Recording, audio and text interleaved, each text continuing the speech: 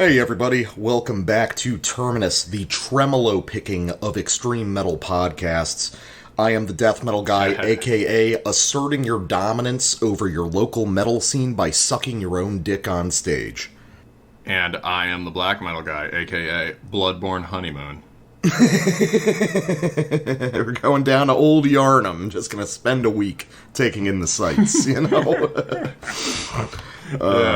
Man.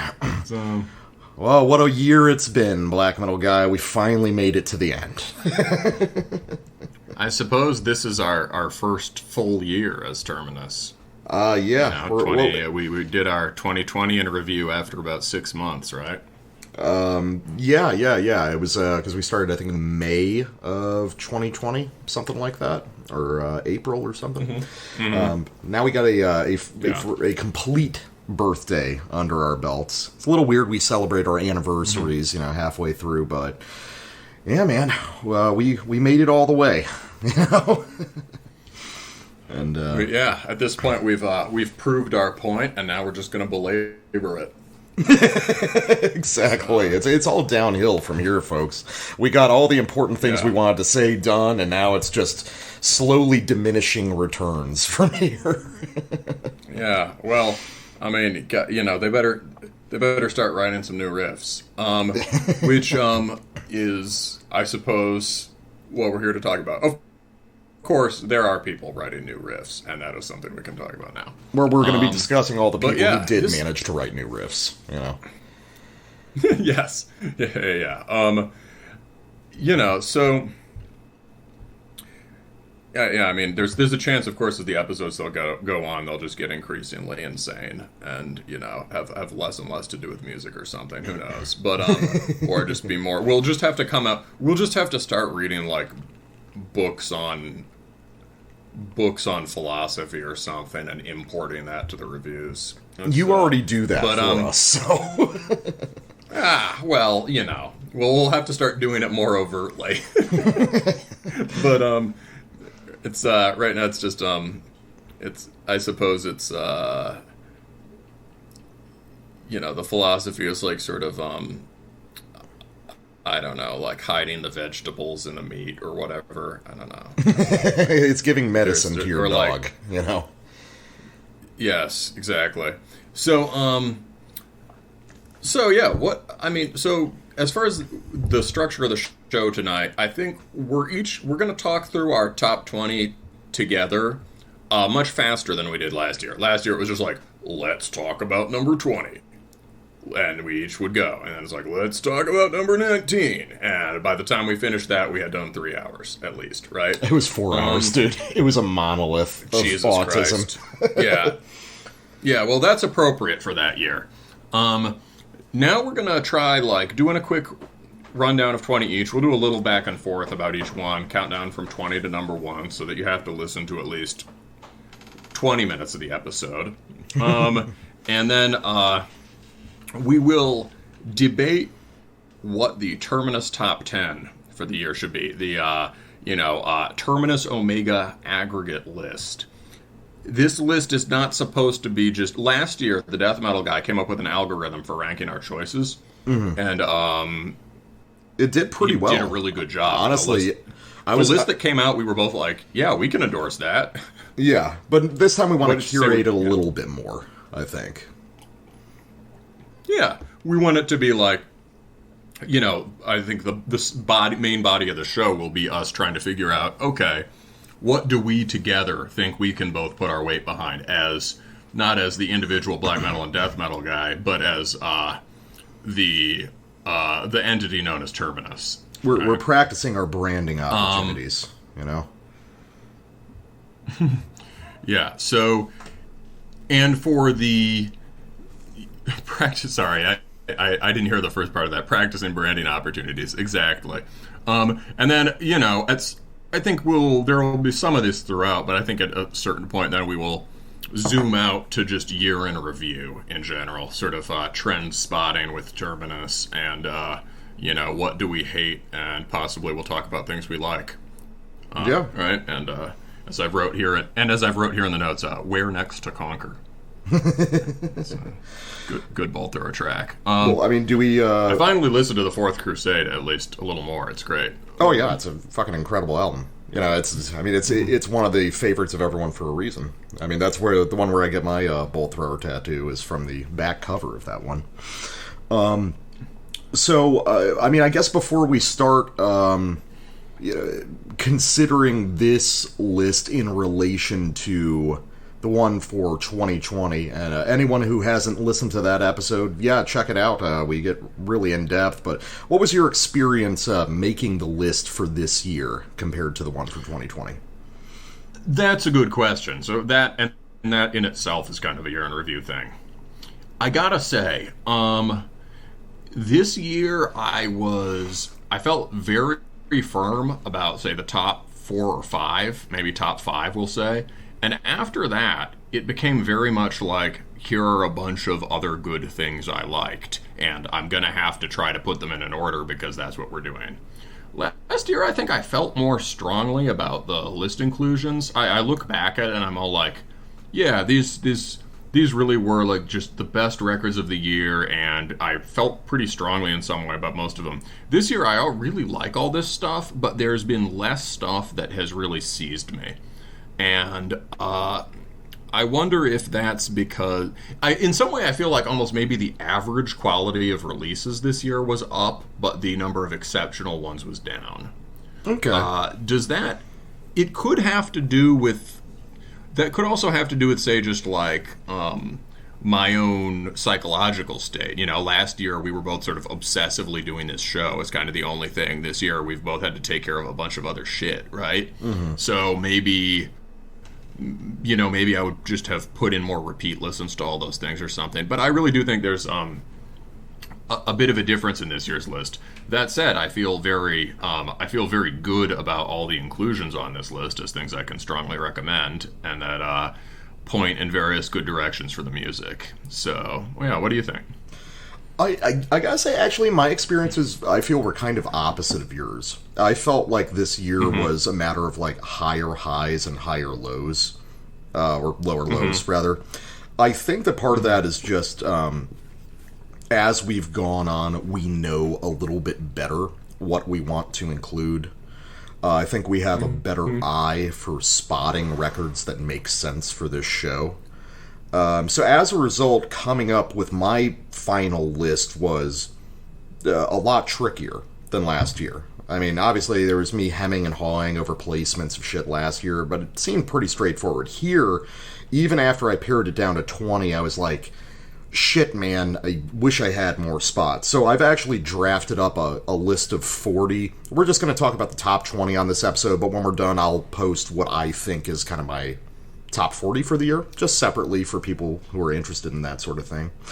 I wonder if part of it might be that this year, one thing you introduced to the show, I mean, I would say you sort of made a curatorial impact this year on the kind of stuff we cover, and we've been doing the brutal death even more seriously than before, and I think you've just, we're like, yeah, it's not just to change things up or troll people, like, we're serious about this. So there's been a lot of brutal death, and the other thing is the funeral doom, which I think is a niche that we both like a lot, but you keep better track of than me. But in terms of the, on a lot of the funeral doom stuff is great to me. The brutal death, simply just because of different universe, it's not really going to show up on my list, you know what I mean? Even though I've appreciated a bunch of that stuff. So there's like a large, and even just the death metal in general, I mean, we'll talk about this more specifically, but even some of the more straight ahead death metal this year that's been really good is not like, it's just not my thing per se. Whereas like last year, say, the Sepulchral Curse record, which was very, very much death metal, right? I could really get into, or into Oblivion, right? Which is right down the middle, perhaps, in terms of style, right? It's, I could really get into. I think that this year we're going to see lists that are probably more divergent from our lists last year. I think toward the top it's going to cluster a little bit, because I can think of a handful of records on my list that are almost certainly on yours. But then apart from that, I think we're just going to see a lot more stuff in our own individual niches. I think there were fewer records this year that we were both like, oh, this is absolute genius. I think there's going to be more where one person's super into it and then the other person is going to get it, but probably just isn't into that style as much. So overall, I think between our 40 records we'll talk about here, you'll get a really good, as a listener, idea of what we cover on the show. I think that's been more firmly established at this point. Yeah, so, I mean...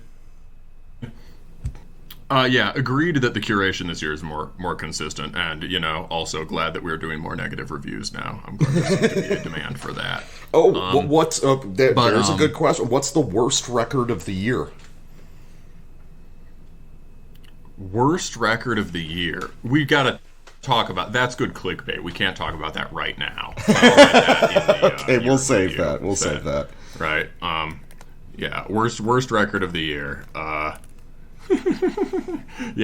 that. Yeah, put that in the notes, man. Okay, so, I will. I see your cursor in the Google Doc. Yeah, we write each other love letters in the Google Doc. I think there's a few obvious contenders, so it'll be a fun talk. Yes.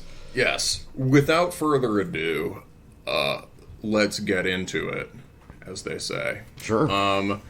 So let's talk about the. Let's start at number 20. I will be leading this part, so I'll go first. Sure, go ahead, man. At number 20, I have Hausblatt by Haljuruna. Which I think is we talked about this one a few months ago, and we were both like, that's a really weird record, and in some ways less than fully realized. In some very obvious ways, the vision is not fully integrated yet.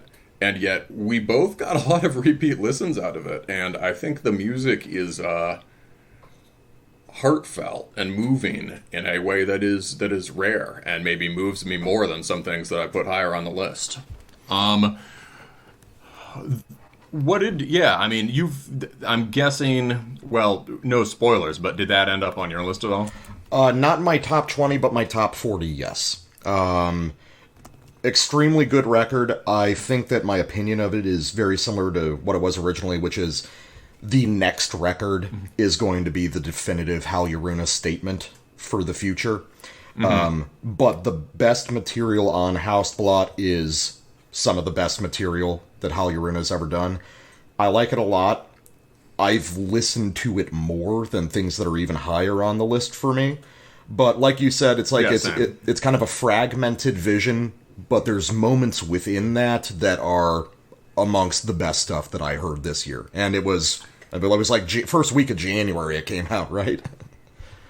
Well, it actually came out December 31st, but yeah, it's obviously a this year release, and, you know, Old Mill did the tape release after that. So. There you go, it all counts. So it's, I think, like, what I found as I listened to that one more is that, I mean, as we talked about in the review, there's some parts, you know, it's got this intensely digital production, which is maybe part of its character, but maybe a little too much on that side. It can sound a little plastic at times, or a little pixelated. And there are 2 to 3 different kinds of tracks on them, all right? Sort of like just sort of stomping folk black rippers, or sort of aggressive folk metal rippers, kind of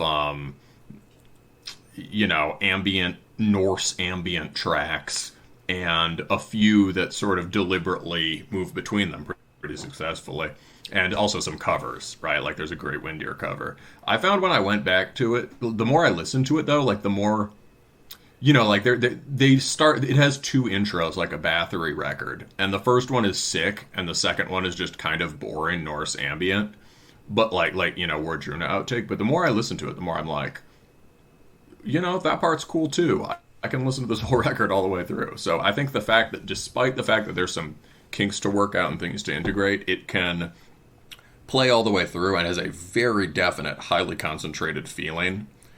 A kind of deliberate naivete and joy while also being kind of, at times, sounding seriously possessed and aggressive, is really unique. So that's my number 20. Yep. So my number 20 is probably one that's also made it to your list, maybe higher. It's going to be Morgul's Nightmare Lord. Nightmare Lord is the dumbest and most fun record of the year, without question. It is I would say at this point, after listening to it a few more times over the past weeks and really diving in, Morgul is to me the direct spiritual continuation of Impaled Nazarene. High-flying, punk-infused, but also very heavy metal in its technical theatrics, willing to indulge itself in the most absurd of poppy hooks, but never stopping the 300 beat per minute blast beats. As far as a sort of pop extreme metal experience, heavily rooted in punk and traditional heavy metal, but with all the kind of abrasive kicks that we want from extreme metal, I don't think there was a better example this year. This is the best Satan Has the Fastest Motorcycle record that we've ever put on the show, and I think that I'm going to get a lot more mileage out of it, as a driving record and a house party thing with some of my metal buddies. Yeah, good mileage per gallon on that motorcycle. Yeah. I mean, we'll talk about it more.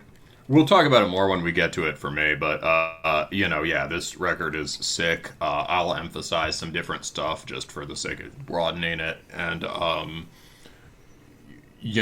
think, and I could talk about it more, but I think it is the Finnish scene, although it is consistently extremely authentic. It has a very high average relative to other countries. There wasn't... The only record I loved from that last year, 2020, was the Last Horna. And there was and I think at the beginning of this year, too, there was a bit of a drought, and some of the bigger releases just didn't interest us at all. But, this is a good...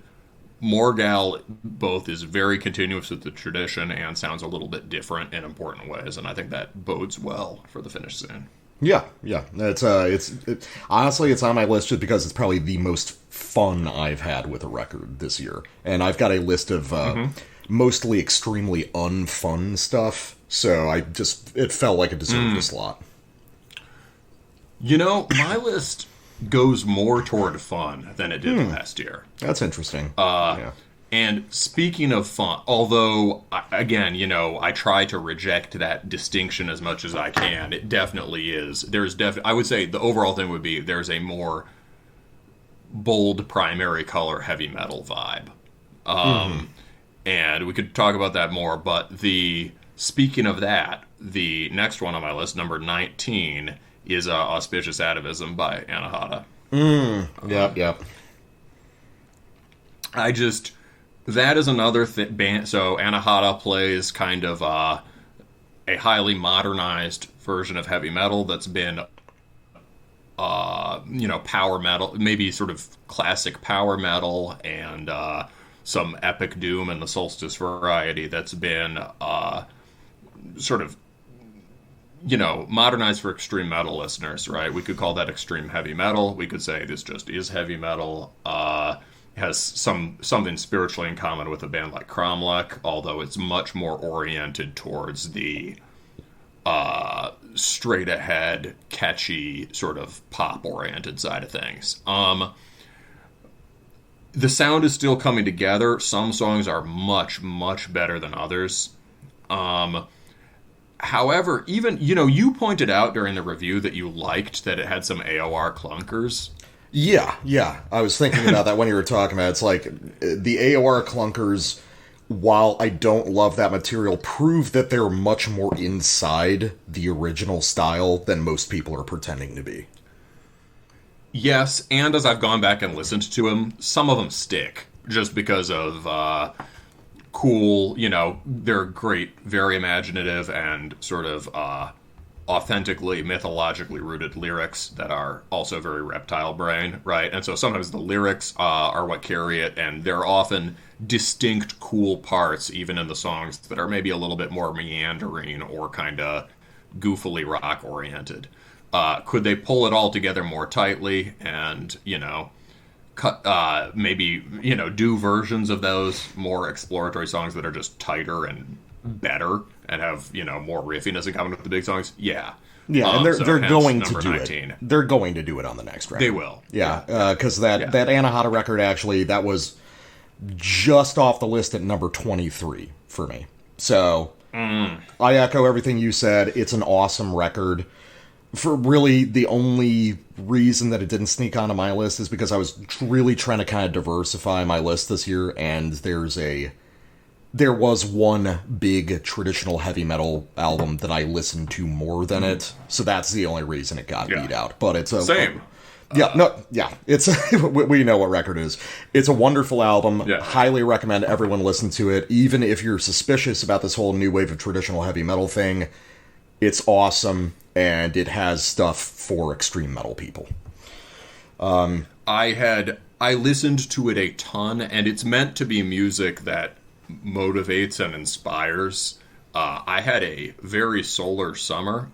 One of just the best, maybe the best time in my life, period. Certainly up there. Probably best time. And so, I was cranking this bad boy a lot. So thanks, dudes. Yeah. Oh, and thanks for the pins, guys. Yeah. So, number 19. On a radically different note and a radically different vibe. I chose a very extreme, very ugly, and very negative record that, as I was assembling my list, just kind of came out as a dark horse. Probably a record that most people listening to the show have forgotten about, but it's stuck with me all year. And that is the record by Tiradero de Cadaveres, The Glorious Entrance to the Spiritual Trance. What a putrid and sadistic and gnarly Black Death record. So noisy, but with such a unique and very crystallized idea of the project's aesthetics. It does still have the best riff of the year for me, which is that giant, nightmarish cryptopsy banger on the song Only Death is Real. Really, the victory of this album is that it takes the sort of artsy implications of, all the Ortho Cavern stuff and dissonant death metal, and, kind of more heady but still ugly black metal, and distills it into this just really hideous, raw, impactful essence, structurally more like Master or Deathstrike or something, but without any nods to appearing quote-unquote old school. It's a super varied record. It's got a ton of depth to it, despite how kind of raw and savage it seems at first, and I don't know, man, this one just really stuck with me, and I'm super excited to see more material by the artist behind it, as well as hopefully more Tiradero material in the future. Yeah, dude, I'm glad you remembered that one. So, that had mostly slid out of memory for me. However, we talked about it a few weeks ago, and I was like, yeah, that record is really sick. It is one of the few things that we've discussed that pushes the boundary in Extremity Wars, right? Mm-hmm. With Concrete Winds or whatever. And you can hear that he listens to the more technical and disso stuff, but it comes off way more as rather than say well, you be the judge of this because you know some of the reference points better, but it seemed to me like maybe less like he was stripping down that tradition than that he was writing a balls to the wall death metal record that just drew on those techniques or that did similar things but in a really different way. No, I agree. I would say if there's one theme this year for a lot of stuff, it's there's probably a handful of things on my list that will scan to some people as black death metal. But really, I think it's the sound of death metal recentering itself on some of those ideas that black metal has basically been in control of for the past 10 years. People will listen to Tiradero and say, this is a really cool Black Death record. No, this is death metal, and death metal can be all of these things, you know? Yeah, but unlike many pure death metal records from nowadays, or almost all of them, it also, I think, would pass the Euronymous test. Yes, it would. Like he would count it as token death metal that is okay. Yeah, like, yeah. Yes, this is what death metal should have sounded. You'd be like, this is what death metal should have sounded like. This is acceptable. Yes. Yes. All right. So, number 18. This is, I haven't really had enough time to come back to this record and judge its staying power. This is basically here for sheer spirit and mastery, and what a sort of fun and kind of, I think I learned some shit from listening to this. So, this is Valacomum by Morte Incandescente. Wow. It did make it onto your top 20, huh? Yeah, I thought, it's just maybe in terms of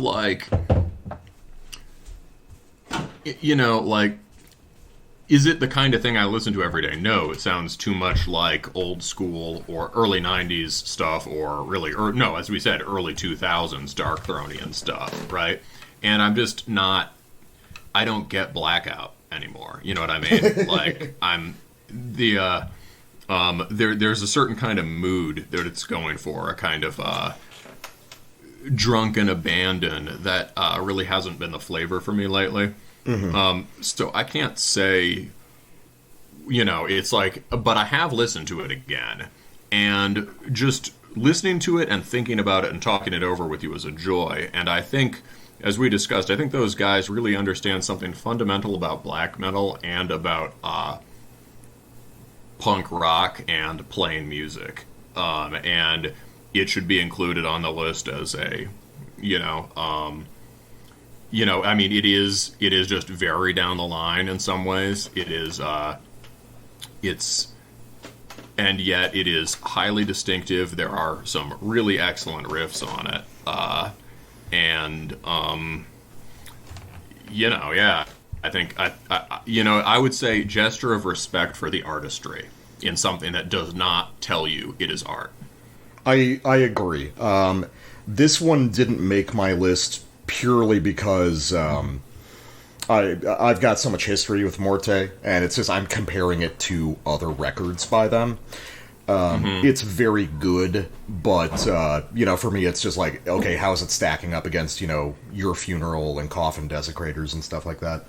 But this is the kind of situation where the more curated Terminus Aggregate List for the year makes sense. That's a place where even if the points in the algorithm didn't say it, I would call an audible and be like, this is representative of the show.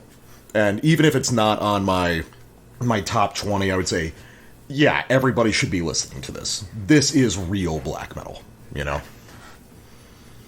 Absolutely. It's real, 100% endorsement, and, like I said in the review, I think it really captures a way of, the spirit of the times and a way of enduring it. Yes. So, you're 18. My 18 is also probably on your list. It is the best straight-ahead Slavic black metal record of the year, and really has an admirable purity in a style that we don't hear that often anymore, and that's going to be Zari Wilk's Wrath.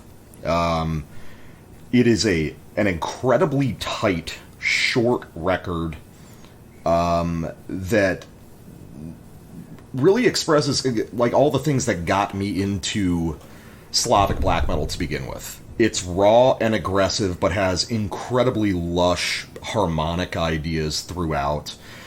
It plays around with tempo and rhythm a lot, and it has a secret undercurrent of, kind of intense technical flourish without ever, overstating itself. This is the kind of nowadays black metal that you and I used to write about borderline fucking exclusively 10 years ago. And it's amazing kind of revisiting it. And I still... Well, it's also the vision... It's also, in many ways, kind of like a thing that I really wanted to hear more of 10 years ago. You know what I mean? In terms of some of the influences it returns to. And, for instance, Swedish stuff.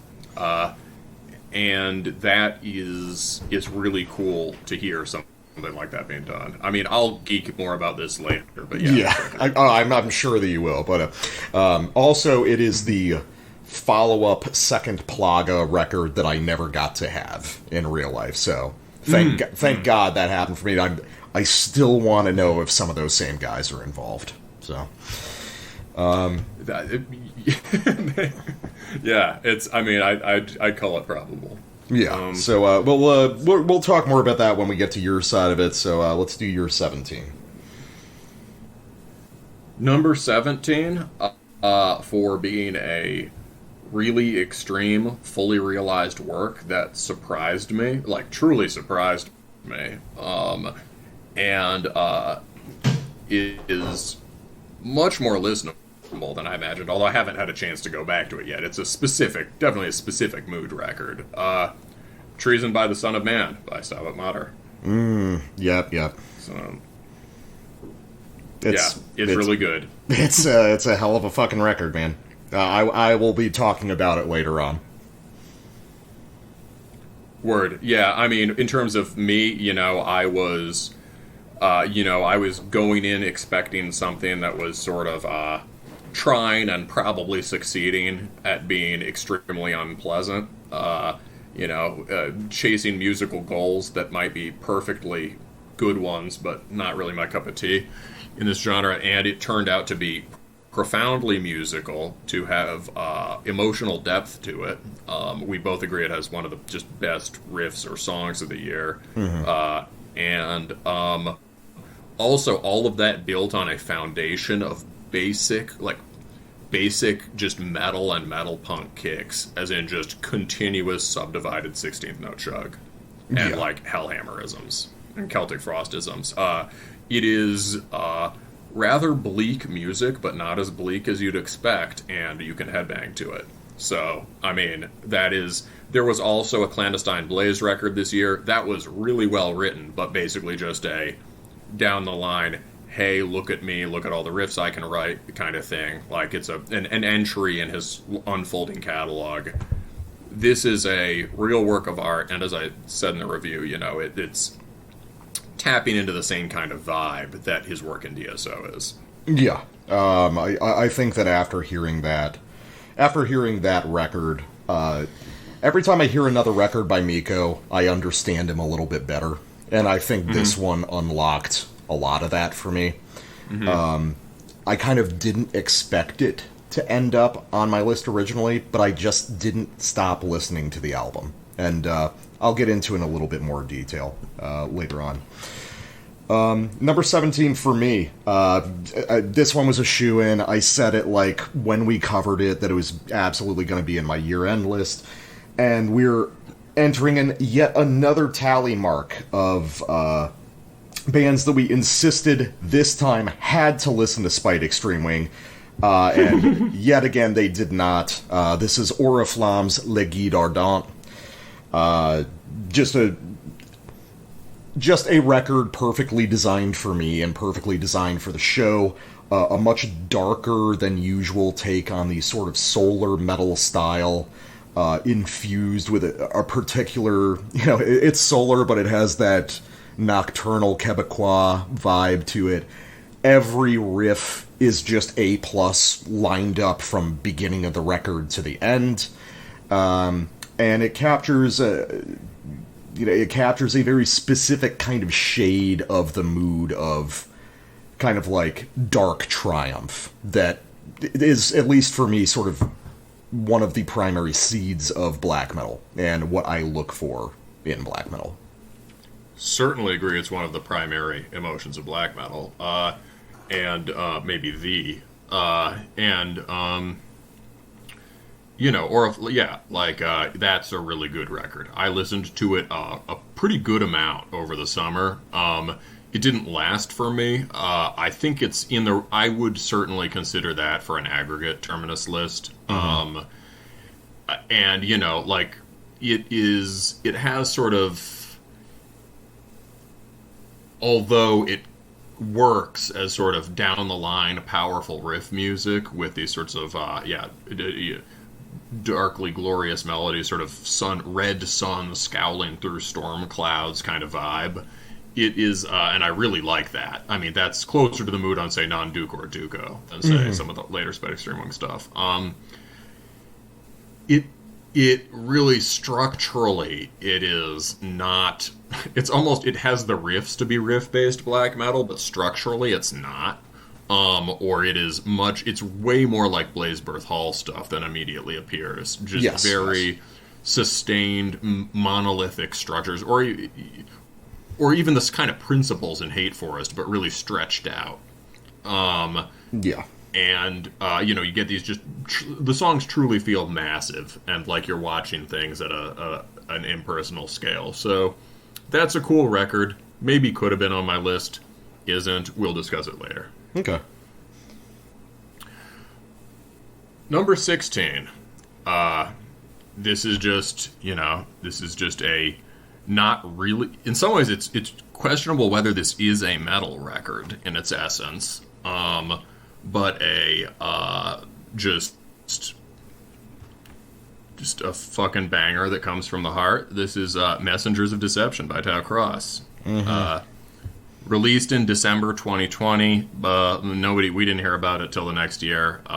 So, you know, just a rollover kind of thing. This just, you know, I don't love every song on this record equally, and I said that during the review, but as I've gone back to it, I find I can absolutely listen to the whole thing. I remember there was even a lyric that I found a little bit goofy on one of the first tracks, and listening to it again, it's like, oh, I heard that lyric wrong. Like I just misrecognized it. You know, it's like, you know, I think it was something like, I thought he was saying I got my, but he was actually saying Agartha or something. Like I got my Shambhala doesn't sound so good. That's a little my Sharona. I think he's saying Agartha Shambhala. You know, but like these are just very, in terms of their instrumentation, they're almost, you know, they're written in this kind of like metal plated modern rock and roll kind of style. And there's still but there is plenty of amoebics in certain songs. Three Tides is just like breathtaking and powerful in terms of like, and channels the amoebics vibe. And yeah, I mean, you know, we both talked about what a jam Black Cadillac is. Burn With Me is great. There's just individual songs that stand out and that use kind of. He's drawing motifs from the same stock that he formed on Sonic Mass. It is sort of his writing in the wake of you know, for that Amoebics reunion album. But like, they all have the melodies have distinct shape. The songs have direction. And the guitar work on here, although it is very different from the kind of thing I normally go for, is manages to be powerful despite its precision, or maybe through its precision, if you know what I mean. Yeah, no, I get that. This one ended up on number 29 for the year for me. Very good record. I agree with everything you said. I mean, I guess what I would say is it's the best rock record of the year.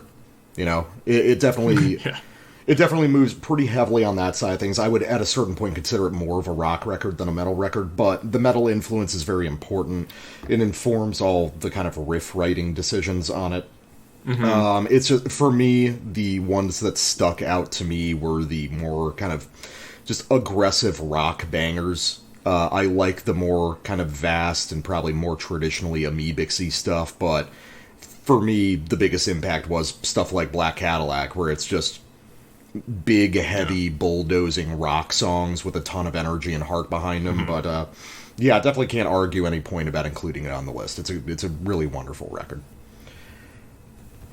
Yeah, no, and just imaginative lyrics that are sort of perceptive. There's even Black Cadillac, right, which is meant to be the goofy rocker, is just this sort of kind of surreal, chilling story of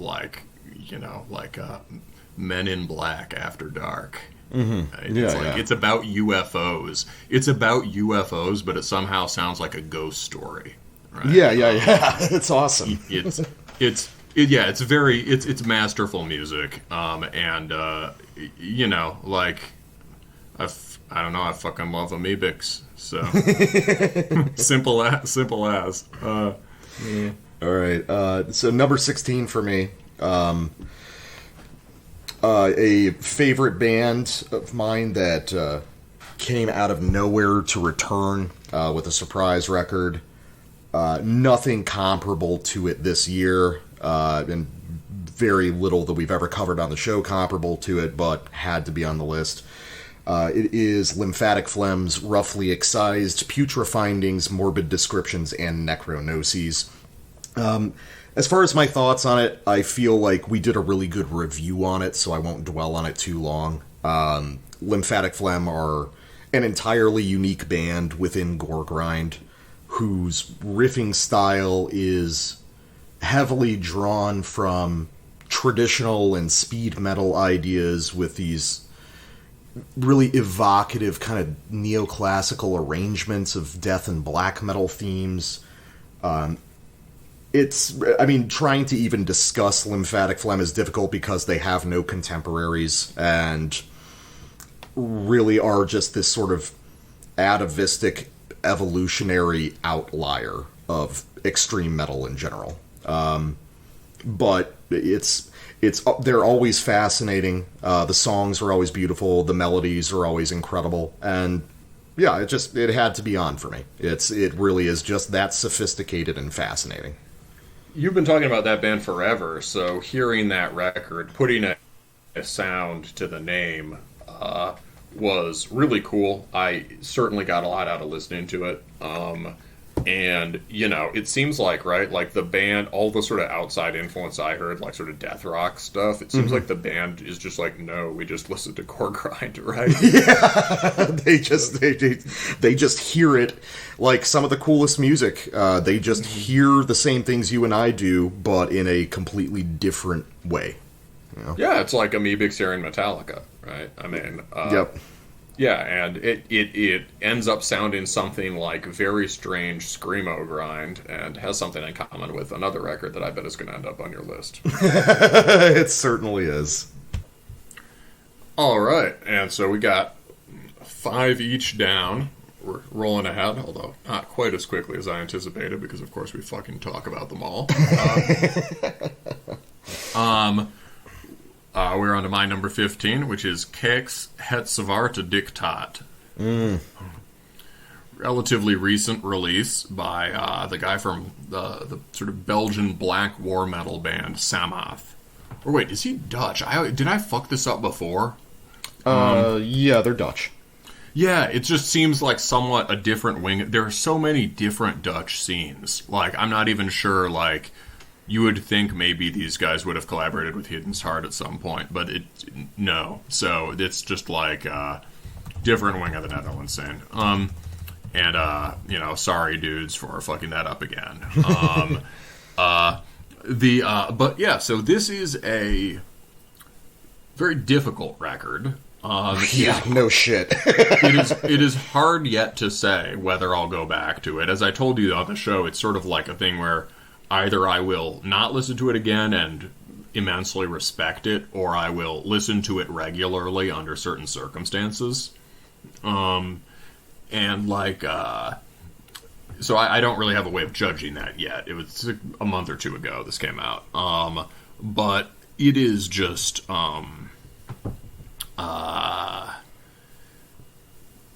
hypnotic and crushing. extremely minimalist, again, you could say black war metal, but a very, very different take on what that means, with more in common maybe with death metal, or with really primitive death metal, and moves it almost uniformly. Even the fast parts are slow. It has a lot in common with Archgoat, I think, which I, some lurching 6/8 cadences on Flam, and I think you noted a lot of Demon Sea influence. Mm-hmm. Yeah, Demon Sea, Profanatica, that sort of thing. Some of these kind of cryptic, like, primitive U.S. Black Death ideas. And I think he spoke to me at one point, and he said Beharit was one of the primary things. So similar ideas. Yeah, drawing down the moon, I can imagine. So yeah, it is. What is exceptional about it, I think, is that although it is in many ways very much about tone and pummeling rhythm, you can tell that these are none of them are filler riffs. Each one counts. And there are way fewer power chords than you would expect. Many of them are textured 2 to 3 chord black metal chords. And he, just those intervals on the fretboard are all chosen with malign intent. Yeah. And as you pointed out on the show, the way they're played, right? The way he'll stretch a bend out. The way they, purely just the inflection and sense of internal groove and how the band interacts really carries it, right? You're not going to go home humming it, or if you do, it'll be something like...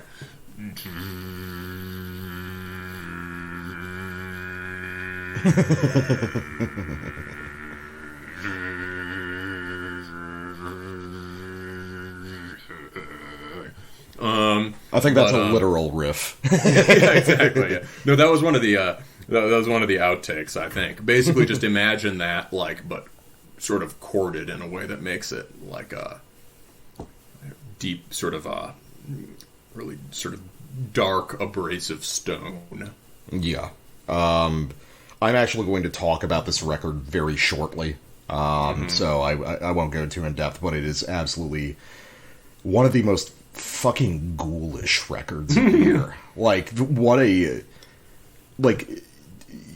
extreme metal has become more and more, like, available to regular people over time. People are much more used to growls and blast beats and gnarly riffs than they were, like, when we were growing up. You can basically tell people you listen to black metal or death metal. Mm-hmm. Yeah, but Kayak is one of those records where it's like, if you put this on around a normal person, they are going to have a bad time, and they're going to worry about you. Yes. I'll talk about that a little more when I get to it. But, so number 15, this is going to be a weird choice. This is something that bounced on and off my list mentally multiple times. But over the past couple weeks, I was revisiting it again, as I have several times. And I guess that I haven't totally shaken some of my misgivings about this stuff, but I do think it's basically genius. And it's not the one you're thinking of, actually. That comes later. I'm actually not. I'm not thinking of anything. I'm thinking of how good the last sip of whiskey I took was. Okay, well, this is Fluids, Not Dark Yet. Fluids, I've gone on and off with them. We've covered a couple of the records on the show, but I think Not Dark Yet is kind of the band fully arriving. It is, again, an incredibly ghoulish, sadistic record. It is a bad time to listen to it. Even the kind of, like, ugly extreme metal thrills you get out of those just, like, pummeling mortician riffs is saturated with, like, a worse feeling than that usually has. It's intensely negative music. It's just... And there was something about that kept drawing me back to it. The juxtaposition of those mortician riffs and the horrible cartel samples and the weird trap rhythms on drums makes me think of... Fluids is a band that makes me think of an incredibly dark future that might be much closer than we think it is. I mean, yeah, to some degree, it's just parts of our current reality. Yeah, it's like I think the question isn't when, it's how much. Yeah, it's a malevolent collage of all the worst parts of modern life. And it's definitely not fun listening, but if you can get me to say something like that about your record, yes, it's one of the best records of the year, basically. Yeah, that one is cool. I can't, in some ways, the things that make it most original, say, the fact that it actually sounds like trap, also make me less inclined to listen to it. I figured, yeah. However, in terms of who's writing new riffs, or basically who is arranging and composing songs differently, and who is speaking speaking from the ghastly innards of the current moment. That's you've got to give them a lot of credit. Also, even in terms of that hi-hat work, right? It's and the sort of like consciously playing the drum machine as an instrument, right? That seems to have been a thing that bands have. There were older industrial type BM bands that would be like, we're using a drum machine and we're not afraid to admit it, right? Yeah. Like Mysticum or, any number of newer bands, right? You can use it meaningfully as an instrument, but in terms of writing, incorporating new patterns, incorporating things directly from legitimate electronic music and contemporary electronic music, right? That's a kind of, I think that has been a new step in the Extremity Arms race, and there are a couple other bands who will show up in this episode one way or another who've also been doing that. So, I respect that one. Yeah, agreed on all counts. Those mirror each other. We basically just put the same record at 15. It's just like sort of like the European black metal version or the American death metal version. I was thinking that, yeah. One is like archaic, one is like the gruesome underbelly of the Middle Ages, the other is like the gruesome underbelly of now. One is magic, one is drugs. There are some intense resonances. Yeah, definitely. So, number 14. This is basically just because this is a good band, and it should be on the list. Nothing much profound to say about this, except Worship the Eternal Darkness by Archgoat. This is a banger. I haven't had a chance to come back to it, but I probably will. As we reviewed it, the subtlety of the songwriting really impressed me. It is... And, you know what it is? It's also hearing a band who remain inventive and relevant, and who are, as you've pointed out, much better musicians than they're letting on, at least superficially. Sort of being completely vital in a time also when their influence is coming to fruition. So if you think of something like Cake, that is that guy's not that... He's just from exactly the next generation of bands, right? Yeah. Archgoat were there from the beginning. Like, literally the beginning. We've looked back at, like, demos in 92 earlier. Yeah. And so they are effectively, maybe not a Norwegian second wave, but and maybe typing themselves on first wave in some way, but, sort of a second wave band. And they are... Yeah, that's 1991 is the beginning. So... in terms of a band, it would be difficult to think of a major Norwegian black metal band from that period who have remained relevant, who were influential at the beginning and are still vital, and whose influence is ripening rather than receding. And there's Archgoat all over a bunch of other contemporary stuff. Didn't make it on my list, but I think we both were, we both really enjoyed that Upon the Altar record. Tons of... once I heard the Archgoat, I was like, oh, that's where they're getting it. Yeah. There's lots of riff technology, especially, say, like, brutal, slow, knuckle-dragging 6/8 flam type stuff that is very specific to this band. And, yeah, it's just, again, sort of with the Morte Incandescente, it's just, like, respect to the artistry. Yeah, I agree. It didn't make my top 20. It did make my top 40. No particular reason. It's a great record. It's one of those records where even though it's not in my top 20, I will probably listen to it more frequently than like half the stuff in my top 20. Mm-hmm. It's just a fucking great, like, I don't, middle of the road, but not in the derogatory sense. It is well-rounded. I can put it on whenever I want, and I'm going to have a great time with it. It doesn't slot into any particular niche, and that's one of its strengths, is that Archgoat can make full spectrum black metal, but in a very different way from other bands that we would call that. Yeah, it's an awesome record, and I think that, I mean, for me, I guess it's just, I would have to sit down and stack all the Archgoat records back to back to figure out what the best one would be. No, for sure. You're much more familiar with the band itself. And, there could be, I think it's good one of us had it on the list, but you could just as well leave it off, because it's just like, who needs to put this on a list, right? Part of our job is, repping underground black and death metal, right? Dude, so there's...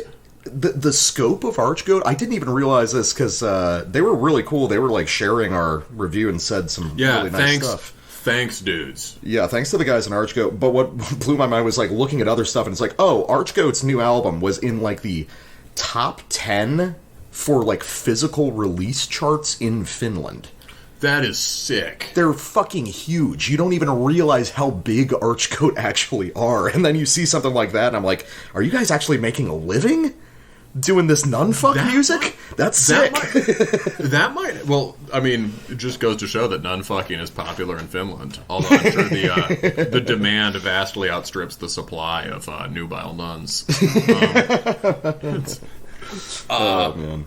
Man, that's awesome. I remember, like, Satanic Warmaster with Fimbulvinter penetrated the top 20 in Finland, and that was really cool. I wonder if he did... I thought it was just, like, number 20 or something. So if Archgoat did better than Satanic Warmaster, that is far out. Yeah, it's crazy. Yeah, so congrats to them, and yeah, just an excellent record. Oh, go ahead. Oh, yeah, you got to do yours, don't you? Oh, yeah. Well, just to wrap up the corner of the episode talking about this, apparently, number 14 is KX Hetsvarta Diktat. Literally only one slot off. Really echoing your sentiments, what a fucking horrifying album. What a miserable experience in the best way possible. How the fuck can you write riffs like that and still make them new, when you refuse to use more than 4 notes in any riff? How can you bend a note for what feels like 12 measures of music?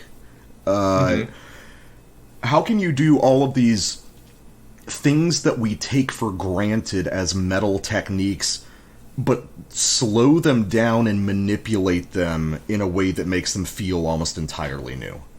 No record this year sounds like Caic, except, I guess in a sense, that Fluids record does kind of. It was good that you pointed that out. I love how sadistic and gnarly it is. I love how mean the album is. I love that it still puts the fear of God back into normies if you play around them. It's a room-clearing record, As much as I love black metal that's about fun times and fast motorcycles for the devil, Caic is what black metal is about, in a sense, to me. That's like, Caic is the point of this style of music, which is ghoulish and sadistic and evil, and yeah, it's fucking vicious all the way through. There was a record that came out that was very conspicuously about World War One. Several World War One metal is like a fucking thing now over the past couple of years. Yeah, so Samath has done historical war-themed metal, but this is not... Caic is not like, it's more medieval-oriented, and it's certainly not about World War One. But in terms of, like stuff that kind of sounds like passages in Storm of Steel, or like the really boring parts that everyone says, like the really sort of like grueling, boring, repetitive kind of slog of it all. or just the same massively destructive events happening each day until you get numb to them, right? Cake really hits that. Cake sounds like trench warfare. Mm-hmm. Yes, absolutely, Yeah, so... but yeah, so now that we're on spending half the episode talking about Cake, well, okay, I guess that definitely means that's Terminus Aggregate when we get to the back end. But I think we approve. Number 13 for you. Well, this is not as high on my list as I thought it would be, because it is a mysterious record. This is Hour of Ragnarok by Graveland. Okay. This is, I mean, as you know, I there's maybe one thing I love as much as Amoebics, and that is Graveland. I mean, there may be a few, there are a few others up there, but it's one of my all-time favorite bands. And as I said on the review, people think of Rob Darkin as a meme because of the helmets and stuff, or because the music isn't flashy. He has started really just in the latter end of the second wave, or, I mean, kind of at the same time as many bands that are sort of renowned as second wave bands, came into his own a little later in, like, 94, and has released more fantastic records than pretty much anyone from that era. Released 3 in a row if they're lucky. So the longevity is insane, and it's in part because although a lot of the ways of writing melodies and even the scales used remain very consistent, the whole way of arranging changes album to album. And he'd had a period of arranging and composing. He'd had a period of stagnation, I think, for a while, we can all agree. This is a big leap out of that. He takes advantage of the full band sound, and yet, here's the frustrating thing, he does exactly the opposite of what you would think, right? You get the full band, and the record was advertised to be more like a return to the spirit of Thousand Swords, or not, and more like Thousand Swords and Following the Voice. And I heard some demo tracks that he had on Bandcamp for a while before he got nuked, right? Some like rehearsal tracks, and they actually sounded like they basically could have been on Following the Voice of Blood. Like, the guitar work was the same, and hearing the full band do it was awesome. And, only difference is, some bigger, more glorious keyboards or whatever. This record this record is like, he went harder on the symphonic elements, and specifically the synthesized elements. And it is, it's a great record. It's rewarding to listen to. It is a version of symphonic black metal that has never been done before. He basically just wrote the score to a Conan movie. Mm-hmm. I own the Conan the Barbarian soundtrack, and I thought it would all sound like bum bum bum bum bum bum bum bum bum, right? I've seen the movie, right? But you imagine many times, but you imagine like, oh, the soundtrack's got to be all like the peak moments that influence black metal or Manowar. Nah. Mm-hmm. Right? So this is a very respectable and elaborate Conan soundtrack, but it focuses on electronic voices that have like really good oboe synthesizer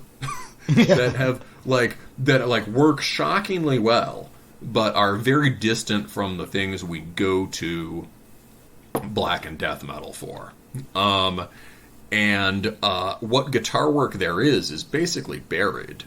So I think it's something he's always wanted to do, and I think it's good that he achieved it. Right? There's been this symphonic ambition and all this stuff. The full band power helps him pull it off. It's just way more speed and nimbleness and whatnot. But like, it's a confusing record. I have a feeling like maybe 5 years from now we'll get it. But what I hope it is R&D for another record where he brings back the riffing core. I get you. Good record. Didn't make my list. I've just, at this point, you've exposed me to Graveland that I like more. And I'll also just say that Graveland is a band that I appreciate, and I can, at this point, I can like throw on Following the Voice of Blood, and it's like, I'm into it. I'm never going to be as entrenched in that band as you are. I missed the boat on it, basically. But for me, it's like, no, this is respectable. I had a good time listening to it. Rob has certain idiosyncrasies in the way that he writes melodies that I've started to find more interesting. Definitely is like... I think that it's very interesting to listen to Graveland from the perspective of, like, playing a lot of music on guitar and playing in bands. Makes you rethink the way some of these sort of stock melodies can go. But yeah, no, I'd say good if unspectacular record. And, but I'll always listen to whatever he has coming out, because it seems like he's not lost any ambition as he's gotten older. No, for sure. And another thing I should say that he did, a thing about this, maybe it wasn't exactly the way of doing this that I and some other people would have liked to hear, but a really respectable thing he did here is not just writing Tyrisus again. Graveland's influence has been felt, in part, in a turn towards sort of uniformly consonant, kind of feel-good black metal that really doesn't have that much to do with Graveland, and making concessions to, say, the Franco-Finnish style or the leveled-down Franco-Finnish style, or, as you have said, friendly cat black metal in a slightly different neck of the woods, would have been the wrong way to do it. And he didn't do that at all. If anything, there are challenging melodies on this record. Yeah, definitely. Number 13 for me. A record that I love and I'm going to revisit regularly that might... I feel like I didn't make maybe a good enough case for it when we did the review. It was one of those like weird weeks where we were kind of off our game, but hopefully some of the meaning came through in the review, because this is the weirdest place to find emotionally resonant music, and that is Nunslaughter's Red is the Color of Ripping Death. Nunslaughter is a band that I've loved for a lot of years, and there are some like personal feelings wrapped up with it, especially because this is coming off of the death of Jim Sadist. What I did not expect when we sat down to listen to it and review it was that it would be possibly the best Nunslaughter record yet. It's as though losing Jim reignited the fire for Nunslaughter. And it's still a Nunslaughter record in that it is fun, and it's punky, and it has head-banging, enjoyable riffs, and it's got some silliness to it, but you can feel the loss of Jim throughout the record. That there's an undercurrent of seriousness to it, that there's a realization of mortality and a sort of ticking clock behind every note they play. Like we always talk about that song Dead in 10, which really lays out the intent of the album very well.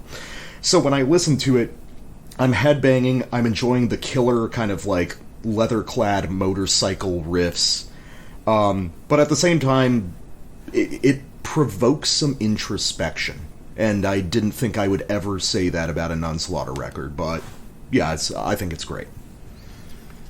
Yeah, same. It was basically certainly my first full Nunslaughter record, and possibly, really, the first time probably not the first time I've heard, definitely the first time I've paid attention, right?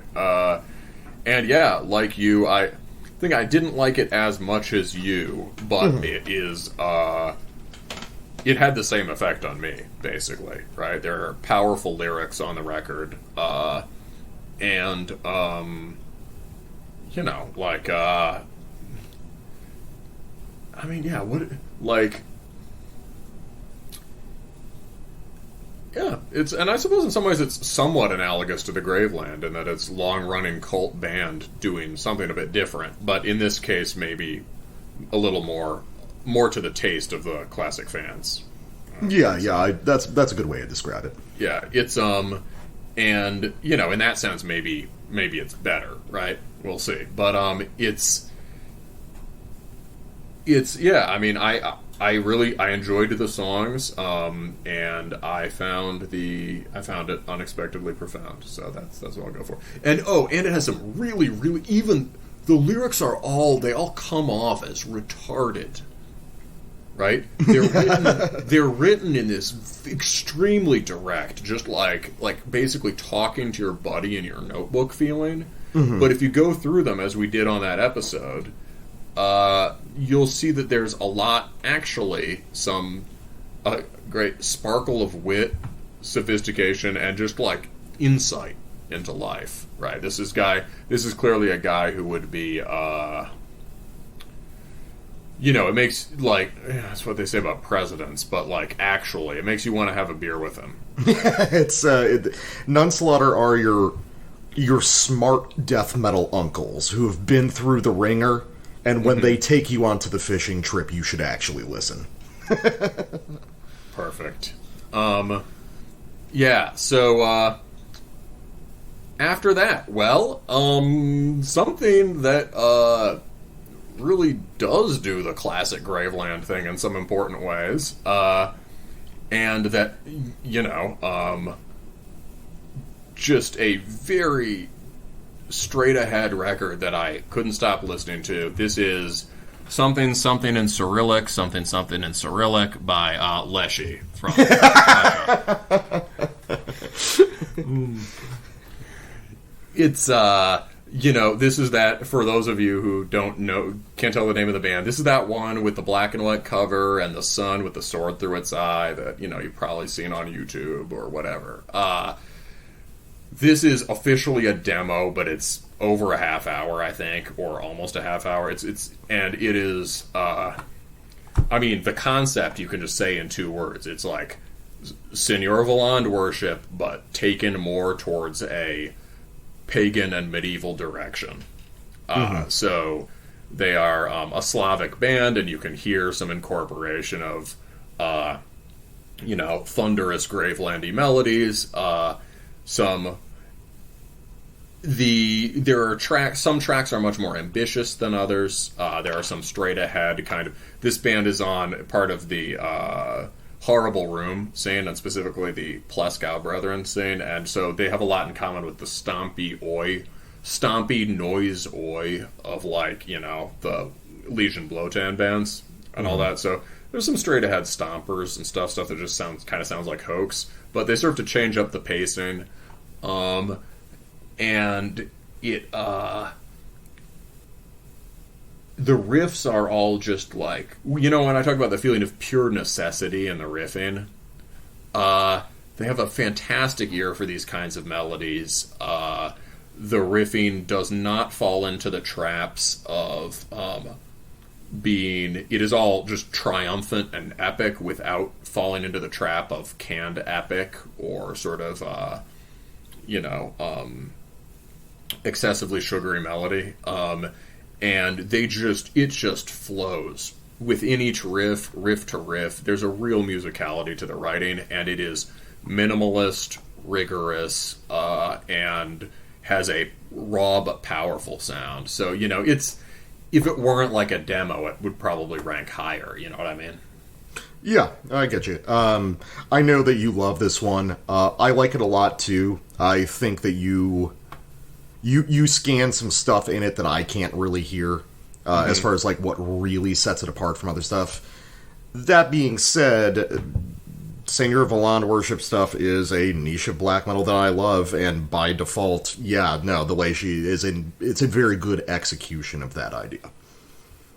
Yeah, I think it takes that format and carries it beyond pure worship, and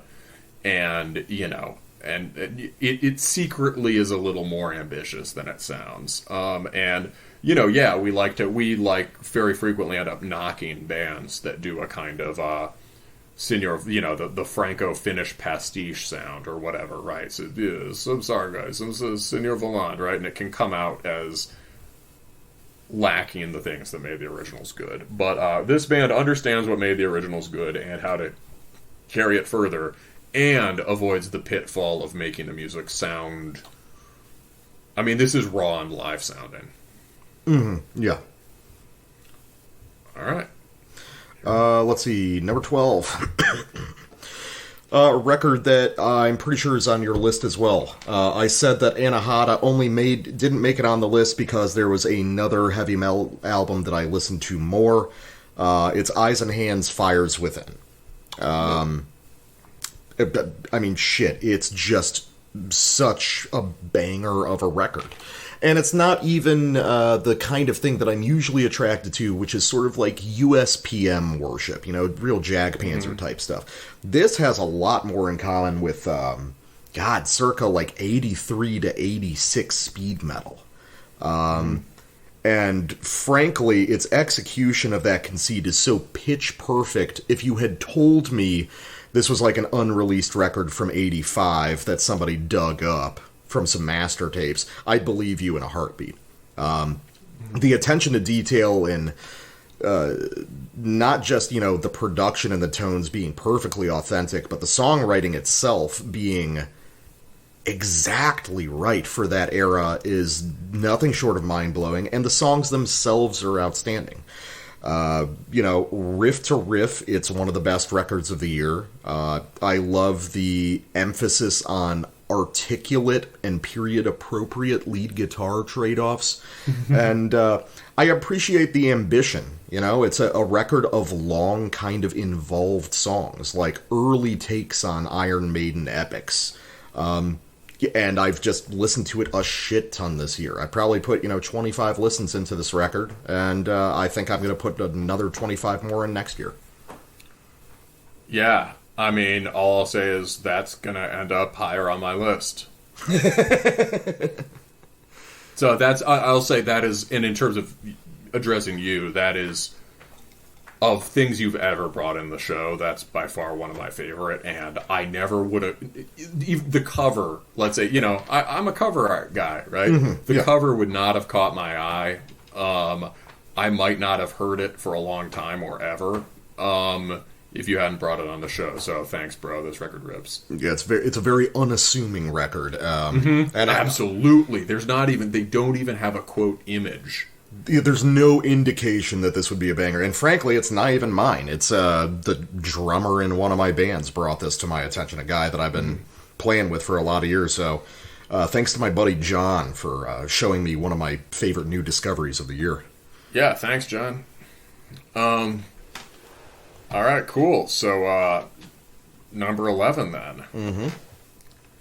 This is one that I've gotten up. I think we both talked about being impressed by this one in ways that we didn't fully expect. Our review was positive but somewhat tempered. I think over time I've completely retracted that. This is Skeleton Lake by Hanging Garden. Yeah. That's a great record. Yeah, Shit. Basically on the review. Shit, it's not on my list. Why not?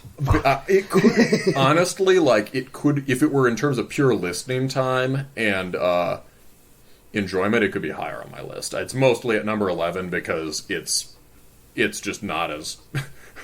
I'm the black metal guy in an extreme metal show. We got to have some really hard shit on there, right? It's also the best rock record of the year next to the Tau Cross record. It is a rock record in some format-wise in a lot of ways, yeah. But a sort of Nordic catatonia rock kind of vibe. Yeah, so for those of you who haven't heard, Hanging Garden are just immensely talented band. I've followed them somewhat for a while. This record was, I think they try some relative sort of continuum of, gloomy Scandinavian doom death to rock with really authentic goth and even kind of like, I'm gonna hate the word, I can't say the word, what are we saying instead of atmospheric sludge? Fuck. I can't remember what your revision. I think I just said slow 90s hardcore, but that's not really right for this. But there was more of that kind of influence on I Am Become, which stayed with me for a long time. Skeleton Lake is deliberately an attempt to write sort of play up their poppiest aspects. But these are truly majestic pop songs. Our complaint about this one was just the songs are too good. and too short. They're too short. Yeah. I remember that. They have kind of a look what we can do in such a short time kind of feel. Listening back over to it is just like, yeah, you're supposed to listen to the whole album and listen to it again. And a lot happens in that time. There's high density. The female for years, right? Female vocals, the bane of extreme metal. It's executed at least outside of a few small niches, right? And by that I mean obviously conspicuous operatic, right? The 90s thing where let's insert the operatic female vocal. Here it is a crucial part of the music. It works really well. It gives you, at times it gives you the kind of feeling like when the Enya hits on the Lord of the Rings soundtrack. And it is, although the lyrics are, can be brooding and deal with mortality and coldness and things like that, it is exuberant, life-affirming music, which is, I think, a thing I've looked for a lot in music this year. And it is, I listened to it mostly in summer. I'm sure I'll be listening to it again now. But yeah, it's a good Christmas time record. Exactly. I have listened to it again lately.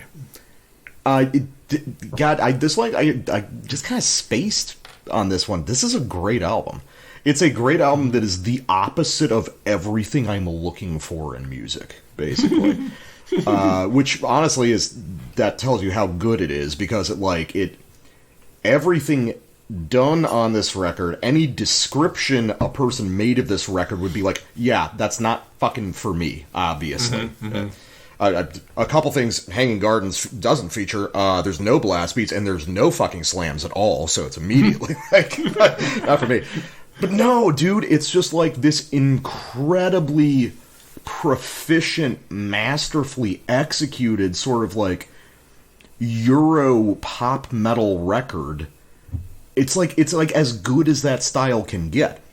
And it's like the most artistically relevant by far. Like, it's the execution of all these songs. The density is both a benefit and a problem, because I stand by the idea that those songs should have been given a little more room to breathe, because there's moments I just want to sit in longer. But the fact that they're able to do a 5-minute song, or honestly less, like a 4-minute song, that features 7 parts that I want to linger on more, tells you, yeah, these guys are just some of the best in the game. And maybe we need to expand our horizons a little bit when it comes to covering stuff on the show a little bit more outside of our wheelhouse, because I would never think to find that, ever. No, I agree. This is a Bandcamp find for me back in the day. This is more in line with things I like, because I like gothy stuff and, like Catatonia and shit like that.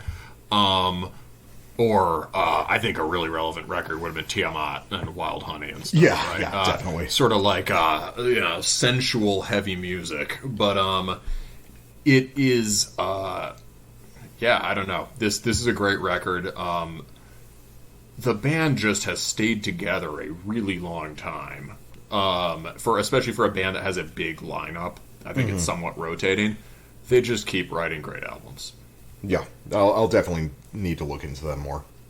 On a completely different note, number 11. A specter is haunting the extreme metal scene.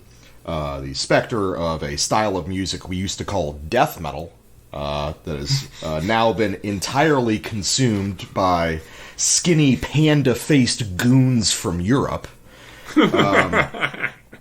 Death metal was a style of music that was based on low growls, heavy riffs, and actually being able to win in a fight. And I thought that it was gone, but of all fucking things, some kids from Ohio proved that it still has legs. It is 200 stab wounds with Slave to the Scalpel. It is the best mainline, straight-up death metal record of the year. I really don't know what to say more. That was a really great review we did. If anyone wants to hear us talk about it more, we're really proud of that review we did for this record. I did not have high expectations going into it. But this really changed my whole view of the kind of maggot stomp, death metal adjacent to hardcore sound This is a short, incredibly tight, unbelievably heavy album of full spectrum death metal that pulls from old school death metal, kind of like hardcore meets death metal, slam, brutal death, and distills it into a very unique sort of mission statement for the band.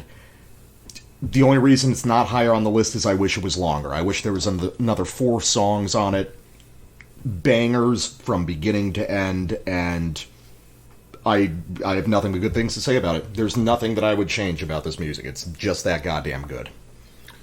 Has to be on our mutual list, obviously. This is a great record. Not on my personal list because it's just not the kind of thing I choose to listen to these days.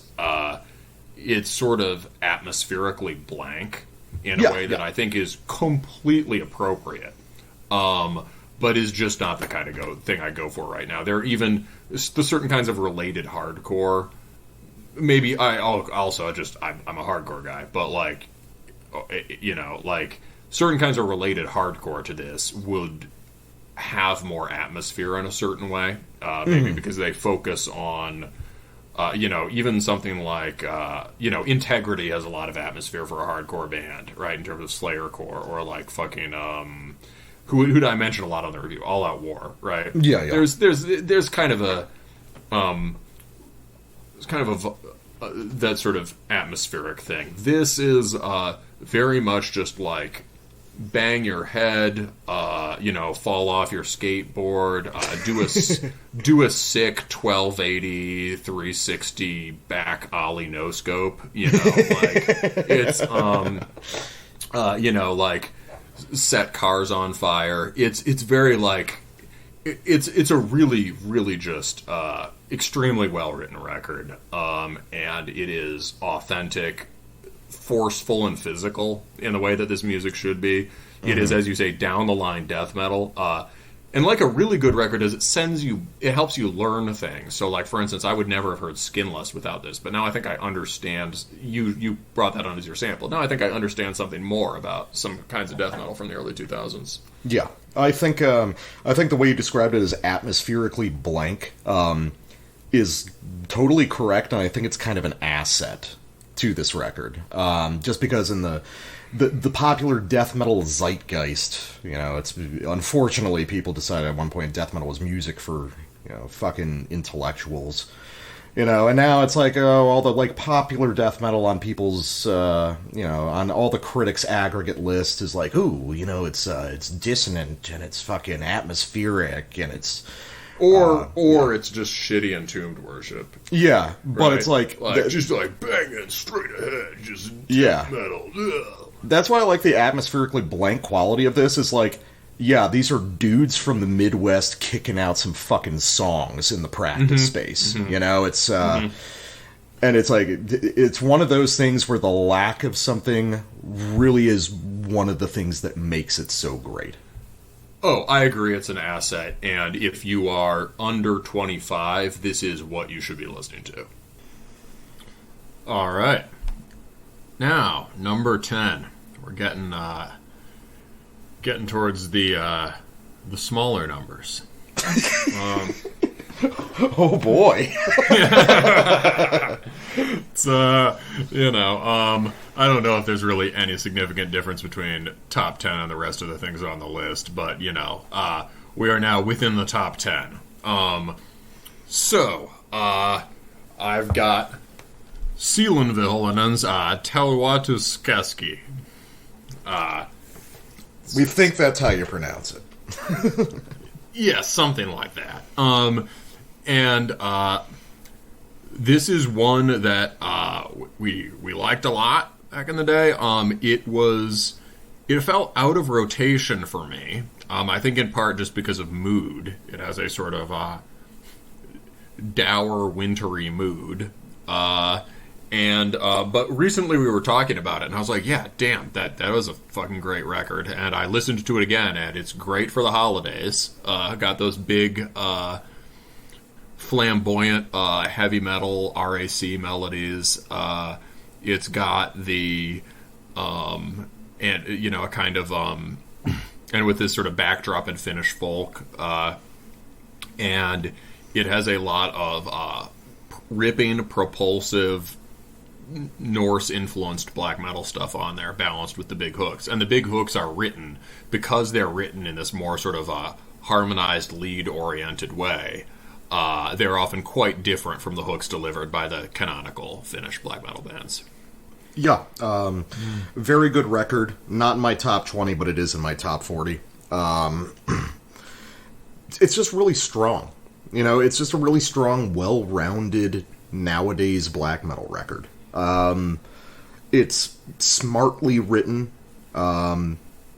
It's technically proficient, you know, in the sense of just being really well acquainted with black metal vocabulary, like how you should write these kind of riffs and how you should structure these songs. For me, it's not the style that I typically listen to. It is just for black metal. I'm usually looking for more idiosyncratic stuff, but I've got nothing bad to say about it. It's just a really good album. And it does deliver on your sort of Satanic Warmaster, Goat Moon sort of massive hook kicks in a few important places. I think Varia in particular and a few others. There are just big shout-along stompy choruses with that kind of, the sliding the sliding two-string riffs we know and love. In terms of like, you know, another thing is that, you know, when we first listened to it, we thought, maybe a bit limited structurally, right? They're very riff songs. Mm-hmm. Listening to it again, I'm like, these are really well-written riff songs. Many of them have narrative arcs to them, and there is that kind of more, and a few of them are much more sort of exploratory, even kind of moody. I think rather if there's a limitation to it, it's like maybe they could have made it raw. It's got a punchy modern sound. In some way, I would almost find something raw easier on the ear. That's it. Maybe that it's pushed up into the loud more than it needs to be. Maybe, but I don't have. Since it hasn't been in regular rotation for me, I don't think I'm not going to say that as a firm thing. It's really good. It held up, and I think, let me see. In terms of like straight up black, it is. Well, no, never mind. What was I going to say? What it does on my list is it initiates a list of just sort of. Distinguished straight-ahead black metal records, all of which have their own atmospheric quality. This one is sort of like scowling and sullen, dour, but still kind of there for the party. And the level, as we go up the list, they'll attain more and more sort of like strange and unique atmospheres. Yeah. I know like half the albums that are coming up for you, so... Okay, number 10 for me. Well, shit. I have never had a more contentious relationship with an album on this show. I have never been so angry to like an album as much as I do. I have never listened to an album so many times with an antagonistic perspective of this time I'm going to find the weakness. I'm going to find the reason this isn't as good as it is. So as a result, I listened to it 24 times and I did not find the chink in the armor. Unsurprisingly, Wandering in the Night, Pale Swordsman, blech. It's Cactaroc's Pale Swordsman. For months I've been listening to it, being like, this can't be as good as it seems. Everyone who likes this is the person I hate the most in the world. It's polished to such a mirror sheen. The aesthetic is perfect. The guy behind this knows exactly every button to push in modern black metal. But after listening to it a bunch, I cannot deny that these are some of the best riffs of the year, and that he has a natural ear for Slavic black metal songwriting. This really does go toe-to-toe with some of the best Slavic black metal records of the year or last year. It's, I understand the faults that could be found with it. You know, if I stretch, I can see reasons why it might not be that good, but the reality is I had more fun with it than almost any record this year, and I've put in a ton of listens. I was just listening to it the other day with my wife. You know, my wife really likes this. Of course she fucking does. Of course girls like this album. Yeah, it's really fucking good. I've been trying to find reasons why it's not, but no, I stand by my original statement when we first reviewed it, like in the summer. Yep, it's a great record. It is a really good record. You know, I haven't gone back to it. Those riffs are fantastic. Yeah, I mean, the big thing we pointed out on that review was that although it is culturally vampire black metal and taps into those moods, it is, as it is very consistent with, you know, like the biggest guitar influence is probably Drudg, old Drudg. And there are gorgeous Slav black melodies on it. Certainly just pinpoints a kind of melancholy but excited kind of twilight mood. Sort of summery and embracing. It's, you know, the emo rap track sucks ass. The sort of, the pitch perfectness of the execution probably takes something away from it for me. I also, you know what it is? It's also just like, I'm the black metal guy. Like, someone's got to hold the line, right? I know. This is seriously towing the line on the authenticity question. And the thing that makes it a good record is that this guy clearly knows and loves the music. Yeah, exactly. I mean, that's the thing, is like, I think that he's a guy, you know, usually I've got such a cynical view of stuff like this, but I think this is a case where he just really likes those aesthetics, and probably, I bet all of his favorite bands are shit that you and I both love as well. You know, he's not a kid that started this yesterday. He's been listening to serious Slavic black metal, and probably just black metal in general for years and years, and yeah, I can't fault it. No, the strange thing about it is that it came out on Live Mortis, which is you know, the guy who was working with Simone from you know, Sanguine Eagle and Zarabanda Moon, and the idea that the same guy works with both of those projects signals that there must, you know, this guy must have some integrity, right? And must have some credentials. I doubt this was written to be a smash hit. You know what I mean? And I doubt that was the origins of the project. Agreed. Yeah. So, coming up on number 9, right? Got Negation of Delirium by Sorgonazia. Yeah, I knew it would show up. Yeah. In terms of regular listenability, I imagine I'm going to listen to Seelan Volin and more. Just sort of, you know, that's a put on to scowl or, you know, get rowdy with the boys kind of record, right? This is a just searing intensity, focus on a nocturnal and demented mood. It requires a lot of commitment to listen to. It refuses to be background music.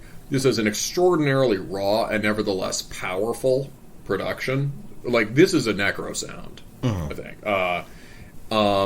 As we emphasized on the show, it's the epitome of something that would pass the Euronymous test, that he would hear and be like, yes, this is what the music was supposed to be. And what's remarkable about this guitarist is that she has internalized many of the subtleties of Euronymous' style that really separate what he was doing from the formulaic versions of it in Orthodox BM.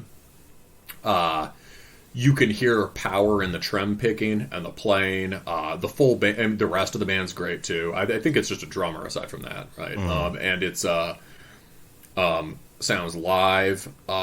There are some... I think maybe we both agree that... I think I've come around to your point that, like, the just astonishingly good mayhemic hook riffs are probably the peak of the record. But the way they integrate that with, like, the sort of rhythmic innovations coming from the Canadian war metal scene, which they're connected to, stuff like Antediluvian, is impressive, and the sheer mastery of noise in the playing. Like, it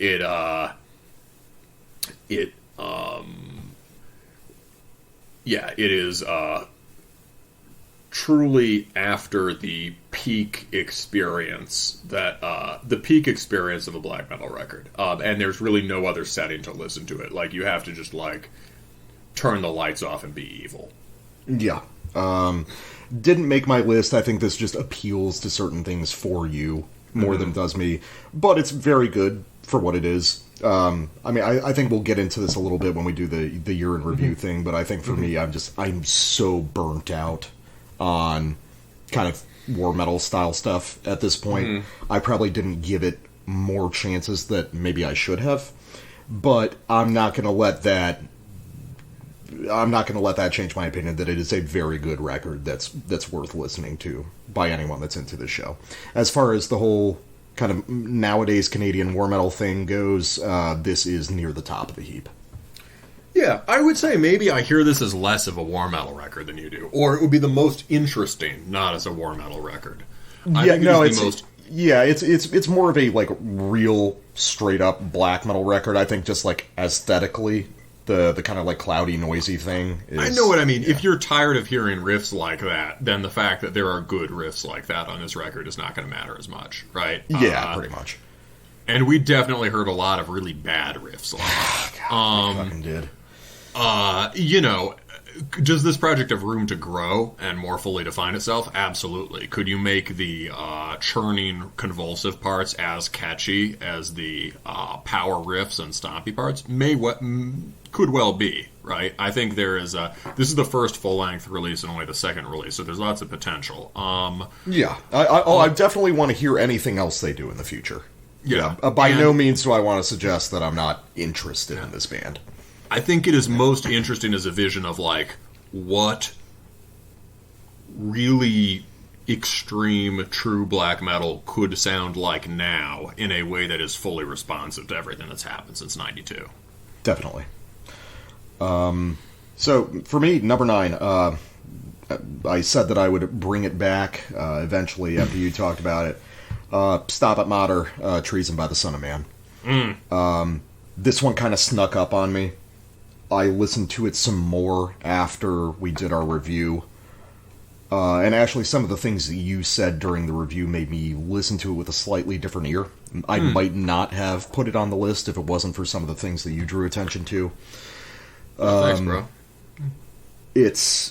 But really, to boil it down, it comes down to Embracing the Slavery. The second track on the album, which I think I'm going to say is Song of the Year for me.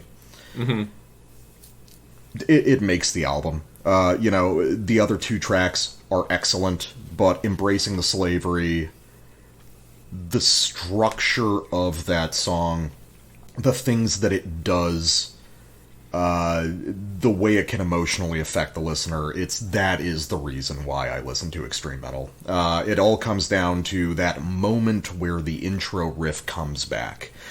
That incredibly delicate, almost sentimental intro riff. You're wondering to yourself, dude, is he going to get away with this? Then he goes through this enormous churning series of just malignant, cruel doom riffs. And then when it comes back, it recontextualizes that melody completely. And it's a devastating emotional moment. It is like very little you've ever experienced before. And for that alone, along with all the other great material on the record, yeah, it's one of the top 10 records of the year, and I think I've decided it's Stabat Mater's best work so far. Oh, damn. Yeah. Yeah, I knew this was going to be high on your list, even like when we were doing the review. I was surprised when you said, "Oh, I don't know. I like it a lot. Don't know whether it'll be a year end." I was like, "Yeah, right." No, but it grew on me. This is a grower. Yeah. Other Stabat Mater stuff is like more immediate in a lot of ways, but this is. It seems like the most personal Stabat Mater record yet.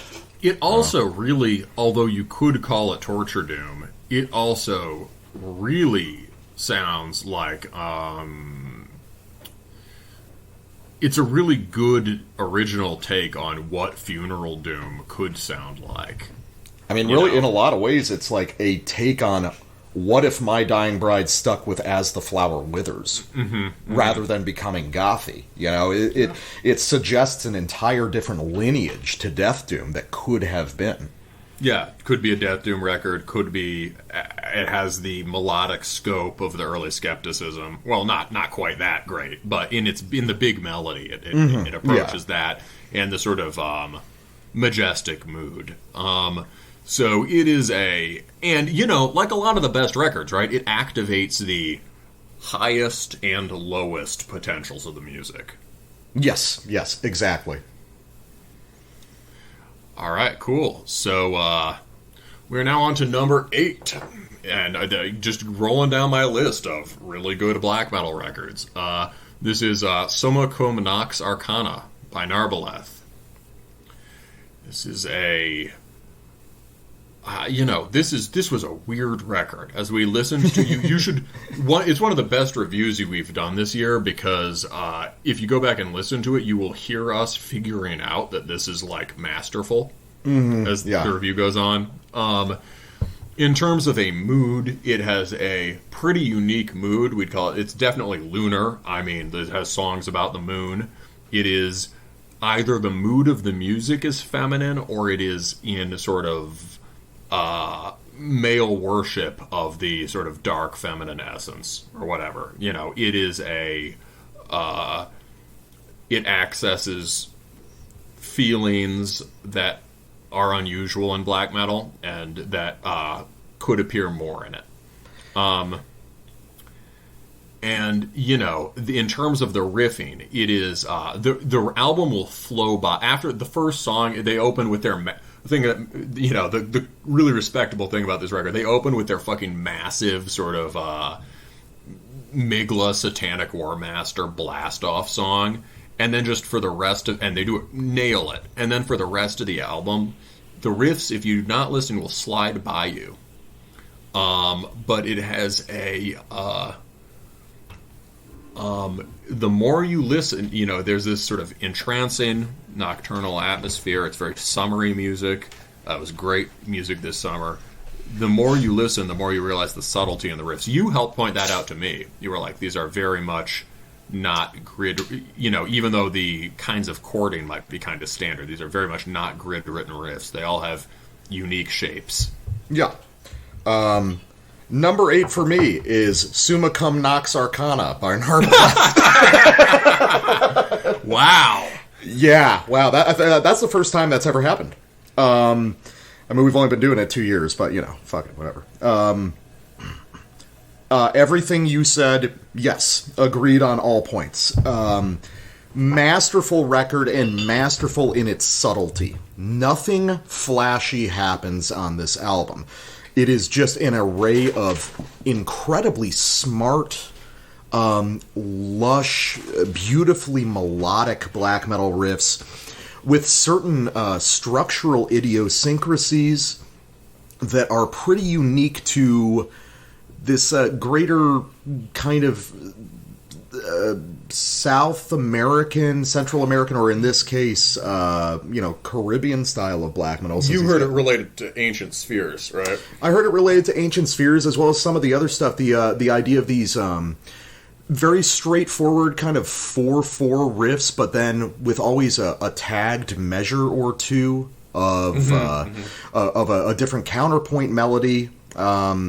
Not so many odd time signatures, but odd numbers of repetitions, like 2 against 1 or 3 against 2, giving you this constant organic flow. It's it really gives you that sense of kind of like Spanish flavored music. You know, the idea of flamenco and bachata creeping in subtly. Yeah. And yeah, I think as far as just full spectrum black metal records, this is my favorite of the year. This is just, and like you said, if you're not paying attention, this whole album will slide by you. That happened to me the first time I listened to it. It's very easy, because it goes down so smooth, to think that there's nothing special going on. But I think that's why it's so high on the list for me, is it rewards careful listening by people that are seriously into this music, and it's not going to put out a bunch of signposts to tell you what's important about it. You have to figure that out yourself. Well said. And, you know, even, like, despite the fact that it has this sort of, like, worshipful kind of, you know, in the deeper sense of the word, erotic mood, right? It's like one thing you notice when you listen to it again, you'll be like, damn, that part's brutal. Yeah, there's really heavy shit. Yeah, really heavy. And in terms of the basic reference points, it is not. It will get lumped. It will get lumped in this imaginary category called melodic black metal, which does not exist. Right? Black metal has always had melodic melodies in it. In terms of what that usually means, is stuff that sounds like Franco-Finnish and or Megla and a few other things, right? Many of those bands also rely on deeply pastiched versions of classic Swedish black metal that sound more like highly commercial stuff like Nagelfar than they do like the bands they ostensibly resemble. This band, I think the core for this band is really kind of very... I mean, yeah, you get the sort of Franco-Finnish influence in some of the basic formatting of the riffing, but the melodies, the chords, the lyrical flowing nature of it, it owes a lot to stuff like Sacramentum, how Sacramentum actually sounds, or to Dawn, or really to Kvist, especially in some of the more the parts that have this power chord intensity, but then kind of glide. I think this is learned in things that other people take superficially, and that I think more and more the best bands are realizing is just as important as the Norse stuff. Yeah, this is smooth and melodic, but it is real black metal through and through. All right. Speaking of real black metal through and through, and a masterful engagement of influences from the 90s Swedish scene, it is Zari Vilk with Wrath. Mm-hmm. Yeah. This, yeah, I mean, we listened to that early in the year. I remember it was the first thing I heard where I was like, oh, this could be year-end. I went back to it consciously a few weeks ago to see if it held up. It really holds up. Yeah. I can listen. This is a record literally played on repeat. Each track has a very distinct identity, and the last one will spill into the first one. Yeah. Yeah. It's written compositionally as a loop. It's so short, it's designed to just go back on itself a few times. Yeah. It's been billed as Temple of Full Moon. That is basically wrong, as far as I can tell. I mean, there is stuff that's more refined within that, like Sacrilegium. You know, I know way more about Graveland than the other Full Moon bands, so somebody could call me on this. But, like, what's really interesting about it is that the basic template of the songs is they're writing... The template is like Graveland, or some of those other early Polish bands. The pacing of the songs is kind of like that. The frequent sort of 6/8 triplet rhythms are kind of like that. There are some individual riffs that have a lot in common with it. That's kind of... It's the structuring principle of the music, but the way that is filled in is very unique. Starting off, it gestures to a bunch of sort of, in a really skillful way, to a bunch of like big, obvious headbanging black metal, especially Hellenic stuff, I think. And then the record has an arc to it, and over the course of it, it starts integrating these truly severe and elaborate melodies that have to come from Dawn, especially their stuff before Slaughter Sun. Like, they're more... The stuff where the death metal influence is clearer on Nersola and really long title that I can't remember. Mm-hmm. It's got a lot going on. You know, like Narbaleth, and every other black metal band I put on this short list of 4, very unique mood. It flows together very well, but it doesn't. There are some massive riffs on this, and it's meant to be banging and triumphant. So it doesn't slide by elusively in the way that Narbaleth does, but it is all produced a bit quieter than you might think, and it is a bit more. There is intense melancholy and sadness on this record. Yeah, I think that's the thing we both heard. Yeah, definitely.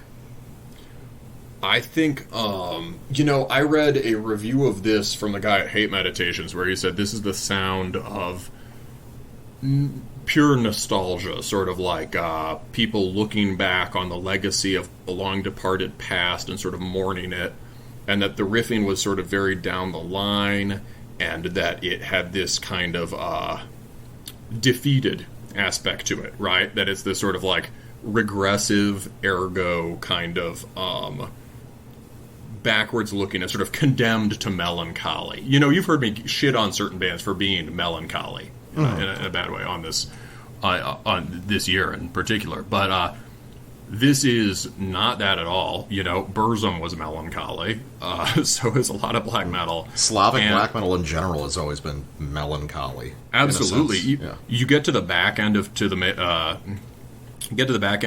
most ancient ones, and you'll hear riffs that are, you know, way before Sorrows by Headfirst. You'll hear some very sad lyrical riffing. And this band manages to somehow make that simultaneous with, like, bang your head through a wall triumph, and maybe achieves in a very different way the kind of two-sided dynamic you heard in Skepticism.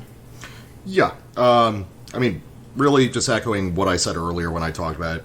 Great record, clearly driven by just a completely natural flair for this kind of thing. Listening to it more throughout the year, I have concluded that the single closest approximation really is Plaga. I mean, that struck me originally, but as I listened to it more, listened to it like in immediate proximity to the Plaga record, I'm like, wow, this is... and you probably have reference points for Plaga and that sort of thing that I don't. But for me, it was just a new interpretation of some of the sounds by one of my favorite kind of lesser appreciated Slavic artists. So, yeah, I just it's great. It's like Plaga without any of the Miglaisms, or much less Miglaism, and that kind of melodic structure is being supplied much more by this Swedish stuff. I mean, also, I guess to finish the sort of the argumentative aspect here, it's really just that, like, why is it not just negatively melancholy or sort of forlorn? In part, or self-defeating or whatever, it's in part because the music is vital and new. This is not early 90s worship. It could not have been made at any other time in history than a time now when it makes sense to be integrating, you know, fucking Thousand Swords and Following the Voice with you know, the most high-flying, classically influenced Swedish stuff.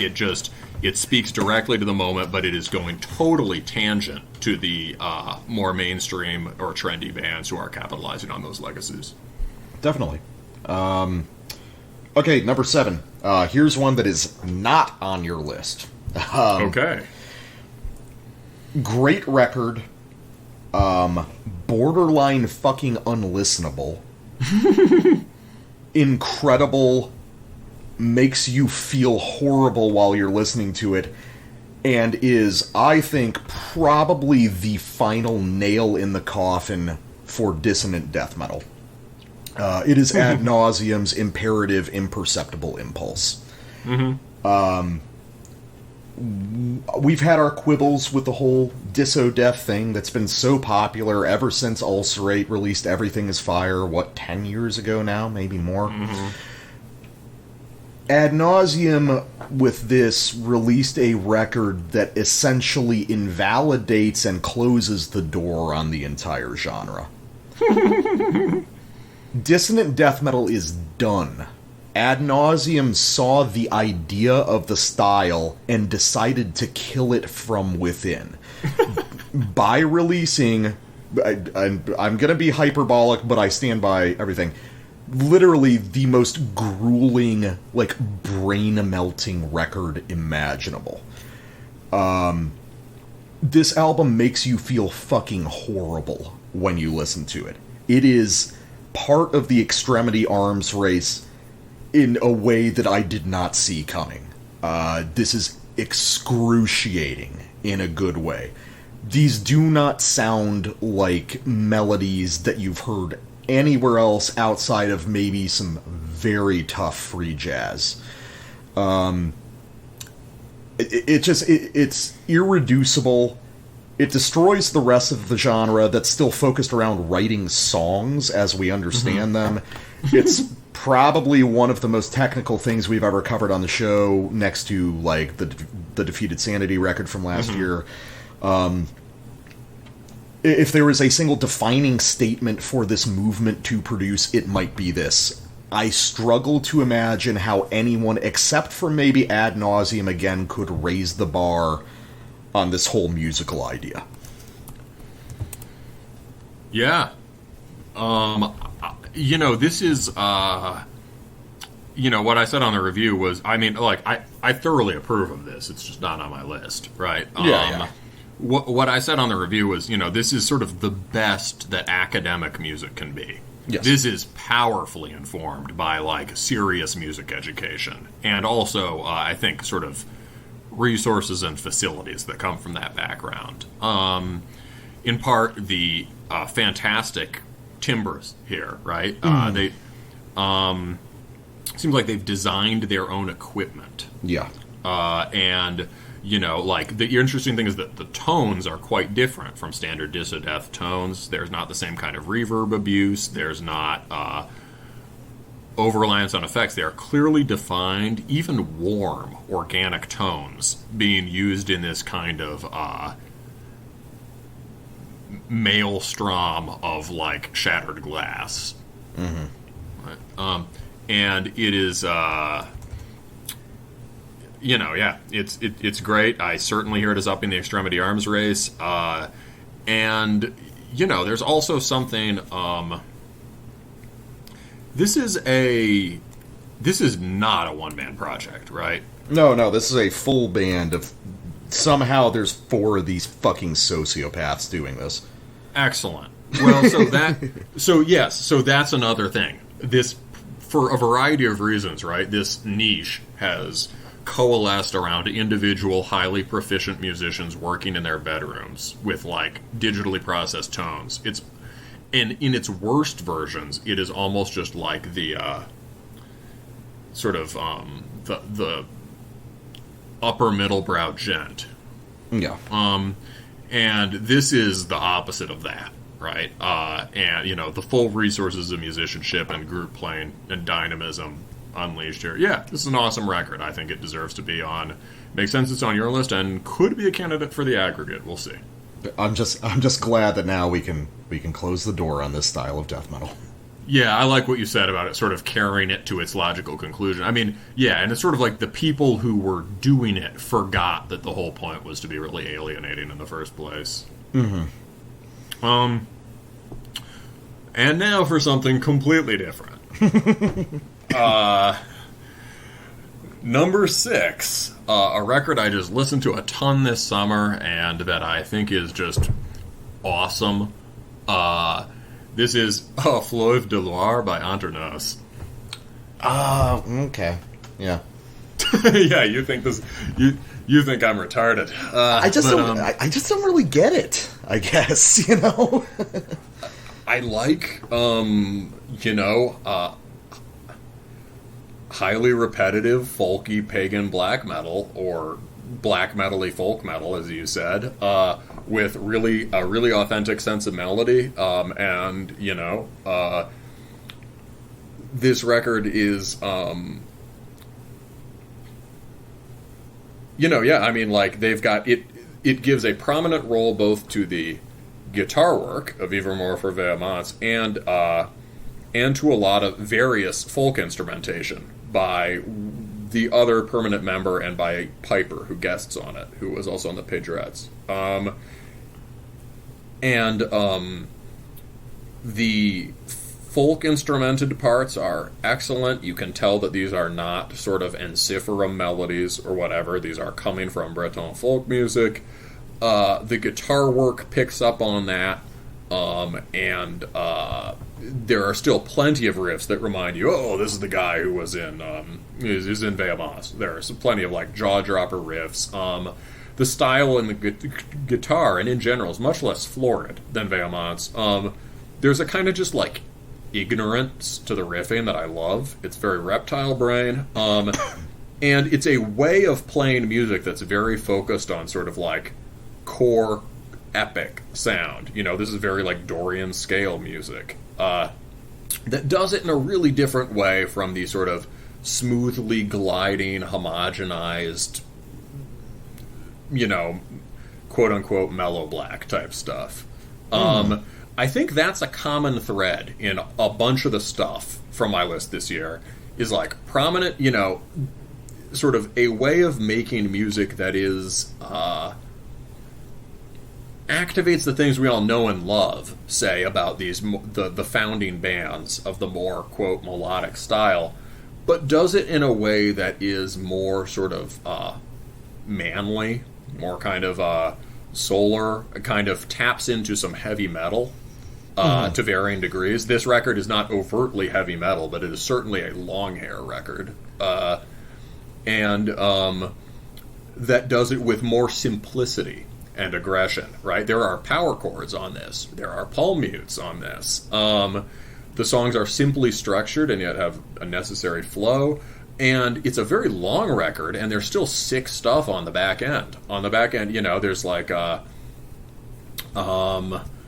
they have one of the best sort of extremely folky bangers. Batelier de Loire is there, and then I think it's Le Roi René a fait Monde. Is that or one of the other one, or maybe the fifth track? There's one with just like barnstorming black metal riffing on it. So I think it's weird. It's uncommon for something this straight ahead to like have remarkable songs on the back end, much less when it's fucking 64 minutes.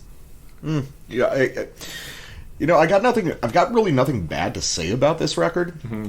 I think that its reference points are just things that I don't really understand. It's.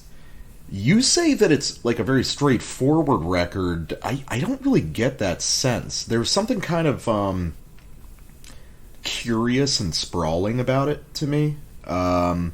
This isn't one that I came back to, so I take this with a grain of salt, but for me there was always this kind of like wandering, kind of groping around sense to the song structures, which is kind of cool. But I guess this just doesn't really do a lot of the things I'm usually looking for in black metal.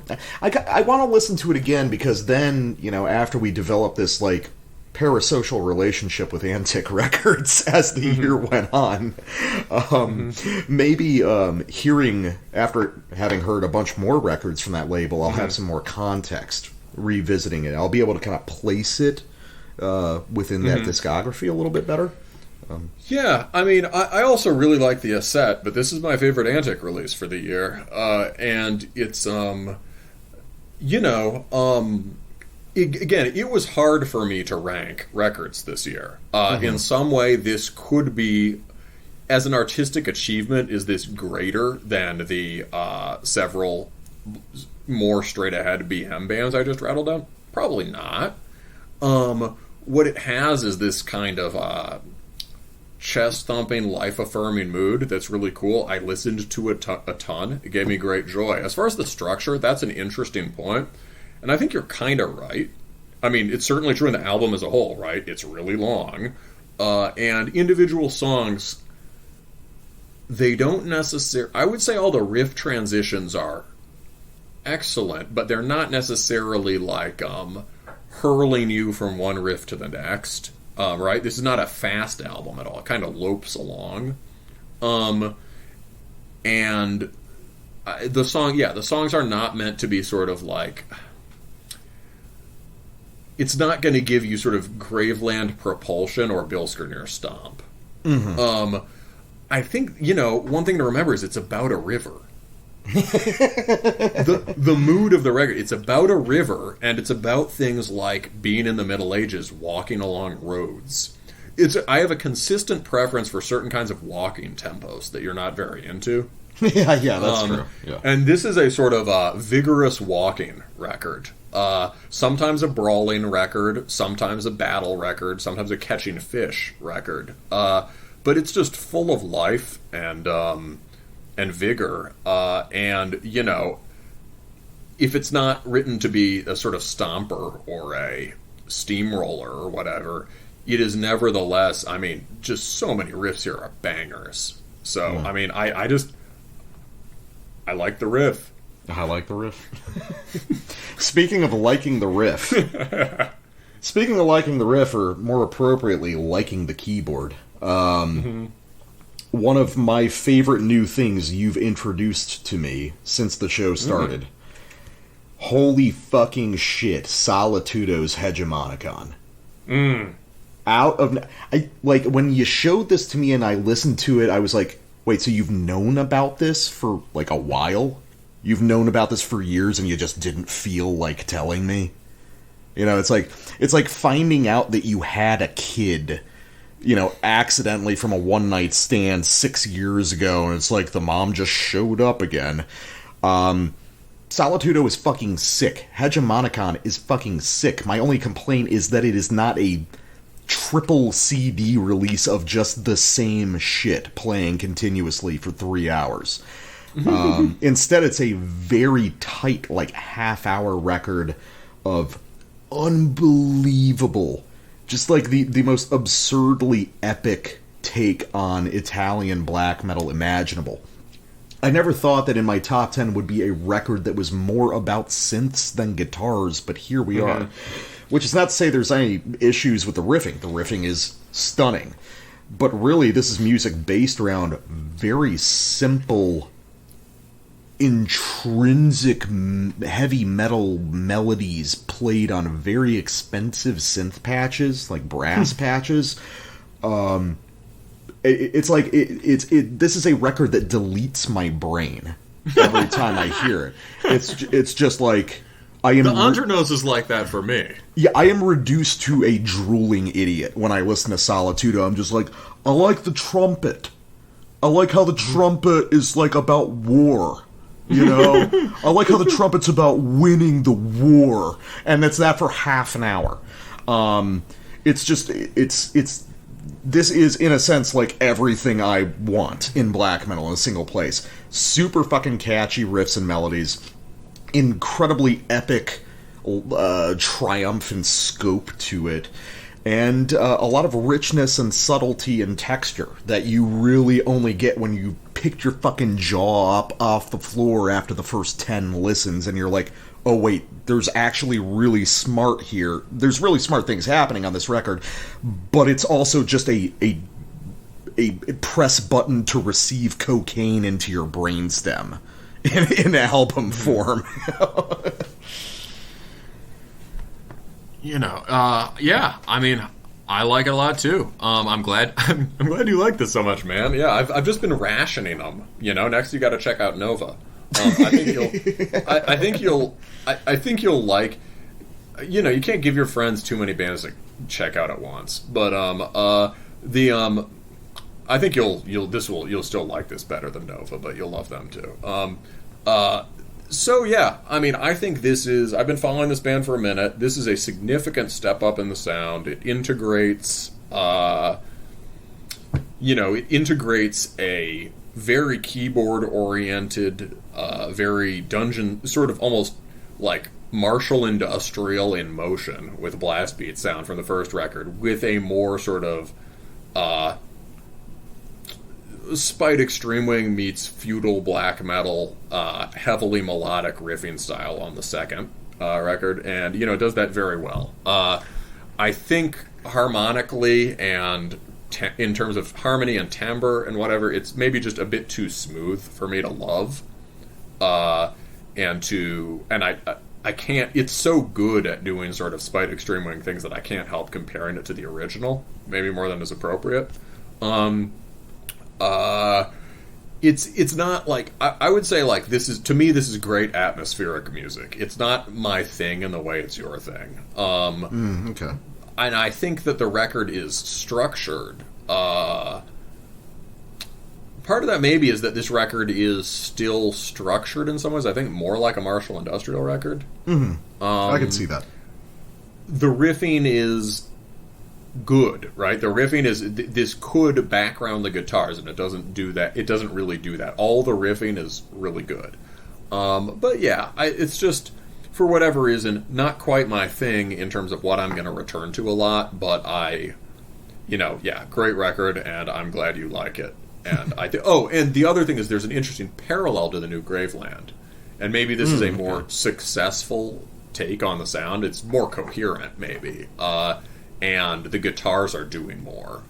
But like both of them are aiming for like highly orchestrated, something that only became a possibility recently, which is like, for a long time, synths that were good in metal just sounded like cheesy, right? You want bad synths.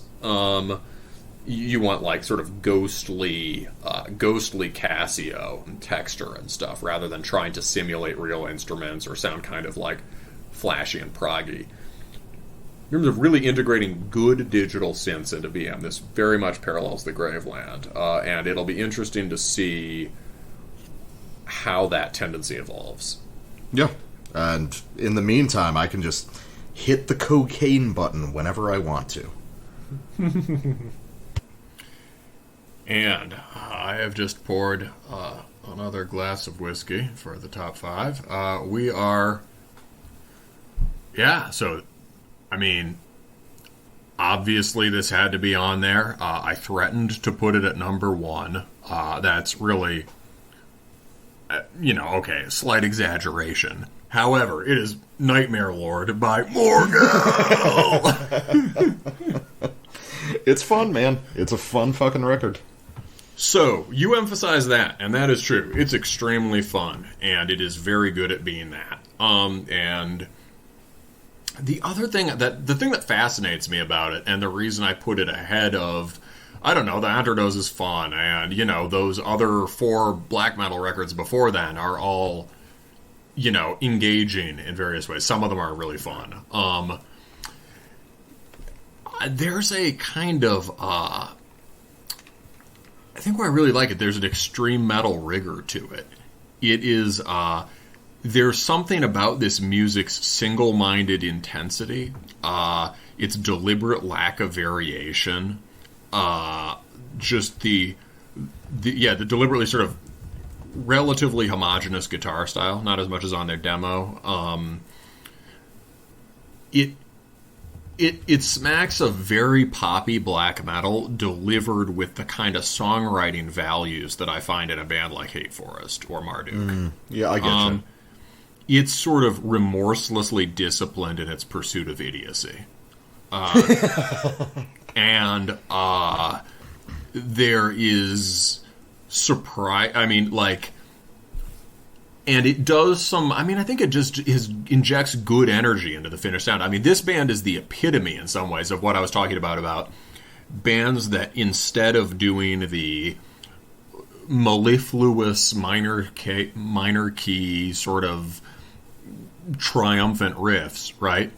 This band often works with very similar basic melodic and harmonic ideas, but they make it dumber and more aggressive. And very often what they're doing is as simple as just breaking up the chords into like single string arpeggio stuff, they are and they're mixing it up with driving. One thing that we were surprised by is that like the basic chassis of this music is just blasting black thrash, right? From Impaled Nazarene or Creator or whatever, or Niflheim. And it's got the kind of, so it's like, it's very fun, but it is also just a sort of a fucking bag of bricks from beginning to end, and a kind of a whirlwind in the way that a really good, much less accessible, more drone-based black metal record is. And I think that makes me respect it a lot. And I think, again, this sort of taking lessons learned from the Franco-Finnish style, but moving it into this register of sort of just, instead of sort of like inadvertently sugary pop hook stuff, deliberately sugary pop hook stuff that is also just like virile and insane. Yeah, I mean, when I put it at number 20, and when I was talking about it, I mentioned how I see this as like the spiritual successor to Impaled Nazarene, who unfortunately just aren't putting out music this exciting anymore. But listening to this has made me go back to Impaled Nazarene more. It's always been a band that I've loved a lot, but now I'm starting to think, after having gone back more and more, that they probably are worthy of being considered amongst the greats of second wave black metal.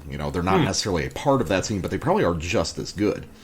And what made Impaled Nazarene so great was that fuck you attitude, that willingness to just, big fucking hook in ways that really nobody else was doing at the time. It was futural. It was. The funny thing is, though, that although no one, until this band, sounds remotely like Impaled Nazarene now, they were doing a bunch of things that are now the norm, including being one of the very first examples we can find, aside from early Graveland and maybe Storming at the Baltic, to do the kind of simple sliding epic riffing that has become the bread and butter of the Finns and so many other scenes, right? Like Suomi Finland Perkele just is ground zero for that kind of shit. Oh yeah, absolutely. And I mean, so what does Korgel do to really update that? Well, you called them they're Morgal. Morgal. Not Korgel the Exterminator. Yeah. Although I mean, it would work. Yeah. Well, isn't that a fucking? I don't even listen to them, but isn't that a Voivod song? I think so. Yeah. So what does Morgal do that makes them exceptional? Well, what about doing really fun black metal, but it's always about doing dumb things in the right place. What if we just did everything insanely fast all the time? Why not? We have the technology to just play at 300 beats a minute continuously now. Like, you can't walk around in Finland without finding a drummer who can do that now. So why don't we just fucking do that? Why don't we make our leads more fucking absurd than anyone? Let's just let's take everything in this maximalist approach and end up on the other side with like this incredible art just through sheer naivete. Yeah, I mean, I think so, and in that way, although this is in some ways very accessible, it really does up the extremity arms race. And for a certain kind of BM listener, especially the sophisticates and the vampires and all these people, this is gonna scan as inaccessible because it's just like a solid wall of wailing loudness war punk metal. Yeah, that's true.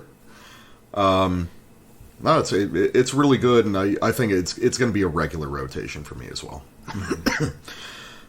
Speaking of like punk metal, my number 5. Well, speaking about, is this a metal record?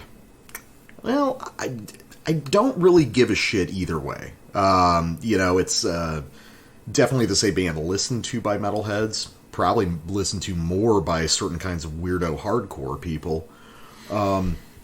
Number 5 is Swarm's I Dreamed. What an album. Swarm is one of the only bands out there that seems to consistently up the ante on every single release. I love all of Swarm's discography, but it does feel legitimately like every album they put out is their best. And I can't think of many bands that have been around as long as them who managed to do that. Swarm's been around for over 20 years now. So, like I was saying, is this an extreme metal record? I mean, you could argue Swarm is really just doing their own thing. I mean, they're doing a combination of screamo and hardcore and grind with clear and present influences from death and black metal throughout their entire discography.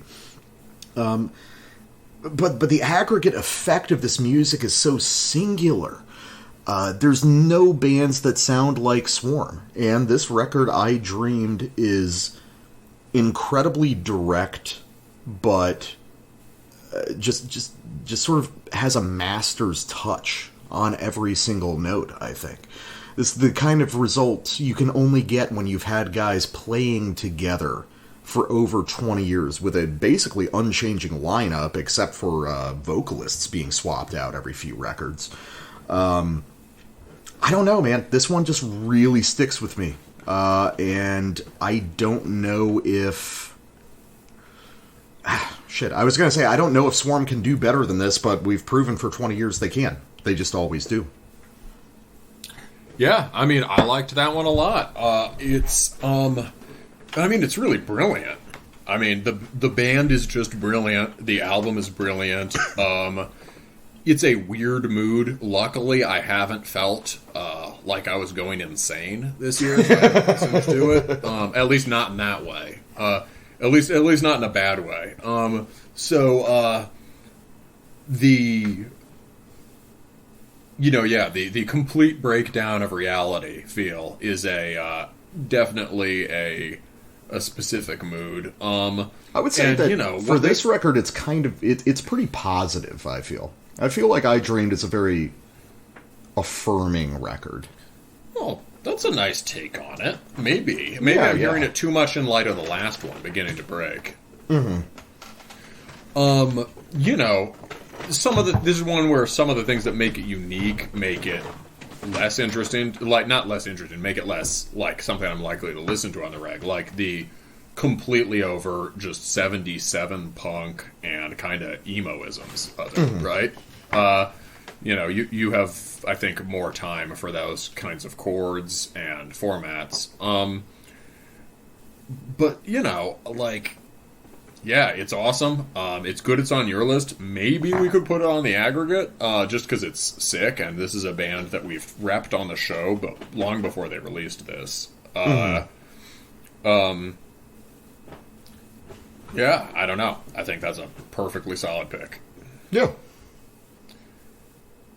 Number 4, my responsible choice. It's The Divine Punishment by Antediluvian. I knew it had to be on there somewhere. Yeah. This is a it's a great work of art, and it carries the style forward. It's the level. This is a long record with a completely even level of detail throughout. As we talked about, it sort of breaks up into 2 chunks, one of which sounds more like... the first chunk sounds more like an industrial-style fusion of improvisation and block mode songwriting, with like big sound objects dropped in. The back end is more sort of driving serpentine and tumultuous Black Death. There are just... It is not, am I listening to this on the reg? No, it's just not the current mood for me. Will I listen to it on the reg? Certainly. And it is, we talked on the review about the soloing, the freeness in the soloing, the complete authenticity of the kind of neo-folk or post-industrial stuff they drop into it. Skillful incorporation of more traditional Norse and even Swedish ideas hiding around the edges. But, really just a lot of brutal but sinuously elusive riffing. And if you focus in on any part of it, you're going to hear, like, a ton of detail. Like, there are... Like, I haven't nearly wrapped my head around it. It's... And again, it's a thing that can sound formless, quote-unquote, chaotic, blah, blah, blah. That is not the point. This is... These are sort of nimble and fluid forms, and it's, you know, it's... Yeah, it's a great record. It will be on other year-end lists, or it should be, and, you know, this is I think, a much-needed return from a band that had a real idea and are still out of the head of the pack. Yeah, this is a very good album. Bounced on and off my list a few times as I was assembling it. Ended up not being in my top 20, but it is in my top 40. Honestly, purely for aesthetic reasons. Yeah, it's just not really my aesthetic. That being said, purely structurally, and the intelligence and the sort of naturalistic songwriting on display, does it belong on, like, the aggregate list? Yeah, no question. Yeah, it belongs as a Terminus pick for the year. I like that within all the weirdness, it's actually really rigorously structured. It's almost pointillistic, the way, you know, those sort of convoluted drum lines are assembled. I imagine this is a record that took just tremendous amounts of iteration to nail down exactly. And it's interesting because I always kind of... You've talked about Antediluvian for a long time. I've listened to some of the old stuff. Maybe I just wasn't ready for it, but I kind of always had my doubts about it. It's like, you know, black metal guys, this really is fucking good as you say. I think at this point the answer is yes. Maybe not aesthetically my thing, but yes, this is a band that is just as smart and artistic as a lot of people say they are. I'm comfortable saying I was wrong about my initial assessment of Antediluvian maybe being more flash in the pan. No, this is great music, and I highly recommend it to anyone that likes kind of like headier extreme metal stuff. Cool. I'm glad to hear that. Yeah, this is, you know, basically what they're doing is, I understand your reservations, because this is easily lumped in with sort of, there's a lot of stuff that sounds basically like this, but is very bad. Sounds in superficial affect like this. The stuff that's based on reverb-abused sort of, you know, the ortho cavern stuff, the old really shitty wave of pseudo-cavernous Black Death, you know, or, yeah, things like that. This really... It's after a similar feeling. It's just actually doing it. And in terms of, you know, I mean, I think another great thing about this band is the sheer density of lore, of, you know, this sort of Nightside Old Testament world they have. Each song suggests part of a cosmos, and, you know, it's all a way of perceiving our cosmos. I am comfortable saying that Antediluvian understand fundamental reality. They just have their own way of doing it. Yeah, definitely. Speaking of fundamental reality, these segues are getting nice. Okay, so here's one that's... This is the equivalent of the Hunter Nose record, but for me. So this year I've really been making an effort to really clarify my stance on brutal death metal and talk about why it's important. In my top 40, there's a ton of brutal death records. There's like 5 or 6 that are all clustered just outside of, you know, my top 20. But the thing that really justifies all of those is this pick at number 4, which is Exterminated's The Genesis of Genocide, which is kind of a funny pick because there are brutal death records this year that are, in some sense, more unique. Or it's easier to articulate what makes them so smart. But something about the Exterminated record grabbed me in a way that that the rest of them didn't. And it has to do, I think, with mood, with its own abstract sense of atmosphere. People don't think of Brutal Death typically as atmospheric music. I do, and I think this one has a very distinct one. It's remarkably cruel, inaccessible music. I was actually re-listening to our review of it the other week, just while I was in the car, and you were describing it as just a sort of horrible mudslide of just like deliberate inaccessibility and sadism, and you were completely right. All the things that you said about it are the reasons why I'm including it in the list. It's unapproachable. It is a brick wall of just unfriendly sound. But it is it centers around what makes Brutal Death special to me, which it's all those aspects. It's the unapproachability, it's the severity and rigor of the structural ideas behind it, and subtly underneath everything, the atmosphere you get when you fully commit to those structural conceits. You know, this entirely inhuman concept of material reality. Yeah, I think it's actually kind of close to the antediluvian. Yeah, I could see it. Yeah, this sort of thick, viscous continuum of riff that's incredibly detailed and could seem just like a guitar tone to somebody who's not paying attention. Right?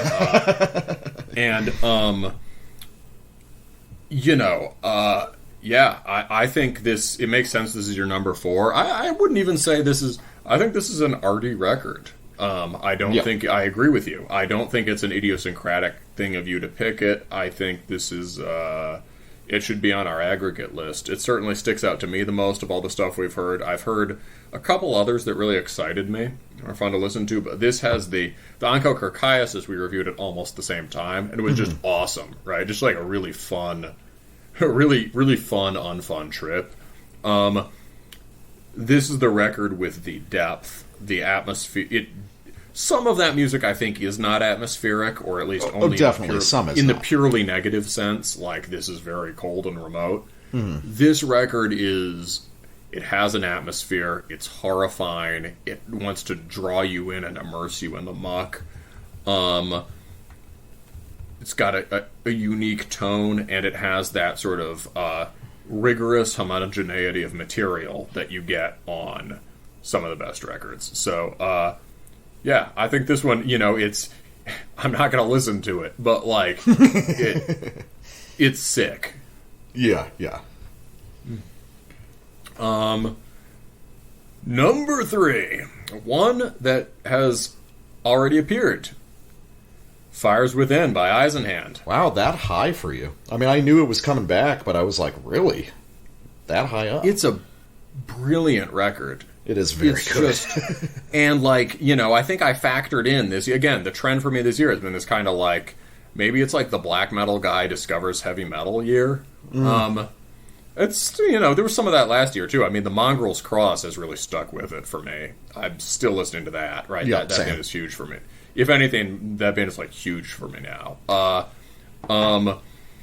And the Eisenhand is, like... Well, as we talked about on the show, right, it's got an undertone of punkiness to it, and punk as it would have been in 1982 or 3. The references are coming from just, like, Motorhead, GBH Discharge. It's, what can I say about it that you haven't? I mean, each song is completely fully realized and recognizable. I think what I remember praising was the subtlety and restraint of the playing. All of these riffs could be hammered out, and they'd sound great. I mean, you could play this record as a conventional sort of pedal to the metal loudness war thing. You could even make the production a lot more conspicuously raw, like more in the red and noisy, and just roar it. And these songs would also be incredible. The basic forms are just there, and they are susceptible of different interpretation. But what they've done here is, organic, warm sound and playing that generates power almost in the way a jazz band does. This band did the thing that, you talked about this with Morgal, and we've talked about with a few others, right? It leads you back to other things. Mm-hmm. This, when I heard it, I knew this sounds like Diamond Head, but because I'd recently been like, okay, what does Lightning to the Nation sound like? This sent me off on a marathon of listening to Eisenhand and Diamond Head. And this band really masters what that band had, which is Diamond Head is this bizarre missing link. I guess what I'll talk about is Diamond Head, and in relation to this, it's like that's what I've learned since listening to this. It's this, all the basic elements of extreme metal are there. You can hear, it is not an extreme metal record, but you can absolutely hear its influence on, say, the best parts of Metallica or whatever, as well as its uptake into the worst parts of Metallica. But, it is, it's in this liminal stage where, well, it's got highly repetitive, powerful minor key riffing. It's got palm mutes, right? Played with more inflection and sort of in a less uniform way than on, a Metallica record. It's got, rolling Motorhead beats, rolling sort of overkill beats. It's got D beats on it. The mood is uniformly dark, but it's a different kind of dark than you get on almost any extreme metal until maybe a couple of the records we've talked about tonight, like Narbaleth. Eisenhand has this kind of or not Eisenhand, sorry, Diamond Head has this kind of like you can hear that they listen to Led Zeppelin as like the kind of thing they aspire to doing. And it's this missing link where one thing that makes the 70s rock bands, many of them, terrible, and parts of Zeppelin terrible, is you get the effect of sort of like white guys imitating certain features in black music. Yeah, that's like blue-eyed soul shit. Yeah, and, like sort of turning them into cartoons and then taking the cartoon and bloating it, trying to make it, quote, artistic, right? When the art was already there in the original version. Exactly. Yeah. Like, it was good. They don't need your help. It's good. This band has all the inflection, Diamond Head had all the inflection and groove of a blues-influenced band, of, like, black music. And it had the sort of sexuality, the raw sexuality that the 70s rock bands heard in blues and kind of fetishized and aped in really awkward ways. Like, oh, squeeze my lemon, baby. Right? But Diamond Head has it as the particular kind of mojo or mystique of just, just a British bloke. He's not, it's moving in parallel to the music that influences it and doing it in a respectful way.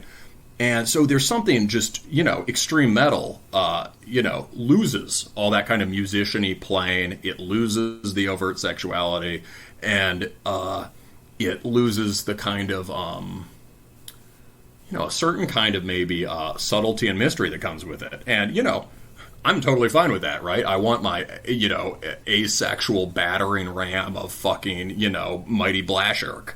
But, like, but Eisenhand gets that about Diamond Head, and I have never heard a modern band do that. The music is not sexy in the same way. It's if anything kind of like has a kind of wonderful childlike naivete. Like all the lyrics are about how great it is to ride motorcycles in beautiful Austrian nature. Yeah. But it has the musician's touch and soulfulness, a particular kind of soulfulness in the playing that creates a heaviness that you won't find in anything else that came out this year. Yeah. Shit, what's there to add? It's, I don't know, I've been trying to look into this band a little bit.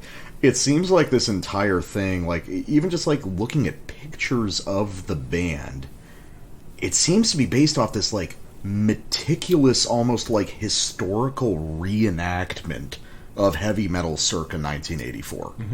Like, the kind of, like, obsessive, autistic love of this fractional period of the whole thing. this commitment to a basically forgotten aesthetic. Because we're not even talking about like, oh, this is a trad heavy metal band. No, we're talking about a niche of a niche within that. And the fact that fucking 5 guys in Austria that were all that fixated on that managed to find each other is kind of a miracle in and of itself. Oh, the word we're missing there is boogie, right? Yeah. Like, there's a certain kind of repetitiveness that comes into extreme metal and gets stripped of its kind of syncopation and dynamism through Motorhead and through, say, like the song Overkill. But if you listen to the rest of the tracks on Overkill, a lot of those are boogie rock songs, for better and worse, right? Eisenhand has the sort of boogie-woogie groove underpinning that, and that you also get shades of in this transformed way in Diamond Head, and without having any of the aspects that are hokey about it or overly wedded to rock and roll. So it's really cool. And, you know, compare that to a bright, shiny plastic band like Visigoth. I mean, Visigoth's got some jams, but Eisenhand wipes the floor with that shit. All right, number 3. A record that I love, that you brought on the show, that has become... This is probably my most listened to album of 2021. And we've argued about it multiple times, even though you brought it on. So I've always thought that was bullshit. It's like, you're the one who brought this on. It's Passism's Eminence, which is, goddamn, this is an album for me. Passism's take on French black metal in this hyper maximalist kind of arrangement just spoke to me in a way that more than anything else that was released on Antic this year. The Asset record is outstanding, but the Passism record is the one that is going to be like a permanent fixture of my listening until I'm dead.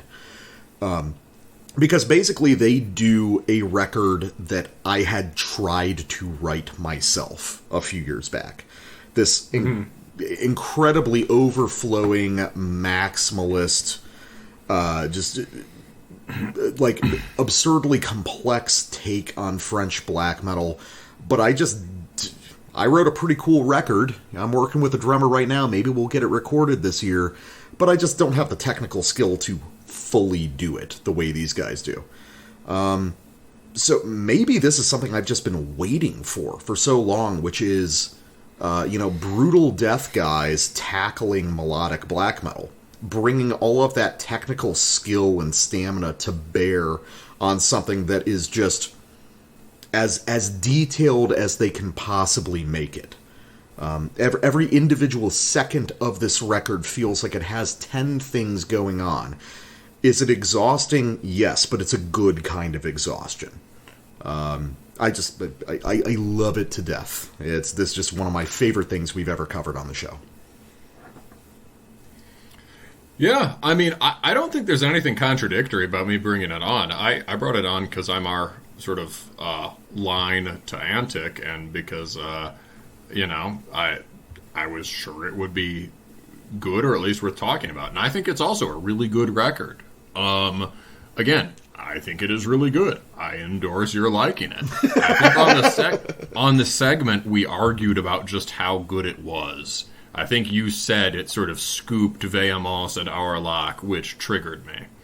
I said it scooped people trying to do that. I didn't say Vehemence or Aurelach specifically, although after hearing the Aurelach record of this year, maybe your opinion's different there. Well, go back. Yeah, no, go back and listen to the show. It's what you said, or it's what you wrote in the notes, at least. Something like that, yeah. However,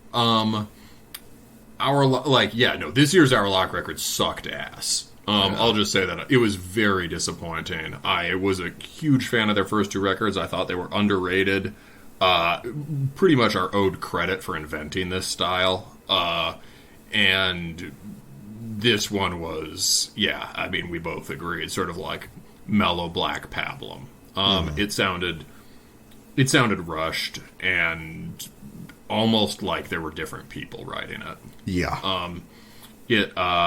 I hope that, it's just a momentary thing. I understand why, if you've been laboring in the shadows, people you've influenced or anticipated have gotten big, you might say, let's write a new one fast, right? And let's write one that is, one that will reach a lot of people with some just big, simple hooks on it or whatever. I get the impulse, but, it didn't pan out at all.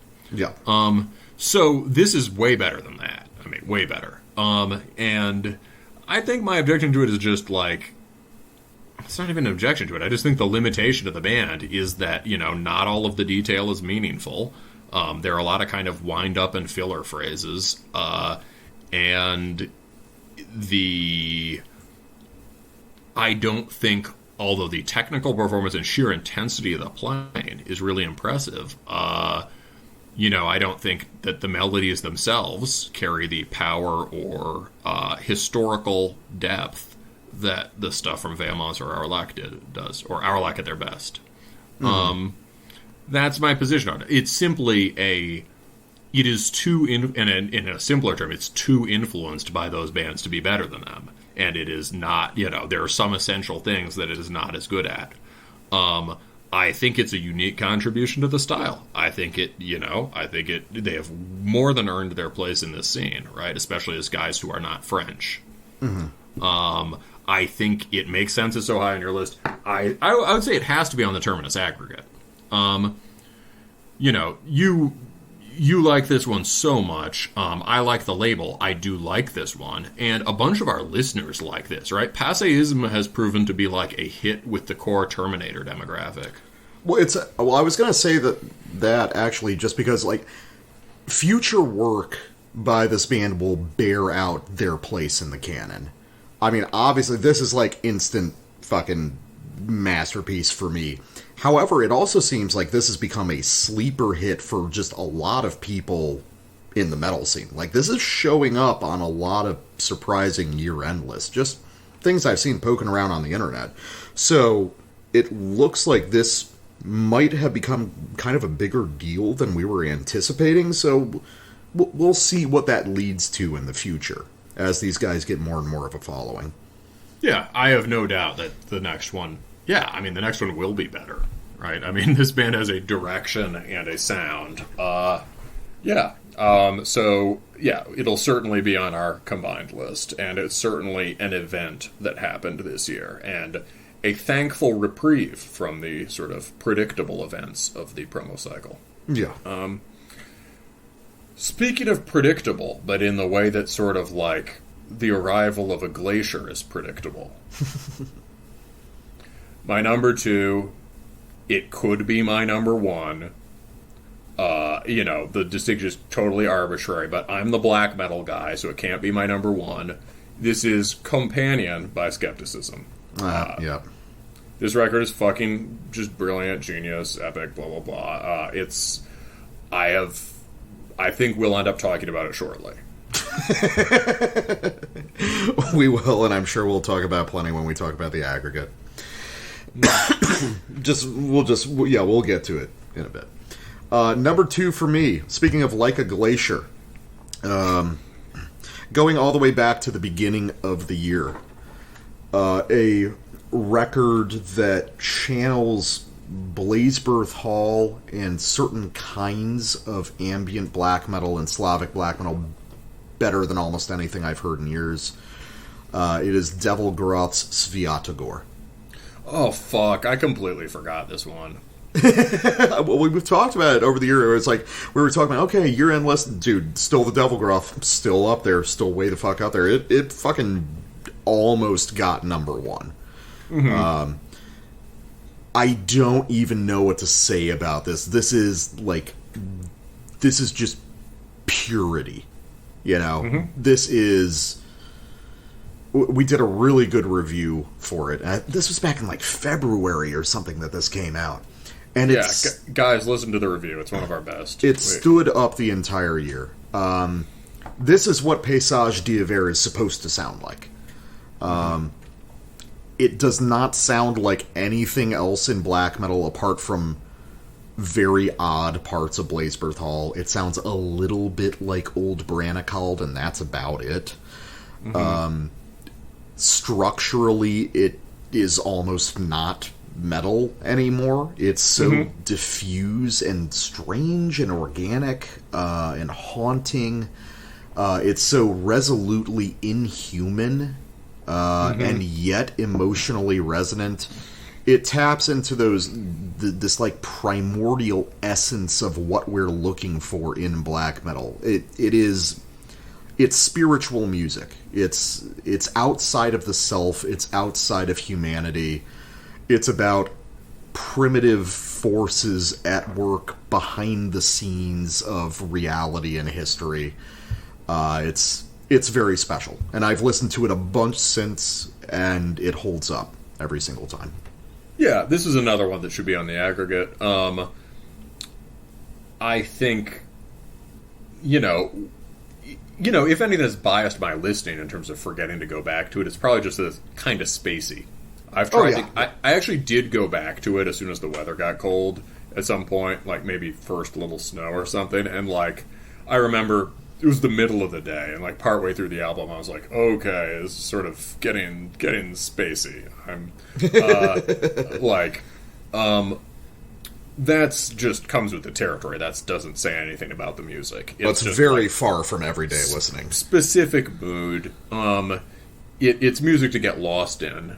Or maybe to just have on in the background in a way that transforms the environment, like the best ambient. Yeah, not only is it, like, Beyond Metal is relatively familiar for black metal. Like, I think we've talked about on the show, there are a bunch of black metal bands that aren't really metal bands. Ildjarn's not a metal band. Graveland's not a metal band.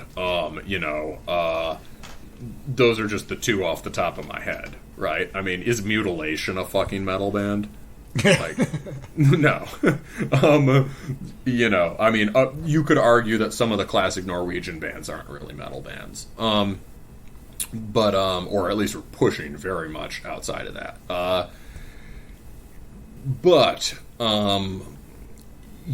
This goes further in that it is points towards the, this music's been around for a long time. I am adamantly committed to the tradition. However, things have to grow and change.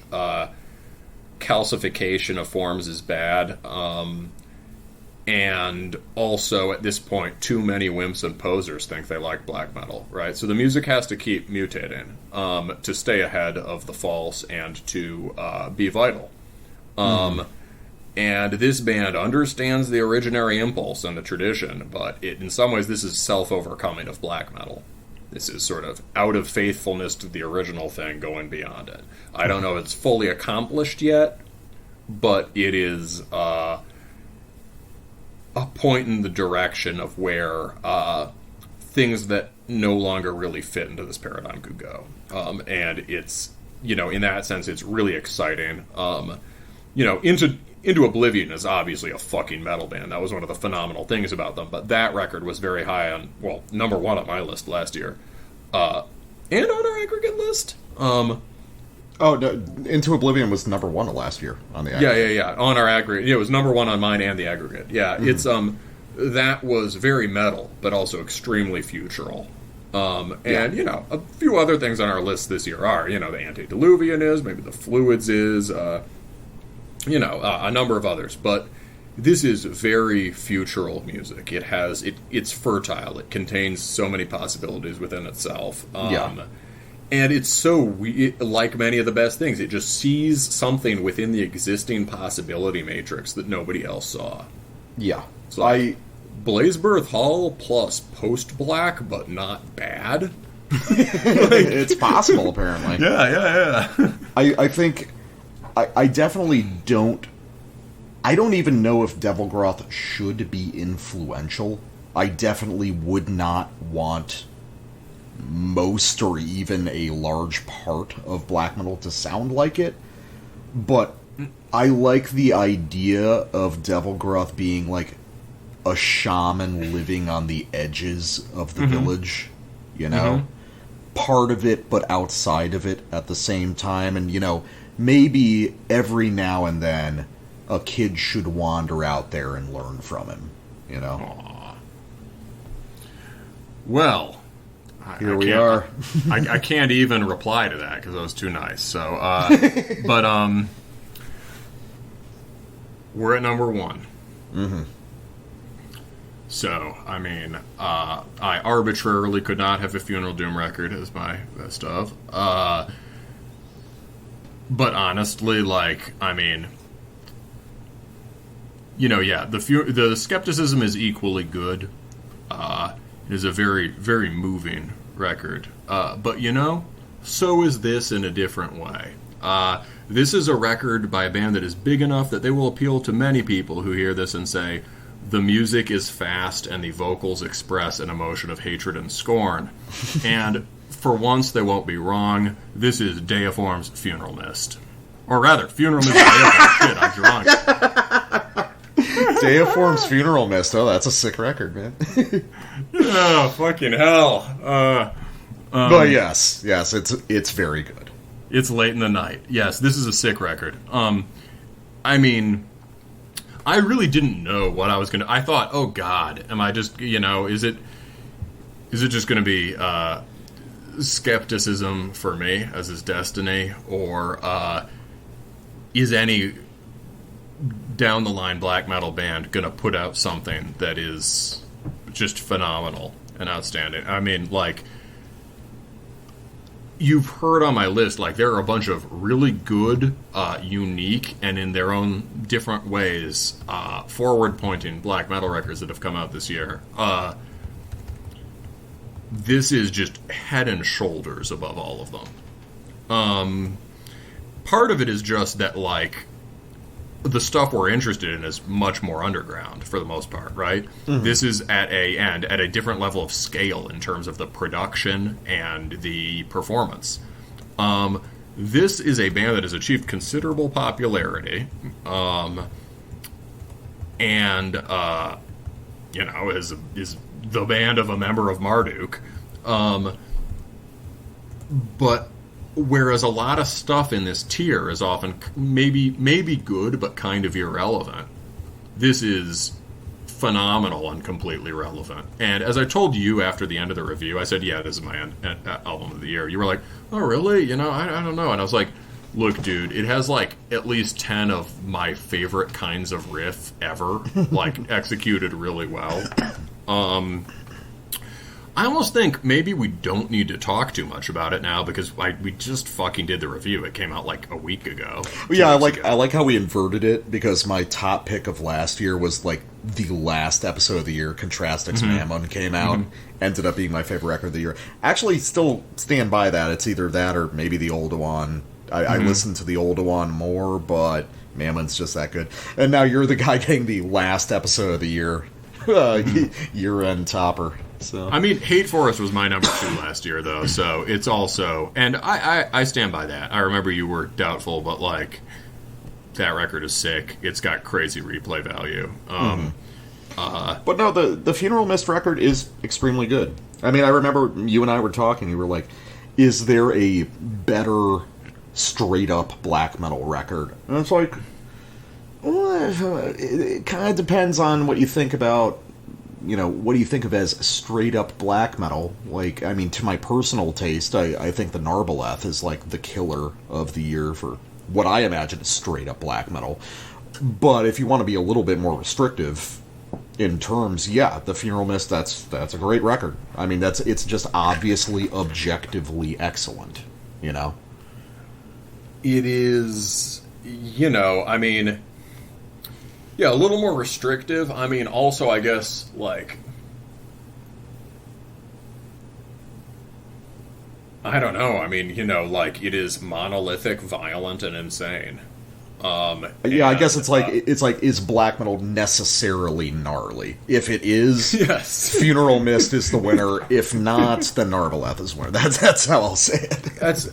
I guess I don't know if I see Narbaleth coming that close, but I mean, it's certainly a really unique achievement. And, you know, Zari Wilk, I think, was also excellent. But I might agree that the second thing number 2 in terms of sheer artistic quality and vision of the BM we've reviewed might be Narbaleth. I mean, so Funeral Mist Deiform is like, I mean, it operates on a gigantic scale, and yet it has the tightness of a band that writes much shorter songs.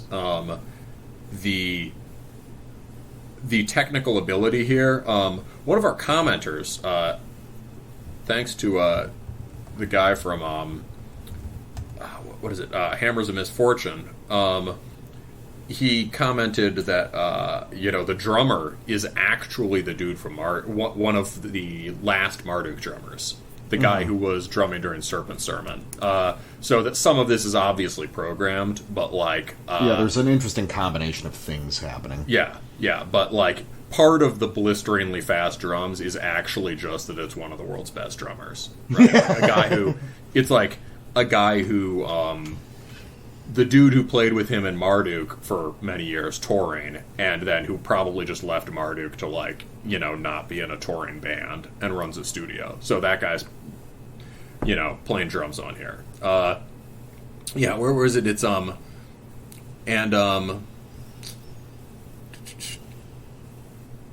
so this, it's, I mean, I don't know, like, we just did the review. I think, I think black metal should be delivered at withering intensity, should have melodies steeped in folk and classical music, should activate the sawing, sawing, grinding tradition of punk and extreme thrash and grind. I think it should dwell on drone and repetition. This record manages to be both sort of frenzied and droning at the same time, and I think the final track is Into Ashes is, probably my pick for Song of the Year. It hangs together wonderfully as an album. It does, and there's tons of shit just every part of it is killer. There's tons of stuff we didn't talk about. I mean, there's something like Apocalypticon is a sick, he's like playing speed metal riffs, but like did I talk about this in the review? With just like savagely dissonant intervals at a speed where it starts to function just like sheets of dissonant trem. In here has the big orthodox BM banger moment. It has a kind of like dissection like chorus. It's just we've talked about how the ambient work on it is not filler. I don't know. I think it is really, really good, and although you couldn't point to any individual riff and say that's a new kind of riff, it engages the full arsenal of contemporary BM, the full technical possibilities, and also the potentials of electronic music, both in terms of like what the sort of flagrantly programmed or program simulating drums, and in terms of the just good use of the sample stuff. I mean, I compared it on the review to very, very favorably to the that Plebeian Grandstand album, which is trying for a similar kind of intensity and apocalyptic vibe and electronic aspect. And this is Funeral Mist has the answer to that. Yeah. Well, yeah, I won't argue the point about it being excellent. So, all right, number 1 for me. I mean, we all know what it is. Should I even talk about it now, or should we just wait when we get to the aggregate part? Nah. All right, it's Skepticism's Companion. It's almost unfair. Like, pitting Skepticism against normal bands is, like, not fair. It's not merely a matter of Skepticism being one of the best metal bands of all time, or being one of the best bands of all time. But in my world, Skepticism is, as an artistic collective, one of the best things. Full stop. That's just it. Every Skepticism record is the best album of the year it's released, probably. Companion is no different. I mean, yeah, it's like we're talking about guys that are just fucking light years beyond basically everything else. Companion is not merely the best record of the year. It's in the top half, I would say, of the Skepticism discography. It's an incredible piece. Skepticism is constantly iterating on their own sound, finding new things to say with their specific set of ingredients. I talked about it at length on our review. I think that this is a record that is specifically composed of songs that are about other albums. Individual ideas from other albums pulled, reinterpreted to make defining statements. But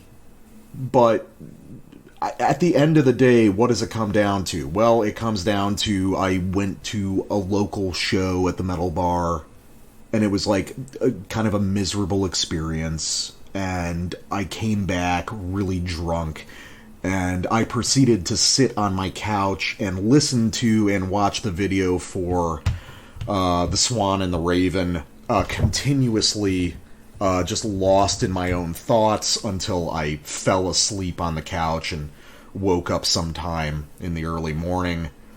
And just, I had a 2-hour session of just, like, thinking about my life, and it's like, what should I do differently?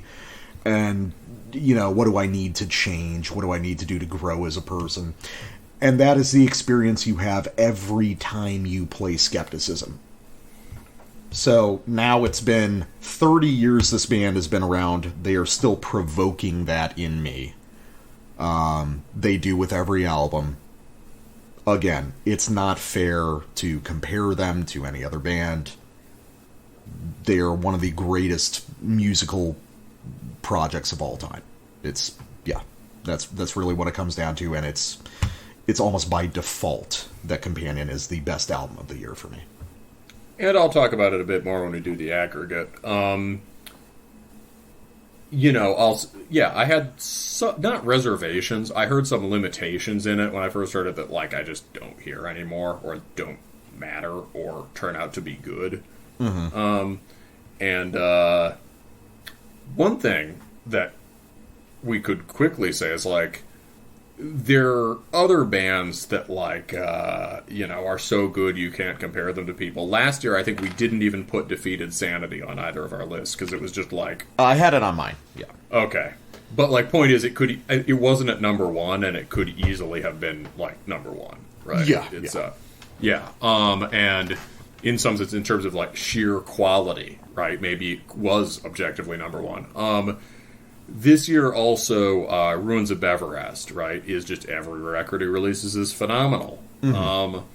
Not on either of our... I think it made your top 40. Yeah. I just think it's like, it's not among the best of his own discography, so it's like, I mean, it's obviously better than almost everything this year. It's basically, we don't need to put it on the list because he's, he's awesome, and it's because it's just let me apply the same techniques and ideas to more rockish, straight-ahead songs. It's just not quite a revelation in the way his others are, so I think we both feel content to take it for granted. Mm-hmm. Yeah. Hey all! This is Brandon from Cromlech, and you're listening to Terminus.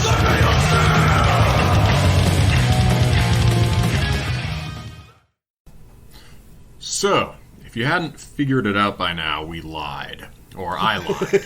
I said we were going to get through those faster, and then, of course, I started spurging out about the first one, and the spurging continued throughout. The death metal guy followed suit, and before we knew it, shit was getting hot and heavy, and we were talking over 5 minutes about each one. So, I mean, we've basically done the core of the show, and surprise, surprise, it turned out to be another undigestible monolith. Which is the brand you know and love. We shortened the episodes, but we'll be damned if we're going to make the year-end more accessible.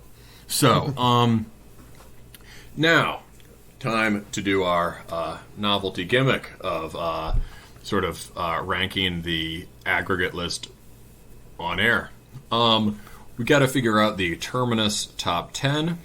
It should be stuff that works as a concerted statement from the show. Things we both can thoroughly agree are important from this year, and that we both can at least, even if it's not one of our thing, we can at least thoroughly endorse on some level. So, we're going to roll through a 10. So let's start at 10. Or what would be the best way to do it? Should we just say, what do we know is going to be number? It'd be probably most intuitive to just be like, all right, what do we know number 1 is? Well, we know number 1 is Companion. It's basically, we've been talking about this for months.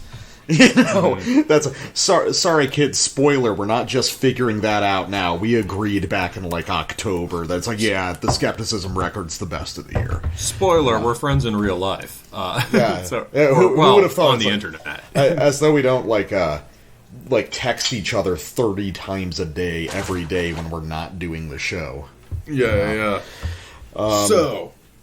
I guess here's the opportunity to talk about it. It's that good. It's that fucking good, Yeah, so for my thoughts, it's basically I may think The Funeral Mist is as good.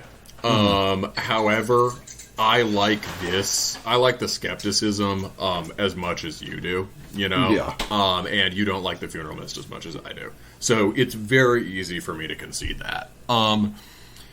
And,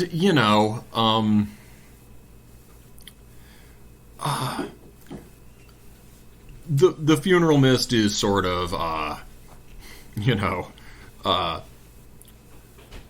cruel and inhuman, and perhaps shows some insight into our current historical moment. However, Companion is the... Well, and The Funeral Mist has the objectivity I really like about music, and that I found certainly in something like Stormcrow Fleet. Mm-hmm. Yeah. Companion is like the fullness of an individual life folded into a record. Oh, fuck, that's good. Oh, man. Honestly, I think that's the thing about Companion is it's got an almost... we go back and forth on, is sentiment okay, is being personal okay, is being very human okay for extreme metal. Mm-hmm. Skepticism kind of justifies all those things. It's an almost uncomfortably intimate thing to listen to, Yeah. There's something extremely vulnerable about it, which is not something you typically associate with extreme metal and usually goes horribly wrong. Yes. I would say, so what is, I was initially a little bit skeptical of how much you liked it. I think I wanted it to be Stormcrow Fleet. What has changed here? Well, yeah, first of all, it's just undeniable that they nailed it, right? Mm-hmm. It is sort of deals with, it sounds autobiographical, maybe not of a single member of the band, maybe of the band. You've said how these songs are based on different periods in their development. I think, yeah. The tracks definitely follow a narrative arc. Many of them seem like love songs.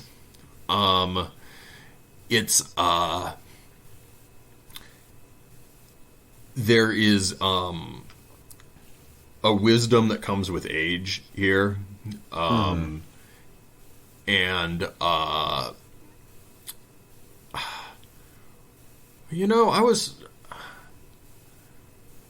was talking about this with my girl last night. I was like, one reason I'm so drawn to grim stuff is that it helps with the fear of loss. Mm-hmm. Right? And I don't mean that it's superficial compensation for, or just anything like that. But it gives you ways of dealing with it and fitting it into a different kind of world. The cruelty of the world, let's affirm that. and let's try to live with it and, expect shit to go wrong and be ready for it. Yeah, it's like brutal death logic, basically. Yeah, or black metal logic. But in a way, it is,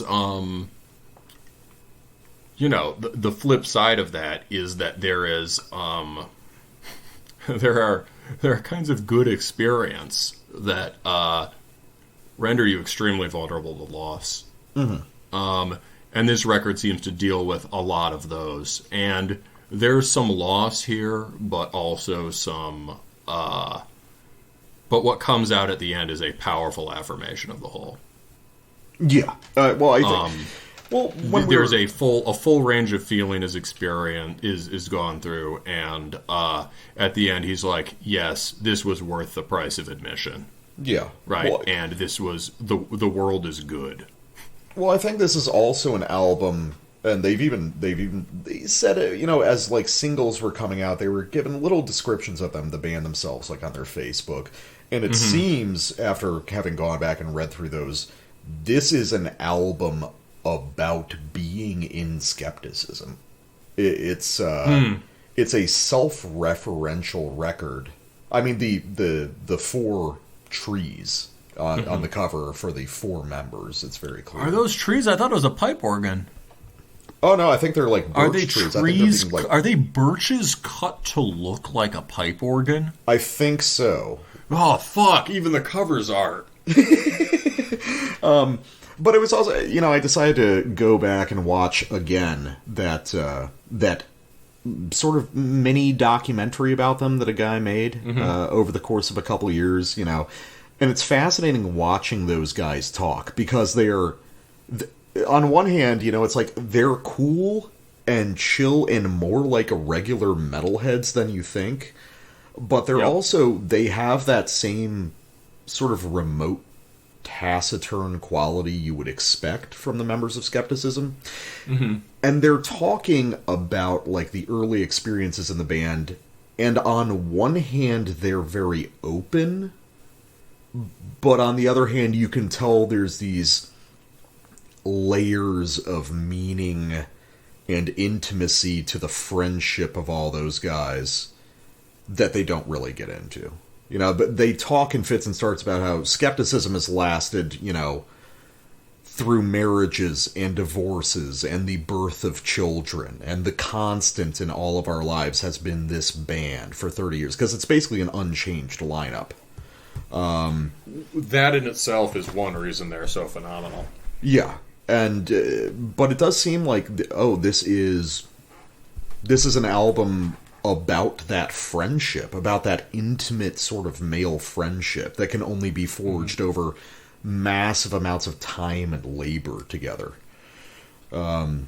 Which is such an unusual thing for a metal record to be about at first blush, but also is the exact thing a metal record should be about. Yes. Yeah, that's right. That's right. Like, it should have. If we're gonna, heavy metal is like intensely masculine music made by guys who push each other and drive each other to heights of like artistic experience. And intimacy and vulnerability is a part of that, even if that's not aesthetically what we usually talk about. So everything about this record, at first blush, seems like very unmetal, but in reality, it's perfect. It's exactly what heavy metal is.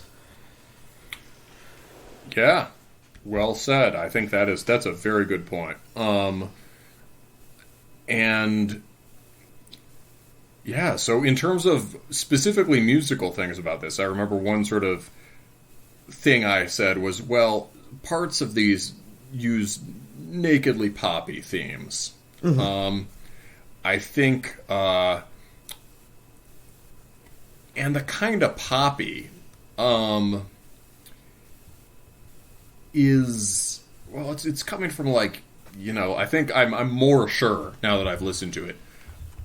There's that like da da da da da da da da da da da. Which track is that? Is that March of the Four? That's March of the Four, yeah. Yeah. So it's like that kind of motif, which is also like a kind of moody new wave thing or whatever, right? Sort of like is core to this song that is just maybe the most affecting and sublime on this. The Swan and the Raven too, but there a lot of it. There's not that specific riff, but there's another one. I think they literally are quoting a Cure riff at one point on the record. Nice. I think the big sort of secret thing going on here. So it's like, I mean, at the first I thought like, oh, it's almost like a Tears for Fears thing or something. It's like the Cure at their best and at their most epic. The thing that this record is like is Disintegration by the Cure. And Disintegration, honestly, like, I could skip a lot of... There are great singles, basically, on the beginning of the record, but then it just becomes massive. And, you know that one, right? Yeah. I mean, that's kind of like the biggest Cure record.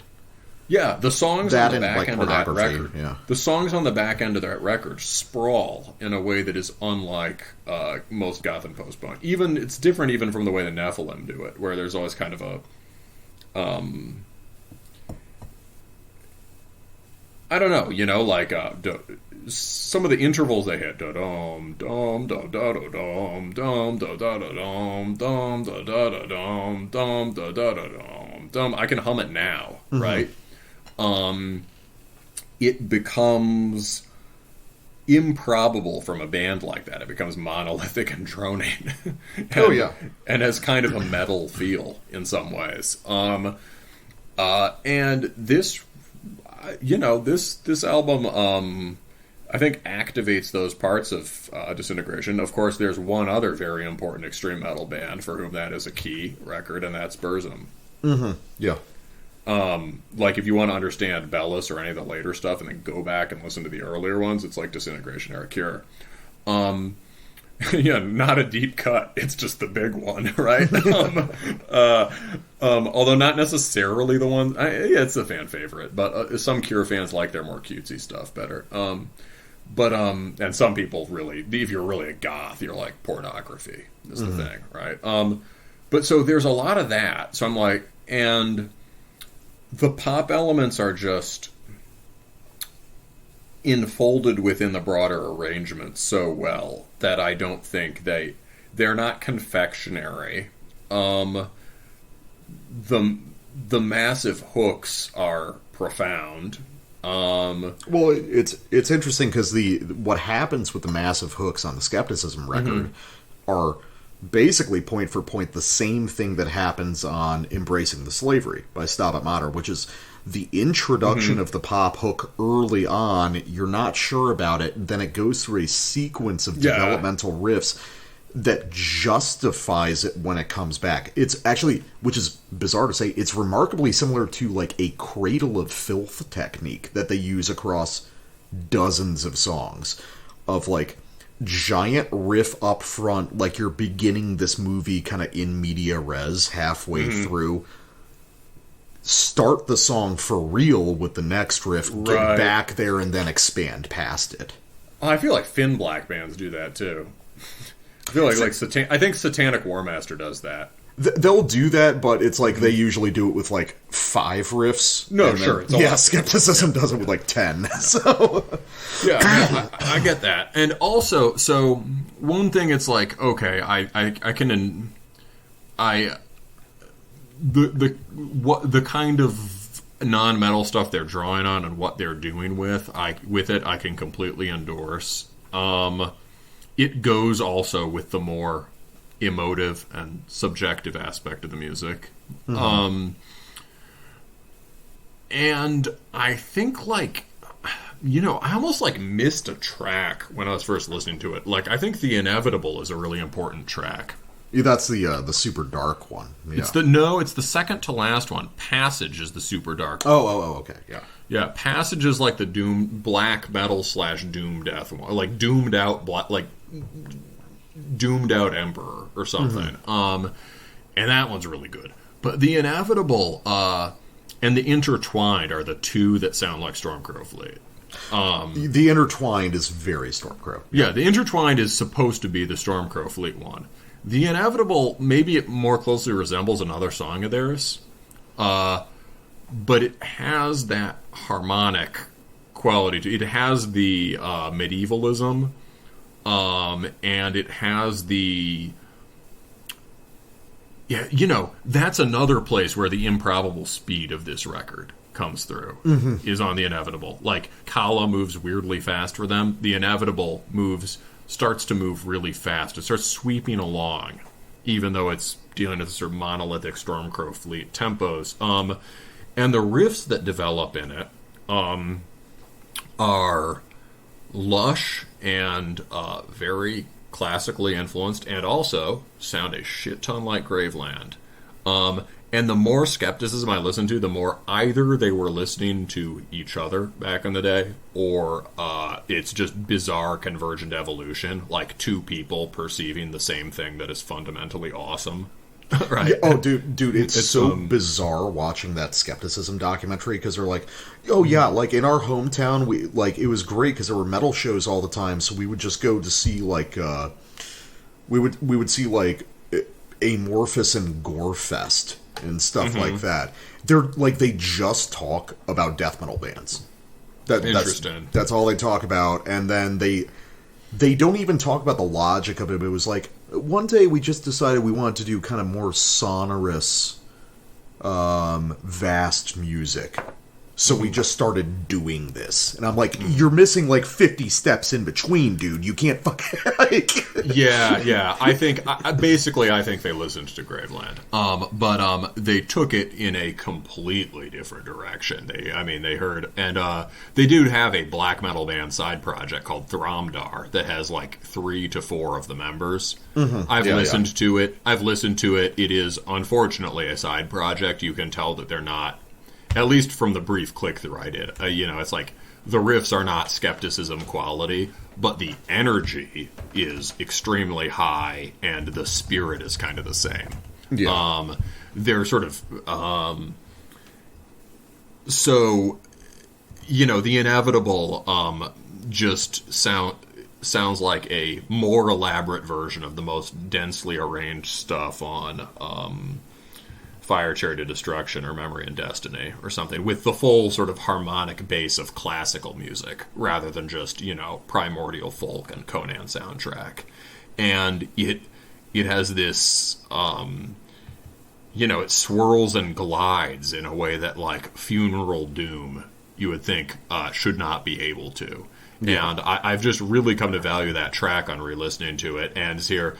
Okay, between that and the Intertwined, it really there is a really meaningful tie to the kind of thing I like best from them, and also just Swan on the Raven is fantastic and clearly relates to that. I don't know, it's and it is not without the the vast scale of this is part of what gives it. Although it is first personal in some way, although it is maybe introspective for the band, there is also, it still has it's deeply human, but it is still impersonal, right? Yeah, it's huge scale, maybe kind of an objective examination of the subjective. Maybe if it deals with the band as an entity more than the individuals, that makes sense too. Yeah, I don't know. It's hard. I mean, I could sit here and talk skepticism for 8 hours, But there's interesting things, like, especially just I know you really like certain skepticism stuff. I'm the guy that's like been following the career the most, so it's like watching these like common themes pop up over and over again. Like, lyrically, they're constantly talking about... I could hear they do the Rising of the Flames theme in, I think, in The Inevitable. They do it a lot. They do it... I think they probably do it on every record. But it's like, lyrically, all the lyrics, regardless of what the specific content is always about... duality and opposites. You'll constantly have lines that kind of symmetrically reflect each other. They're really fixated on that. They're really fixated on certain imagery that comes up over and over again. Like I talked about how there's a march song on like every album. There's the bird theme that constantly goes through these particular sort of imagistic obsessions of the band. that clearly are related to the structural ideas of music. Like for instance, the whole idea of duality and opposites. There was the Raven in the Backward Funeral, which is you got your bird theme there. That was the opening track off of Pharmacon, but fewer people know the song off The Process of Pharmacon, the EP before that album, called The Backward Funeral and the Raven, which is literally just a reversed arrangement. Whoa. Of that song. The lyrics are line by line reversed, and they are perfectly coherent either way. It's fucking crazy, dude. But that's the thing, nobody knows the EPs by Skepticism. Well, a simpler, more obvious version of it is just, second big record called Lead and Ether. Yeah, exactly. Referring to the massive core of the music, and then the sort of sublime floating stuff you get from the organ and the higher guitar work. As much as I would love to talk about Skepticism for another 20 hours... Okay, that'll probably be the focal point of this. We'll talk more about it on the Discord. If you guys want to get on the Patreon, give us money, we'll talk about Skepticism on Discord for 20 hours sometime. Yeah, so great album, deeply moving, and, it does the kind of thing that, I don't know, like a Terrence Malick movie, like Tree of Life, tells you it's going to do, and then sort of doesn't quite do, because in the end it's just everyone standing around in white sheets on a beach. Skepticism actually does that thing completely, and on Companion, and that's awesome. So, number 2, is it the fucking Eisenhand record? Well, now that you say it, in terms of things we both feel very strongly about, is it Eisenhand or Narbaleth?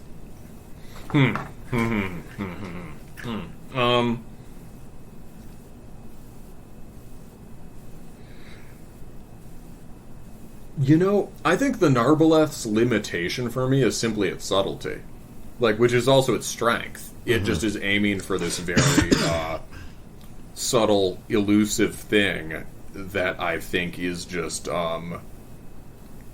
it's a very specific palette. I don't know, when we were talking about, what's a down-the-line black metal record, well, Narbaleth certainly is. It's just a sort of deliberately marginal, idiosyncratic take on the style. Maybe not by intention. It just is. And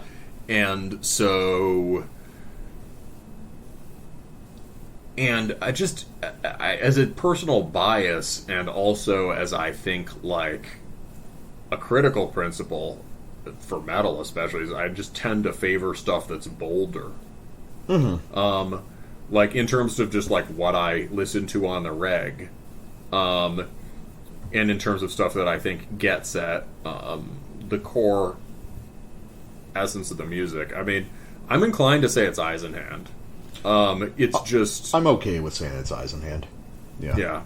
I mean, I think, personally, I probably like the Narbaleth record more, but what's more representative, it'd be the Eisenhand record. It was just, it is, it's really good. Okay, look, so number 3 could be Narbaleth. Do we have any other good candidates? Better than Narbaleth? The funny thing is, I'm doing this right now, and it's the result would be very similar if it was just a point system. Aggregate. Yeah. But I don't know. Narbaleth, great. Zariel, great. I almost want to say, if this is supposed to be a statement about what is good, what do we recommend? Something that would not work in points, but I would honestly be comfortable having there, would be the Antediluvian record. Let's see. What is good? I can consciously say the Antediluvian. Were the year a little bit different? Were the sounds that I heard a little bit different? Right. And was I trying to gear my list a little bit more toward what is the thing for us as a combined entity? the Antediluvian probably would have made it on the list and pretty high, like top 10. I'm inclined to, my emotional inclination in terms of gut feeling. The reason I want Eisenhand number 2 is basically just gut feeling. Yeah, it's that record was sort of like just galvanizing and is awesome. And in terms of gut feeling, I think I still want to give it to Narbaleth. Really?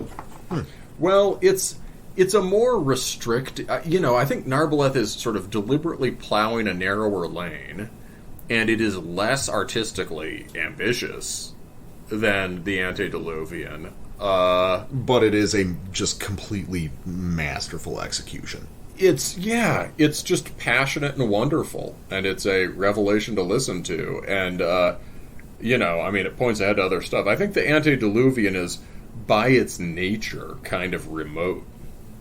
Like, it's not, it can be immersive, pummeling physical music, even, in the right atmosphere. It can be trance-inducing, but, this year, at least, it certainly did. In terms of, like, what captivated me this year, it wasn't that. Mm-hmm. Okay. Does that make sense? I guess. Well, I don't know. I mean, because what you're saying right now sounds kind of, like, not enthusiastic, and God knows you were fucking enthusiastic about it when we covered it. Oh, no, about the Antediluvian? Yeah. No, I am quite enthusiastic about it. However,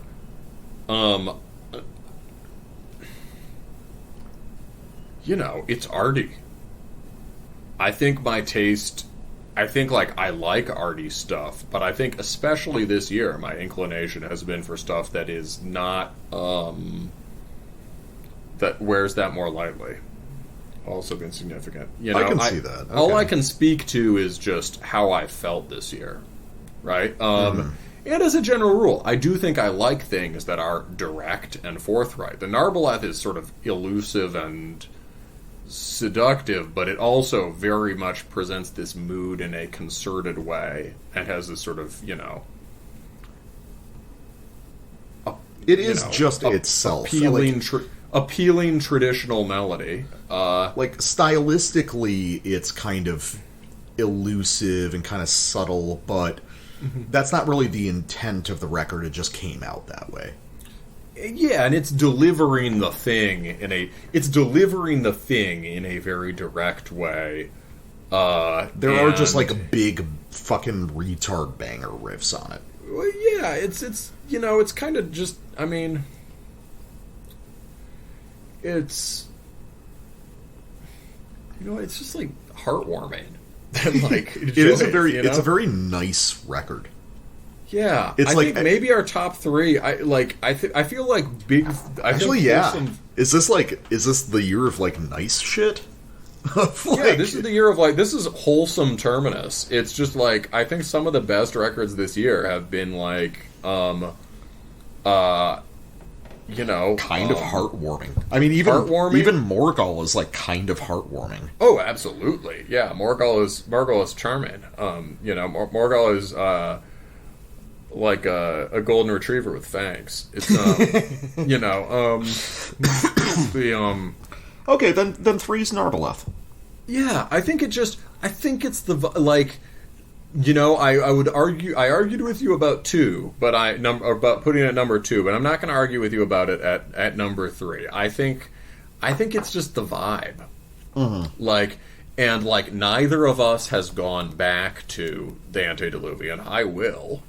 I listened to it once or twice. Yeah, after I listened to it for the show. I was like, let's revisit this. Is this as sick as I thought it was? And it's like, yes, objectively it is that sick. I just haven't been in a like... It's a mood piece. Caveman sex ritual kind of thing. Well, maybe... I haven't thought to turn it on. Well, it's, Narbaleth is definitely the better... that I can chuck on pretty much at any time and have a really good time. Yeah, it's... Yeah, so I think let's go for the Terminus wholesome. For at least the first half, and then shit's gonna get really rough. Shit's gonna get gnarly. Okay, let's do Antediluvian at 4, unless you think we've got another. We should consider a competitor. Well, let me think. take a look at what we got on the list. For number 4, is Antediluvian as an aggregate better than the Kayak record? Between the two of us. Between the two of us. So where did you rank the... Antediluvian was not on your list, not on your top 20, right? Yeah, Was it on your 40? Yeah, it was on my 40. But Kayak was number 14 and was like number 15 for you. I'm just wondering if Kayak is more representative. I could make an argument that it is. Yeah, I would say the Antediluvian is, by any objective metric, a better album. Like, it's more ambitious. It's more original in some ways. It is, It's also kind of more bloated. I don't think it's bloated. I mean, I don't, not in the sense that it's like, oh, there's just like complete bullshit on here, but it's like, to me, the Antediluvian is like, there are some parts that are kind of aimless, and I know that comes with the territory, but for me, the Kayak record is just such this like austere, tight fucking thing. Like, it's very repetitive, but it's like, ooh, man, there's this austere minimalism really gets me. It's my Eisensker, I guess. No, I agree that we both, except you hated Eisensker, and I like the Cake, but, well, as far as, like, hyper minimal, nasty, fucking unfriendly, I mean, talk about no fun. So I would say I would feel confident saying that the Antediluvian is in, at least by objective metrics, a better record. And it is also just more, I mean, it's full spectrum, but not in the way of, like, trying to do everything or something. It is very focused on what it does. It just there are a lot of different, it's like a multi-form entity.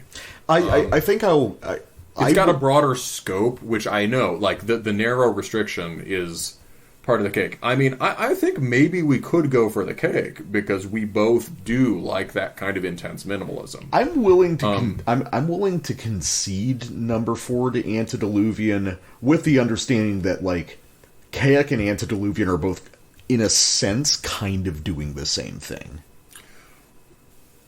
No, I get that for sure. Yeah. I get that for sure. I mean, given that we both ranked it higher, and that you felt more strongly about the Cake, why don't we do... Kayak Antediluvian. Yeah, it's like... I mean, Terminus is, like, retarded, you know? That's part of our brand. It's... Nobody needs us to tell them to listen to Antediluvian, or they shouldn't. I do think they have somewhat dropped off the radar of people. It's been a while, yeah. But that's mostly off the radar of scenesters. Like, it's mostly just, like, the people who shouldn't be listening to them forgot about them. Like, they're highly established. We can... I don't think Antediluvian needs us to put it at number 4. Yeah. You know what I mean? Mm-hmm. It's like, whereas really, this sort of really focused, singular, disciplined underground vision, like, that's the kind of thing that this show is meant to... We're a voice for that stuff. It's, yeah, that's kind of where I was coming from, is like, it seems like Kayak is more representative. You know? Yeah, I think that's right. I mean, I think, like, Antediluvian is a sort of visceral and grotesque sort of it's a visceral and grotesque version at a sort of very ambitious art metal album, extreme metal album. Mm-hmm. It's like, I mean, it's after, you know, grandiose scope in the way that something like Emperor was. It's just doing it really differently, right? You know, I think, yeah, and I think, you know, again, in terms of what when I listened to that record, the Antediluvian, I was like, yeah, this is fucking awesome. And this is like, it has that kind of openness and play in the musicianship that I've really wanted to hear more of in extreme metal. It has many of the things that seem like maybe meanders in the current, if you zoom in, are well worth zooming in on. Mm-hmm. But I think, we both feel like, on average, we both feel more strongly about the Cake. Yeah, I'd say so. And, like, again, I didn't feel as strongly about the Antediluvian as I expected I would. I think it's a grower. It is certainly a grower. There's tons of riches there. And it could be that after a year, I'm just like, yeah, you know what? This was probably the number 2 record of the year. Or something. But, I could see it creeping into, like, in a retrospective, creeping into my top 20. Yeah, like, it's really good. Well, I know records in my top 20 that it could theoretically replace. Yeah, it's just there's shit that I have that's, like, aesthetically right the fuck up my alley. Yeah, Keck is right up both our alleys, and it is, I agree, it's certainly after a very similar thing to Antediluvian. So we've already talked about that record enough. We'll put that at number 5, and I will say the words Japanese Noisecore Dive Bomb Solo. Also in terms of noise-based kind of extreme fringe Black Death, I would say Antediluvian did much better than Concrete Winds this year, who I think Concrete Winds I was a little disappointed by because they produced a phenomenal EP, but the other song's not so good. Yeah, it's half of an amazing album and half of an okay one. Yeah, it's just like, Primitive Force is still where it's at. Yeah, absolutely. So, number 6, this is going to be another, like, versus slot for me. Looks to me like Zari Wilk or Stabat Mater.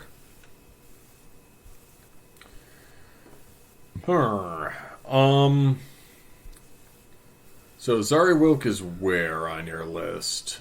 It's like 18 for me. 18-7. And Stabat Mater is 17... and 9. They're, like, basically equivalent. Like, just reverse slots. I guess it kind of depends, what do we want to prioritize here? Both of them, like, honestly, like, Zari Wilk Wrath is probably, like, top 20, like, mainline Slavic black metal records for me. It's that good. Probably, that might be true. I mean, it's not, in terms of, like, the founders, in terms of the real cornerstones of the sound, there aren't that many of them. It's like a hair under Ludo Missile level for me. I hear what you mean. Stabat Mater, that album, over time, probably top 20 Funeral Doom. Like, Stabat Mater is more arty. Like, it has a lot of weight to it. But Zari Wilk, I'm going to be listening to 5 times as much as Stabat Mater. And the Zari Wilk is, like... It is an impressive artistic achievement. I mean, I think, like, in terms of, on the, top 20, I was like, is the Entrenos particularly better as art than some of the ones before it? No. Well, not only that, I mean, something like Narboleth or Zari Wilk are just more, they're more profound artistic statements, right? I could go either way. I'll kind of concede. If we want to do a block, if we want to make it an aesthetic, if we want to make this an aesthetic object, we could just have our block of life affirming and then our block of just miserable, oppressive, sort of difficult music. We could just go with Stabat Mater. Well, I don't think we need to, like, organize it in blocks so much, but I think I'll concede Zari Wilk at 6 just because we're both going to listen to that way fucking more versus Stabat Mater, which is like... And Zari Wilk, I think, is a record that probably a lot of... I mean, it was originally on the show because listener Dustin, thanks, bro, demanded that we review it. It's got this weird sort of highly detailed werewolf murder cover that is it's very difficult to tell like what the fuck is up with this record. And I had sort of like overlooked it and was really wrong, and I suspect it's a record that many people have also forgotten about, and it's certainly on a very different path from numerous hype records this year. Stabat Mater is always going to be a cult. It's like deliberately super marginal music. It's always going to be a cult, and nobody needs us to tell them who Miko Aspa is. Yeah, no, it still belongs in the top 10. Oh, sure. Why don't we put it next? Yeah, I'd say put it next, just because, like, Jesus Christ, some of the moments on that album are just the sheer... I don't know if I felt more... Skepticism's the best album of the year, but I don't know if I felt more crushing weight psychologically than some of the shit off that Stabat Mater record. For a record that's so slow, listening to it was kind of breathtaking. Like, as I was having this, like, is this happening? Is this happening? At first I was just like, is it just going to keep being sick? That was my first thing. And then it was just like, it has, the big melody on the middle track is not the only dramatic move on that record. Yeah, no, it's not. That's just the most obvious, because it's the climax of the album, right? And again, in terms of the kind of art that this show exists to represent, that's pretty high on the list. Yeah, demanding underground music. And then for the last 3 slots, I think we're really looking at. I think it's mostly stuff that's on your list. Well, where's Morgul fit into this? Oh. I mean, it's almost part of me wants to put Morgul higher on the list. I love that, but you didn't rank it as highly. I get it. I like Morgul a lot, but it's also like just looking at the stuff we have on the list. It's like orthogonal to everything else. It's like I think it's closely related to the Eisenhand. It's closely related to the Eisenhand, and that's about it, though. I like it better. I mean, I like it better than some things that we've already put on the list. But, I mean, I think that record is fucking brilliant. It's really good, but it's like, I mean, this is where we get back into that whole conversation we always have about, craftsman's music versus art music. Mm-hmm. It's just, I understand that it's an apples and oranges situation.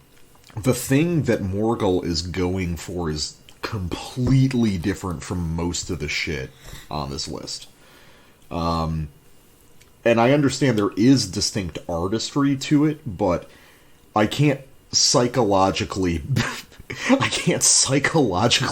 the weight of saying that it's like better than Stabat Mater. You know what I mean? It's like no, understood. I get that. So we could put it in an 8. I mean, I think Passeisme should be on the list simply because of how much our people like it. Well, it depends. I mean, it depends on how we want to do this. I think Passeisme should be on if we decide to do a top 20.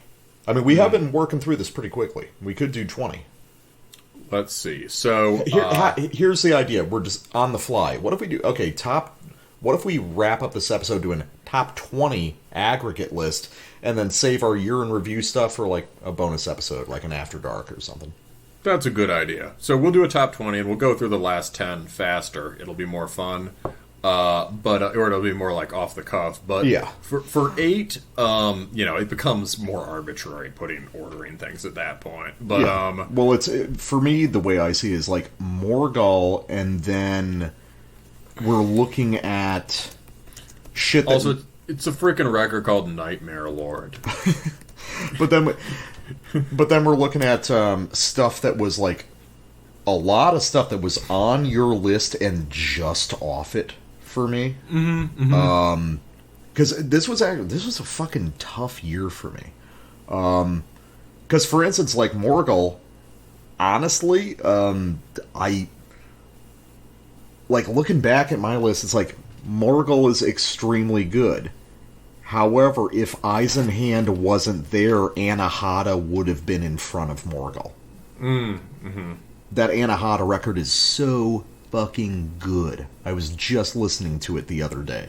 So good. I was upset that I could not put it on the top 20 because it's like I'm trying to spread it out. I'm trying to be representative of different styles. Is Anahata a top... Anahata should probably be a top 20 for us. Top 20, I could even see it in that 9 or 10 slot, though. It's really that good a record. You know, that's the thing. All right, like, let's think of a few other candidates. I would rank it ahead of Passeism, because I also fucking love it. I would... You know, there's another thing with it. Like, it has aged so well, the Anahata.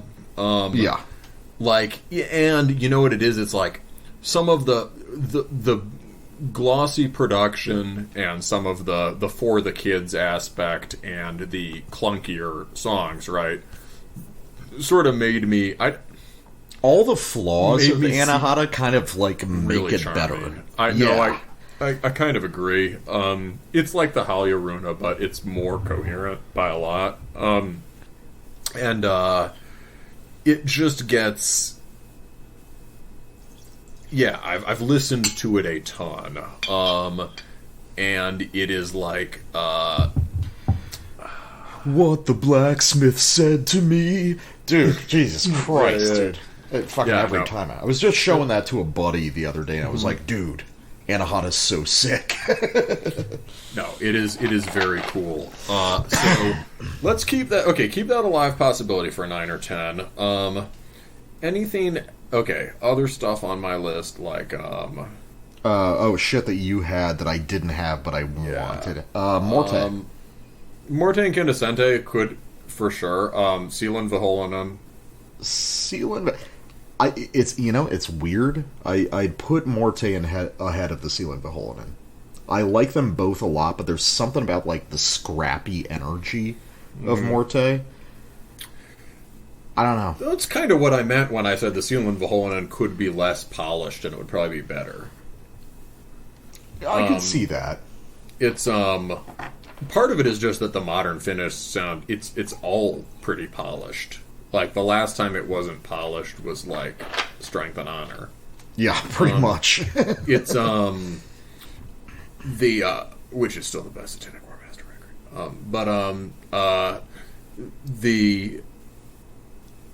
Yeah. Another possibility, the Archgoat. I think if we put Anahata and Morgul in a row, I think it sort of just...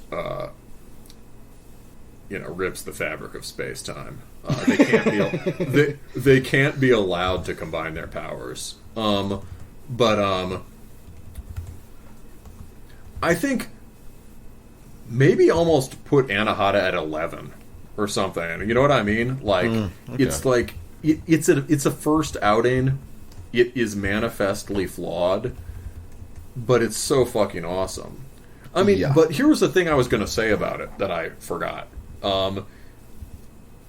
Because of that grower thing about it, like last year, a thing I regret is not ranking Winterfell much higher. Which is so strange to me, because that does not even rate to me among Winterfell's discography. Exactly, and I think their older stuff sucks.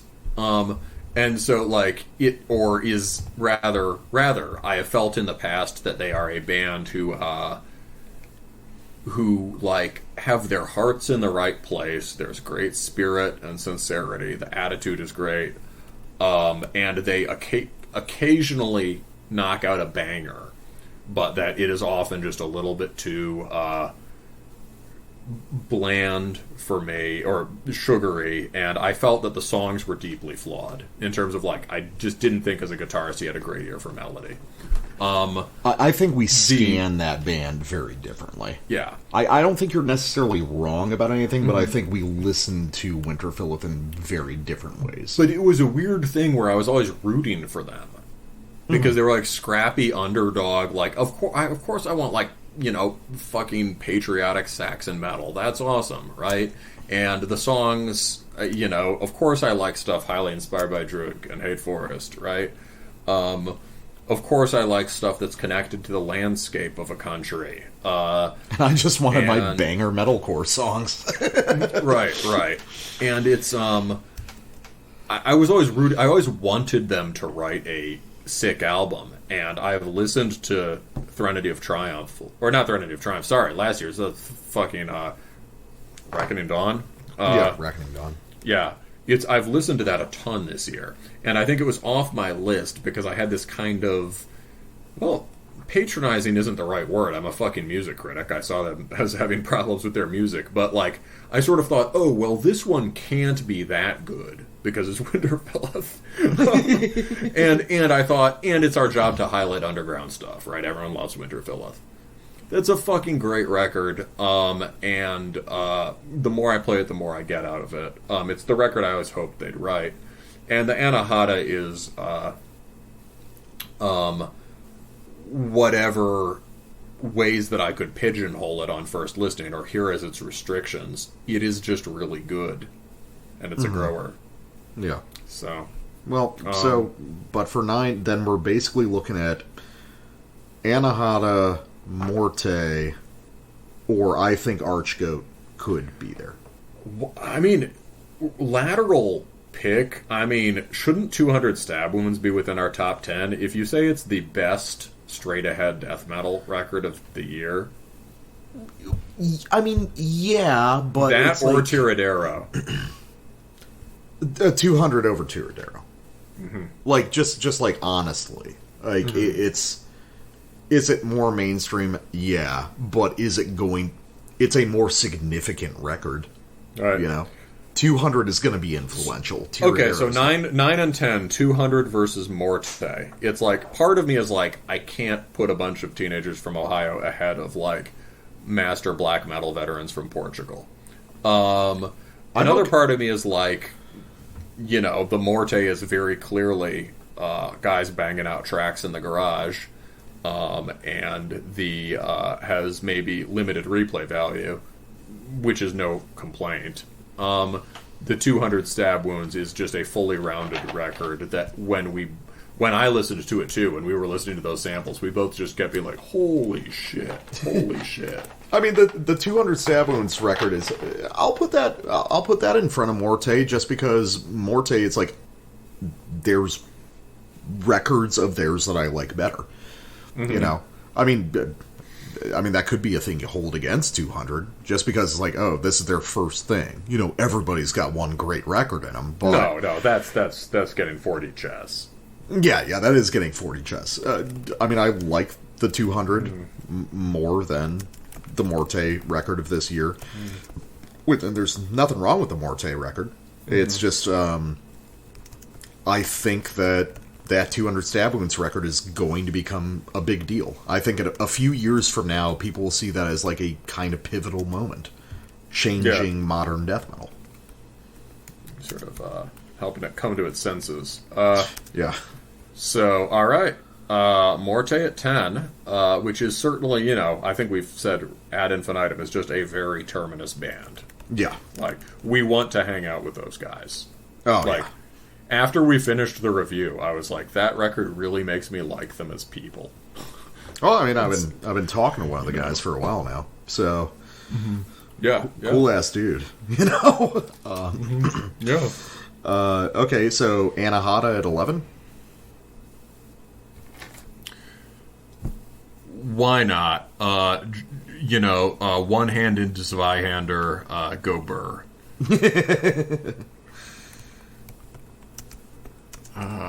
That's an old meme. That meme isn't old enough to be fashionable again, but I used it. We were doing Burr memes last year. We were doing Burr memes last year, right? But doesn't it leave us behind?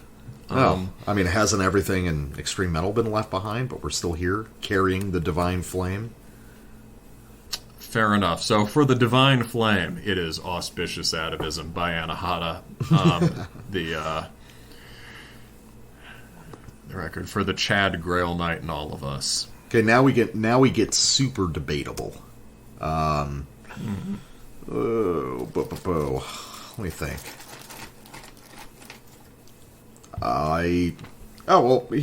Here we do Passeism. Yeah, sure.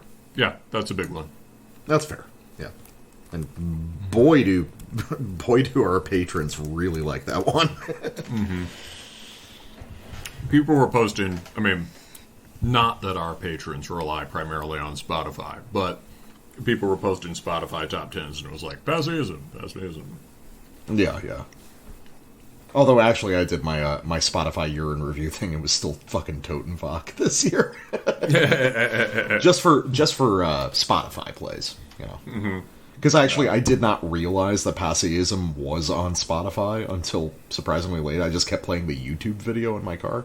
Mm-hmm. And then, apparently it was on there the whole time. So yeah, Antic is a full service kind of, they're not a mainstream label by any means, but it's a full service get your stuff out there label. Mm-hmm. Is it Archgoat after this?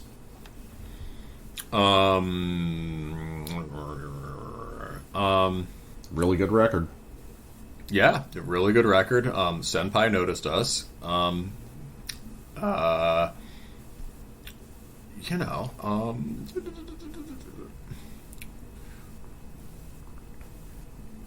mean, I think this is where, even though you clearly didn't rate it at all, I think this is where I start pushing for Funeral List. Like, I mean, yeah, sure. You can do that. That's a phenomenally good record. And it is, you won't get if it's not game changing, it's certainly ante-upping. And it reminds people of what the game is. So let's do that. And then, let's go fucking Archgoat. Yeah. Somebody's got to fuck the nuns. Might as well be a goat. Let's see. Cool. Dude, I'm very surprised the Swarm record did not make your list. I don't know. It's just I think it's so fucking good, dude. It's just a beautiful record that is like it never occurs to me to listen to. We could put it on our list. I mean, we love that band. We've got the last 5 slots. We've got a lot of flexibility now. I mean, I think Swarm... I wouldn't be... Wait, what about Devilgroth? Devilgroth, I mean, yeah, it's a very Terminus pick, I would say. We'd be dealing with... I mean, that's one that, I firmly endorse. It just wasn't on my list, because I wasn't paying that much attention to it. The Swarm, I also think is fantastic. The Devilgroth is a little closer to, the Swarm almost exists in another musical universe from the Terminus multiverse. Right? Oh, it's not a metal record. Yeah, it's an excellent and profound punk record. It's the world's smartest fucking punk record, It's. Oh, by the way, I was looking up Swarm shit when we were talking about it. Apparently, on their split before this album, they finally did a cover of "I Want to Be Your Dog," so it should be on the list. Well, fuck, you're speaking my language. I know you. Although I do think, fuck, he knew the trigger word. It was anything involving the Stooges. I gotta say, I was thinking this the other day when someone else covered it. Covering "I Want to Be Your Dog" is a pedestrian move. They have a bajillion other sick songs equally as savage and primitive. And yet, that's the one that you always talk about on the show. I talk about it because it is a fundamental extreme music riff. But they also have the riff to 1970 is also a fundamental extreme music riff. The riff to TVI is the first Slayer riff. I could go on. Okay. But it is really, there's something, of course, it's a fucking phenomenal song. I'm just saying everyone has covered it. Not Swarm until now. So what? Not Swarm until now. Yeah, fair enough. I mean, it does covering the Stooges. If a band I'm well disposed to covers the Stooges, does it make me warmer to them? Of course. So, okay. Also, now I have to fucking hear that. That's no. Mostly when people cover this, I'm like, oh yeah, they did a fucking "I Want to Be Your Dog" cover. Swarm would do a fucked up, retarded. Oh my version. God, it would be awesome. Yeah, so I gotta listen to that. Okay, so,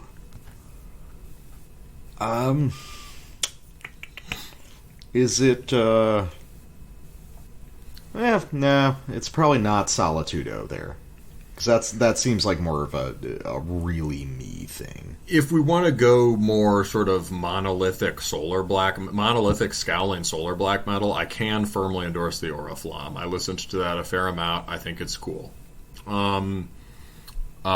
We could also go... Oh, Hanging Garden. I mean, you were like, why the hell wasn't that on my list? I'll fully endorse Hanging Garden. Go for it. All right, hell yeah. It's a fucking great record. It's awesome. It just makes me feel good. You could listen to it to go to sleep. You can listen to it to, like, be doing stuff. You can, it's awesome. Four more. Let's see. Now we've got to pretend we listen to music.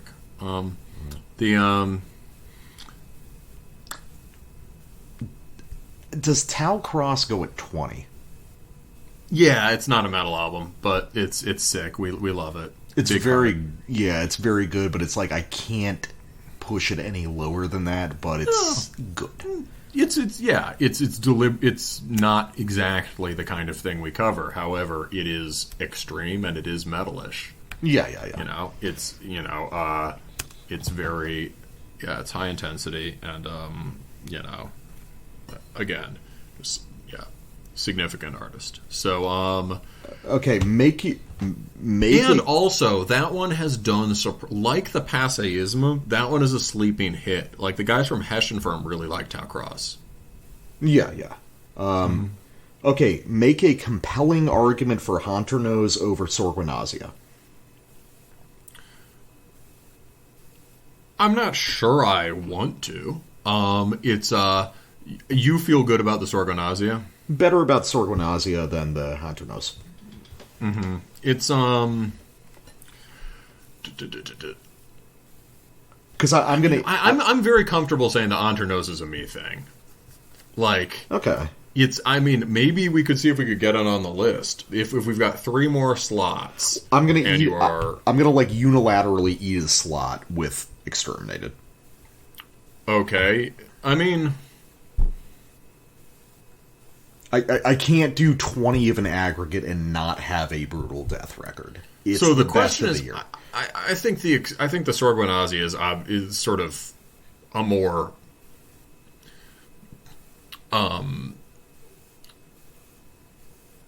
it's propelling the music somewhere in a way that something like Haunter-Nose simply isn't trying to do, right? Mm-hmm. And it has an appeal to you as well. So maybe what we're thinking about more now is Sorguinazia in relation to Exterminated.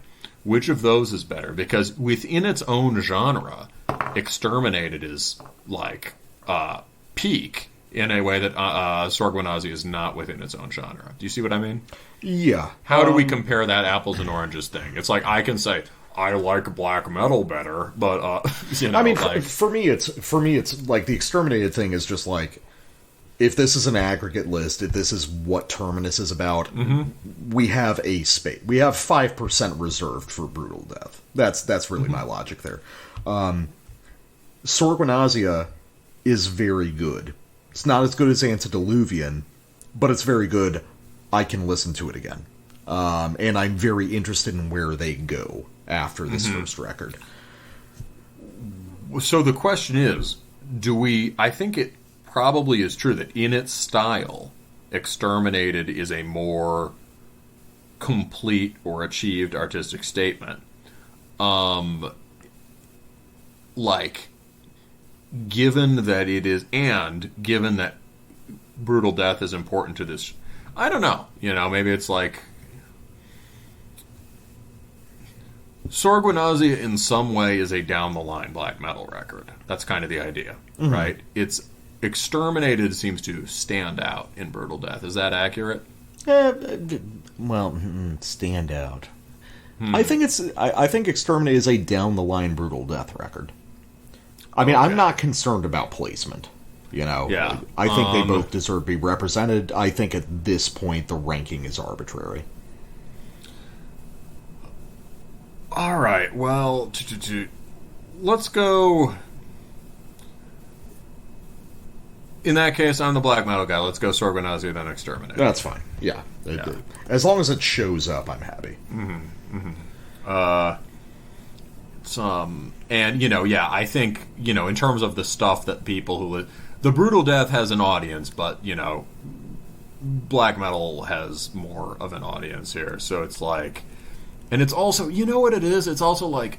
Again, the people who listen to only tapes will ignore this because it came out on Iron Bonehead and isn't just on tape. That is wrong. It is relevant.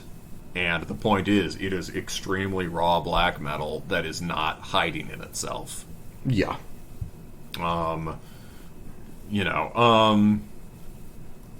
Yeah, so 18 we get Exterminated. What was that one called? The Genesis of Genocide. Wait, quick Metal Archives check for how many times that title's been taken. I mean, certainly Exterminated owns it now, but I want to see how many times that title's been taken now. 0. Once. Yeah. Damn, that's the find the obvious thing and do it approach. So 19 wild card. I think it's Devil Gruff. Yeah, all right. It's like we clearly both agree that it's fantastic. It's more of a mood thing for you, but it's like it's obviously great. It's objectively phenomenal, and it could be in the top part of the list. You know what I mean? Like it's in terms of its quality, it just is really, really good. Honorable mentions in terms of a few things we either want to note. Ad nauseum. Ad nauseum. Okay, yeah.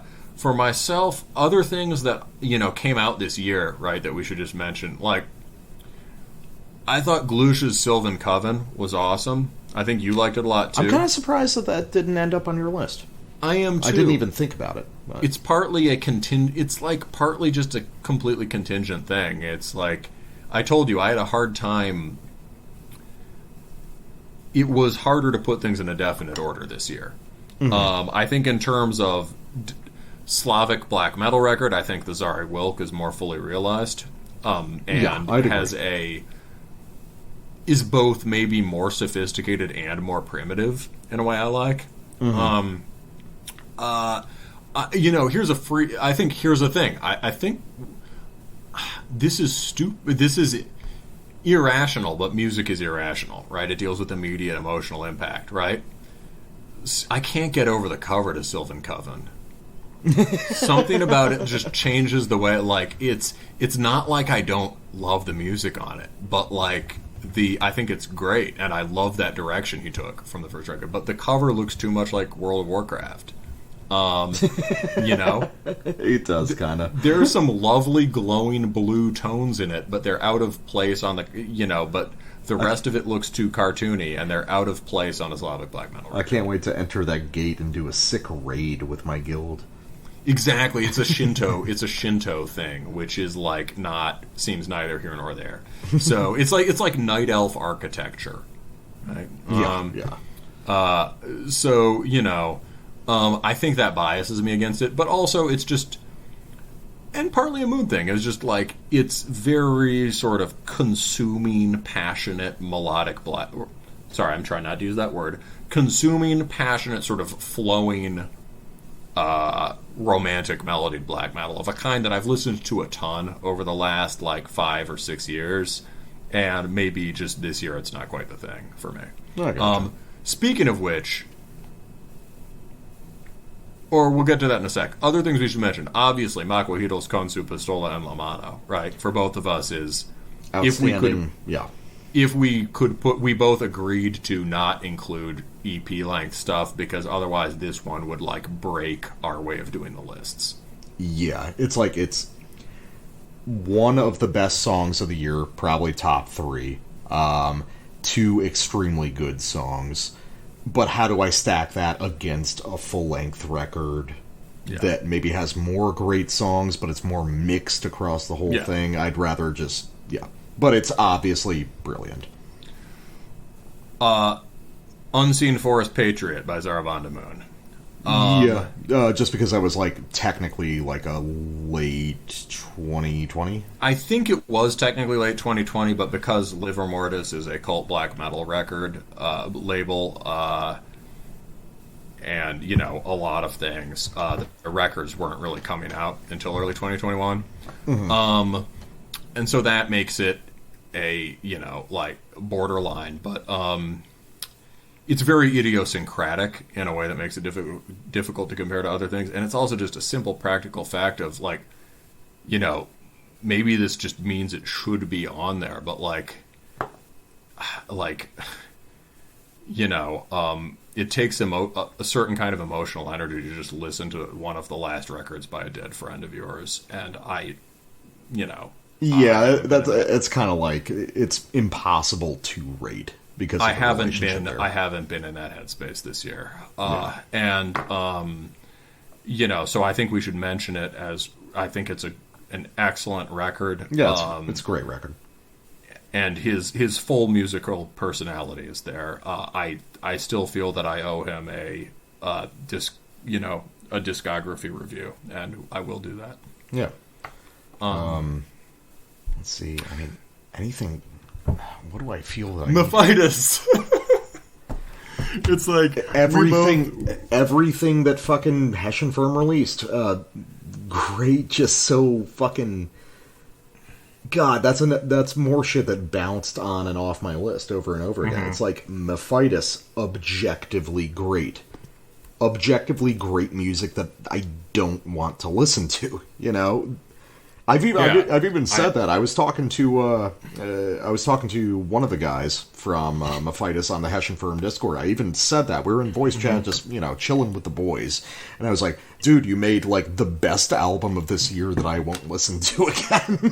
He was like, but he was cool about it. He was like, "Yeah, that's totally fair. I get what you mean." I believe it was an EP that was expanded to a full length, and it seems like it's an exploration of a very specific mood, one which is sort of deeply uneasy, and also, elusive extreme metal is a trend this year, I think. I mean, the Narboleth has it in a very different way.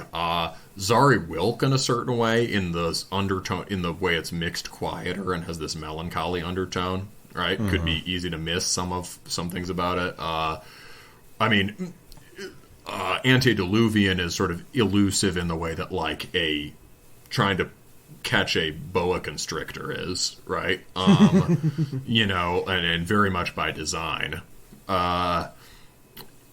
Devil Groth, right? Sort of extremely elusive. Yes. How do you hold gravity in your hands? Yeah.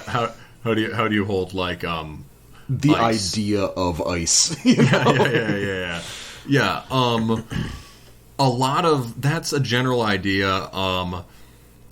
Mephitis maybe just has a very, very death metal take on what an elusive mood could be like, and I get it, and I'm kind of into it, but I haven't found myself. I'm more into it than you are, but I haven't found myself going back to it. I think so. What I think it is, it's a focused mood piece that they just realized they had enough to flesh out from. It's called Off Scourings. Even the name suggests that. It's like this is a eddy on the main current. I used that metaphor earlier. I'll use it again.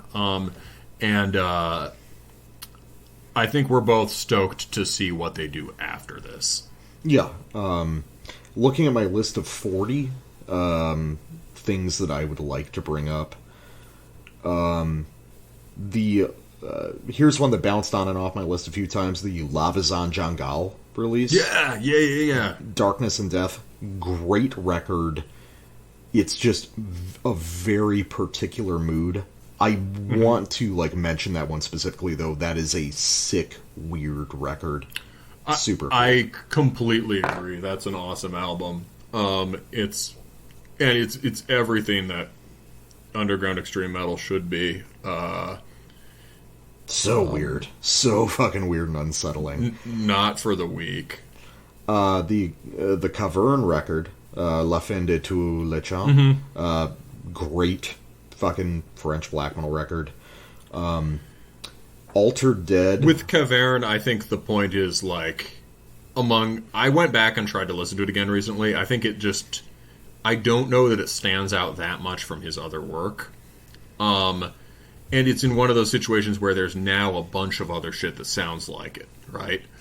However, that guy never gets enough credit as the... Like Our Lack is one of the sort of missing things in the more sort of polished chivalric sound in terms of what it means to sound raw and in this sort of like medieval pagan stripped down kind of way.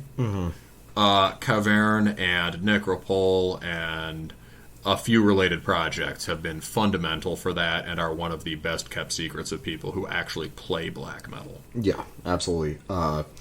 Altered Dead Return to Life just barely didn't make the cut on the list. But what just a fucking cool record. You know? That was a cool record, and those are cool dudes. That was a great interview. It's my favorite interview I've done. Just huge, like, stoner energy, you know. Massive goons. Total goons, dude. Cool guys. The Reverorum Ib Malakt releases this year were extremely good, but they were not as good collectively as Vadarente Juhuvud from last year, so it's like, okay. But, yes, it's Reverorum. I did not forget about them. It's extremely good, but they are operating on a different scale as far as their own releases go. And the Inferno record, Paradigma, Phosphenes of Aphotic Eternity. What a cool record. That was actually number 21 for me. That just missed it. What a weird... Why is this the most chilled out black metal record of all time? What is this? What is this weird being hugged by Cthulhu mood that they're going for? So fucking cool. Other things like that, I think we both were fond of that Upon the Altar record. I think it was a potential year-end for us, but I think it turns didn't out have staying power for some reason. It was just a banger. I really liked the Broda record, Det Hoya Smid. Maybe not enough standout riffs to carry it to year-end for me. And I didn't even find myself going back to it that much, but that's again in part because of it has a certain it's almost like 200. It's almost like the black metal version of 200 Stab Wounds. Like it has an atmosphere, but the energy is very like young man completely bouncing off the walls. And although I do sometimes feel like that, it's usually not in a place where I have time to throw on a record.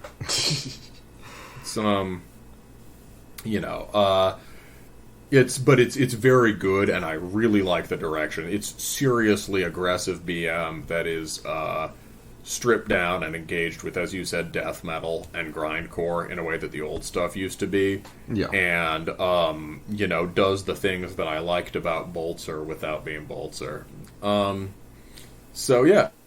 And last couple non-black metal records that may be relevant. A Guidonian Hand by Richard Skelton came out recently. This guy's a master of ruralist ambient music that is built...